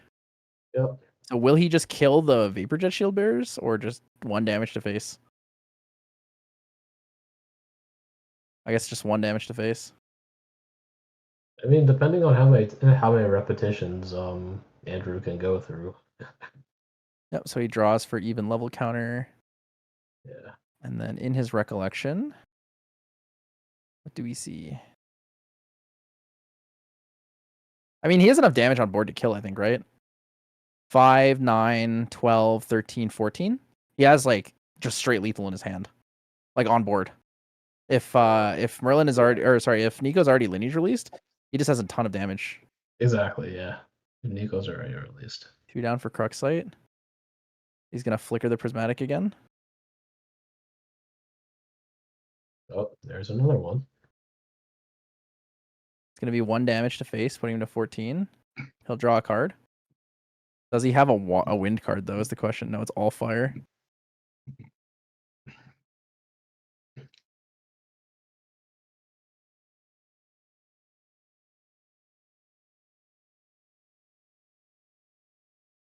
Yep. That's game. 4 from Spirit puts you at 18. 3 from Pendragon puts you at 21. Swing Sword for 5 is 26. 27, 28 from Hasty and from Dungeon Guide. It's like more than lethal. It's attack, brother. You got this.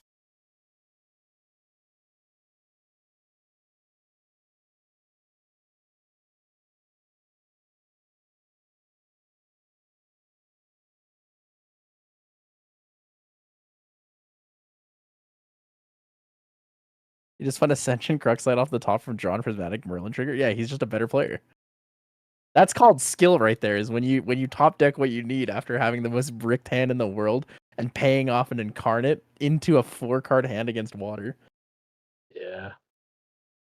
That's the true skill check. It's a game there for sure. This game's gonna go to time for sure. It's gonna get really, really close. If they play fast enough, they can resolve the game finish with probably like 2 minutes to go. Yeah. He only has 1 spark. He used one of his sparks on the Frostborn Paladin. Yeah. Why can I know.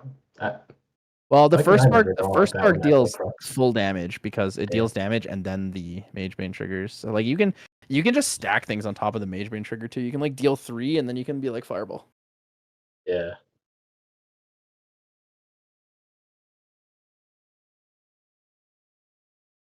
That's true. That's a valid point. You stack But enough. the main thing is that he only had 1 spark left. Did Null give them a time extension? Yeah, they have a 3-minute time extension.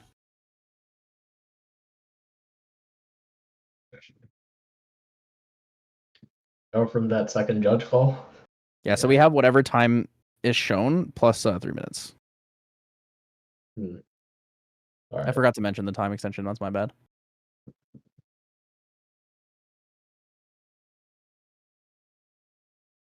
Time extension. Oh. You added the 3 to the timer? Well, Yeah, Woj. All right, I mean, they have like 18 minutes. It's possible. Nico games can go fast.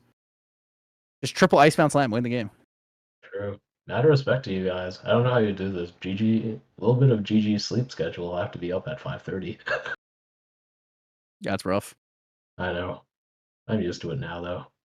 That's Well, a I'll rough be one. okay. I'm sure.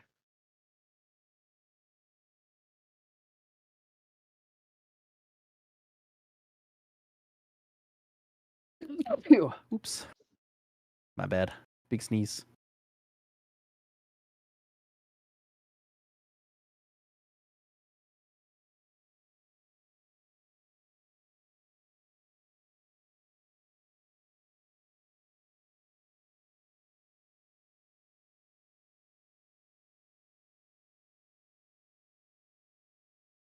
Whoa. Imbued Fractal of Rain is so good. Which one of them's gonna start pile shuffling? True, true, true.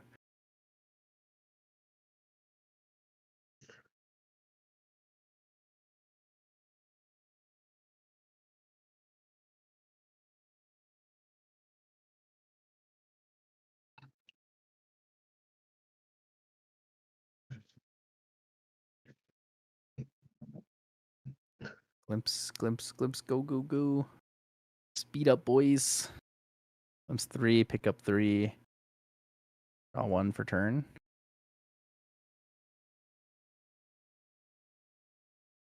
Wait, did he draw one? Did I miss that? How many cards do he have in his hand?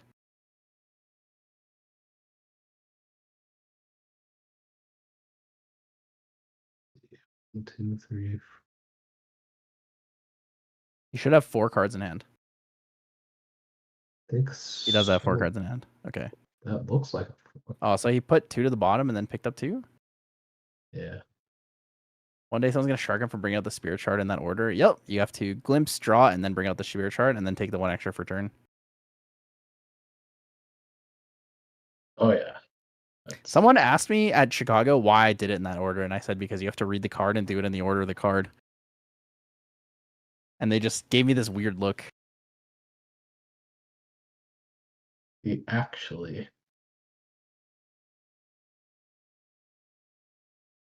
There's another one. I got hit with someone. So I was announcing my phases and orders and like triggers, and someone got like mad at me. They're like, "Do you really have to like announce everything you do?" And I was like, "Yeah, that's kind of what you do in Grand Archive." Yeah. Imagine having to tell your opponent what you're doing. But yeah, no, you got announce your triggers, kids. Don't Imagine forget. saying on the stack of my materialization, playing a card. Yep. Dude, he's refracting so hard.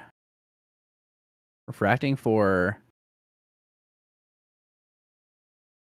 Dude, he's just doing it. Face damage. He's got a push to get that ravishing finale.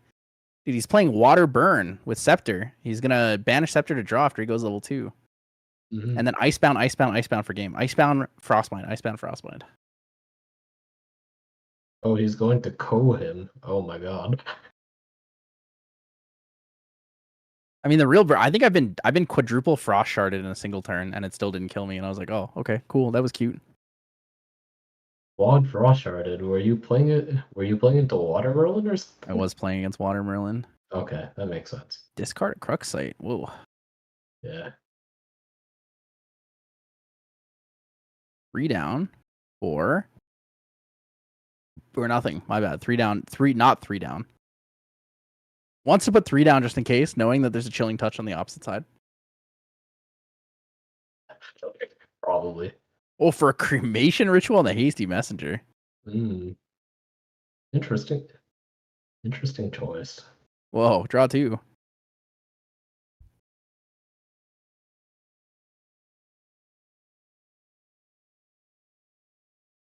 Lorraine comes in for 1. Lorraine's on the board. 1 to 2 so far. Second to all. 1 damage on board. Spirit of Serene Water to Norris coming out. He's going to be leveling up into Norris Lone Mercenary. CSR variant here. Be rolling to banish, rolling while he only has 9 minutes on the clock before overtime. It's kind of crazy to see him rolling and kind of wasting his own time here. Should just really ask his opponent, just pick one, please. Floating Memory Banish. Chilling Touch is gone. Oh no. Have you guys ever thought about announcing, like, casting a game like you're like an auctioneer, just like saying things as fast as possible. Just like I could cast this game so fast and it still wouldn't make any sense because everything I'm watching is just confusing. Yeah. Is that a Lost in Thought for 2? Okay, Lost in Thought for 2. Also, don't forget the Scepter trigger, so we should see 4 more damage here on Merlin. Merlin should be showing 6. 6 to 3 on second to all. Tony has taunt, but it doesn't matter. He's willing to roll for the banishment, but not enough to put the taunt token on his champion. He's not going to be able to present and protect his knowing that it's taunted. He wants his opponent to swing into all the other things available. Is Icebound Slam for 5 coming through? Yeah. Icebound Slam for 8. That's more like it.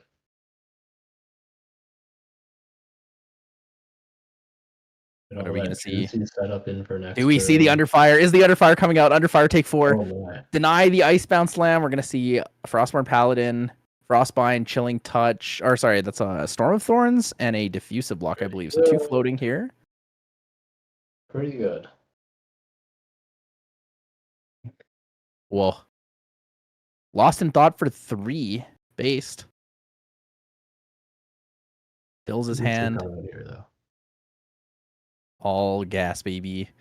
This is a burn water deck. Here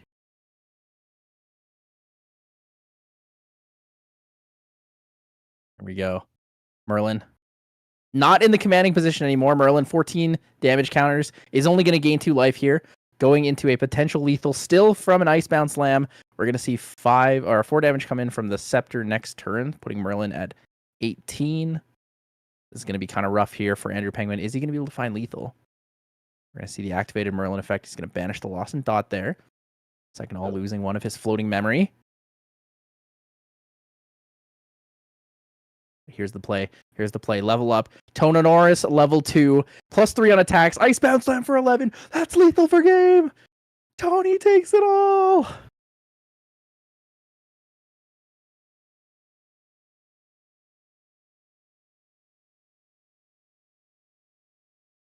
I really can't tell what he mills sometimes because the angle of his camera with how bad the lighting is makes it almost impossible to see the cards when he flips them over from his Icebound Slam because he just stacks them on top of each other so fast.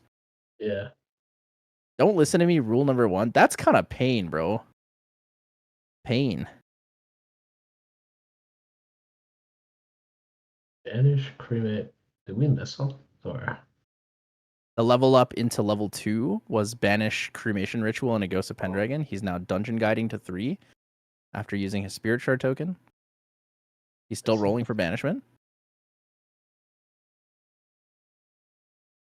Gonna keep number 3, the middle card. He's gonna be losing a Library Witch and something that I can't tell what that is, but it's a normal card, so it doesn't matter. Normal card, yep. Probably an Honorable Vanguard. Probably. Merlin level 3. 14 damage counters left on this champion. Second to all. Currently, Tenoris level 1. 20 damage counters. Total. Can Lineage release to heal for 6. So we need to see 21 damage here from Merlin. Are we going to see it? Do we see the Pendragon? Do we see the Pendragon? 2 down. For a Pendragon! Let's go! Draw 2! Draw 2. Gas. All gas, no brakes. All gas, no brakes. 3 damage coming into Merlin. Or into Nico, sorry. Nico's going to be taking a little bit more damage here with the Pendragon. We have 3 cards in hand, 3 cards in memory.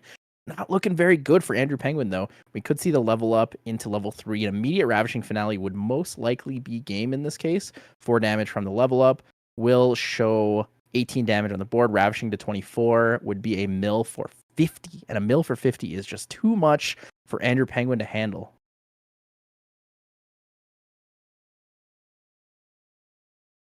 Oh, he doesn't quite have it, though. Unless he's planning on milling 2 floating from the... Yo, if he mills 2 floating for the Fractal of Random Calling, rigged. We'll take 4 from the Scepter trigger. Yeah, I've had it happen to me before. My Nico Ravishing Finale and a Diffusive Block. Okay, so 1. Okay. So you could play Lost in Thoughts for free. Yep. Lost in Thought Ravishing is game here. Or Chilling Touch Ravishing. Diffusive Block Ravishing. Alternatively, you have so much health right now that you could actually just chill and hold every single card in your hand. Yeah, that's true. I think he has it. Does he have it? Well, I can't see what that is. Oh, get it. Fracturize? Okay, so 2 down for Fracturize. Triple Resolute alt cost. That Here it is is. one of the plays. 3 down. Ravishing Finale, banish 2. Oh no. Does he have it? Does he have it? Does he have double alternate cost Resolute Stand? He actually has it. What? Hold on. Wait, does he actually have double Resolute Stand? That'd be crazy. That would be insane if he had double Resolute Stand. Oh, he's counting the cards in his deck. There's no dude. It's over. It's over. Probably over. It's over. Stop flipping them over one by one. Just count them fast. Yeah. Oh, it's over. Count them fast, and then cycle through your graveyard afterwards. It's over, man. It's over. That's a mill for 50. The game is just over. You drew more than 10 cards. Yeah. I mean, this is what we call. It's over, man. It's slow roll for dramatic effect, man. It's Jover, bro. It's so Jover, though. Oh. Well, I guess that's true. No. He's milling 50 cards, dude. That's game. That's game. Second to all with the victory. The raise the land Nico taking it for the 4-0. Holy! All gas and no brakes. Nico is the killer. Yes. She's really out here. Really out here. And Ver as well on the 4-0. So we got a fragmented Merlin on 4-0 and a Nico. Whoa. Ravishing Finale for game. That reminds me of the locals that I tend to play at in SoCal. A Nico player won all 5 of 6 store champs. Crazy. And the only reason he didn't win the 6th one is because he was at Chicago instead. Kind of crazy. Nico goes hard, man. Dude, Nico is sick. Ravishing for game is such a good feeling. Ravishing for game is pretty sick. It's too bad we couldn't see a raise the land game. It would have been second to none. True. He is really second to none. Second to none. Whoa, except for Ver. I think Ver's OMW percentage was actually better. So Ver probably gets first place. But that's our 2 winners for the Yeti Webcam Weekly. It's August 22nd. It's going to be Ver and second to all, taking it with the 4 O's. The 4-0, the free box. $3. $3 is good. I'm deciding raise. Everyone, I need you guys to side in raise the land. Don't tell Poro and don't tell Jimmy Lee I said that. It's a joke. For legal reasons, don't side in raise the land unless you really hate Tony. But yeah, pretty good. It's a pretty good turnout of the events. We saw a lot of interesting games. Slime Mirror, swingy as always. It's always something that you gotta remember, guys. Find lethal. Look for it. Look for it every time because it's there. It's there. Oh, it's there. It's there, man. It's there. It was there. It was there. It was there. It was there. Really saddy moment. Really sad. But yeah, the things I learned today, Ravishing is great. Well, I already knew that, but I love Ravishing. Second thing I learned, look for lethal. The third thing I learned, don't draw extra cards, guys. Don't cheat. Don't cheat. Even if it's unintentional, just don't cheat, you know? We'll make you play the cards properly. Yeah. Play the cards in the right way. Yep. Play the cards in the right way. But yeah, I mean, stat-wise, that's pretty much all there is. I mean, we only had 2 4-0s today. We had pretty good turnout, 46 players. I guess while we're here, I'm gonna do a little promotion on it, but we've been here at Serene Balance Productions, we've been collecting data through our own events as well as through Luxera's map about what events or like what decks have been played the most. So make sure to check out YouTube because I'm going to make a YouTube video that talks about all the decks that have been played at events that have a 100% deck list shown. So if an event that is store champs or higher has their entire deck list shown. We've recorded the data, and we're going to talk about what people have been playing in MRC meta. And it's tell you what decks are the most popular, what are the least popular, and then we can talk about potentially why. So if you're interested in that kind of stuff, check out my YouTube.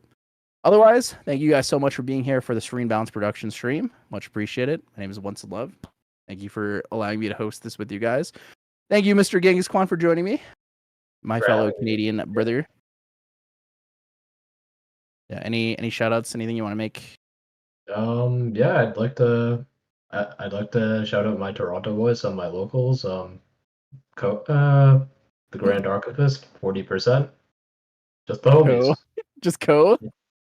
The squirrel guy. The squirrel goat. Yep. Our regionals winner is Editrail. Steve, we're at Steve, which is Herman. Yeah, Herman's great. Also, if you guys haven't seen Herman, he'll be on for the regional this weekend, along with Mr. Ghengiskwan. Be casting with both of them.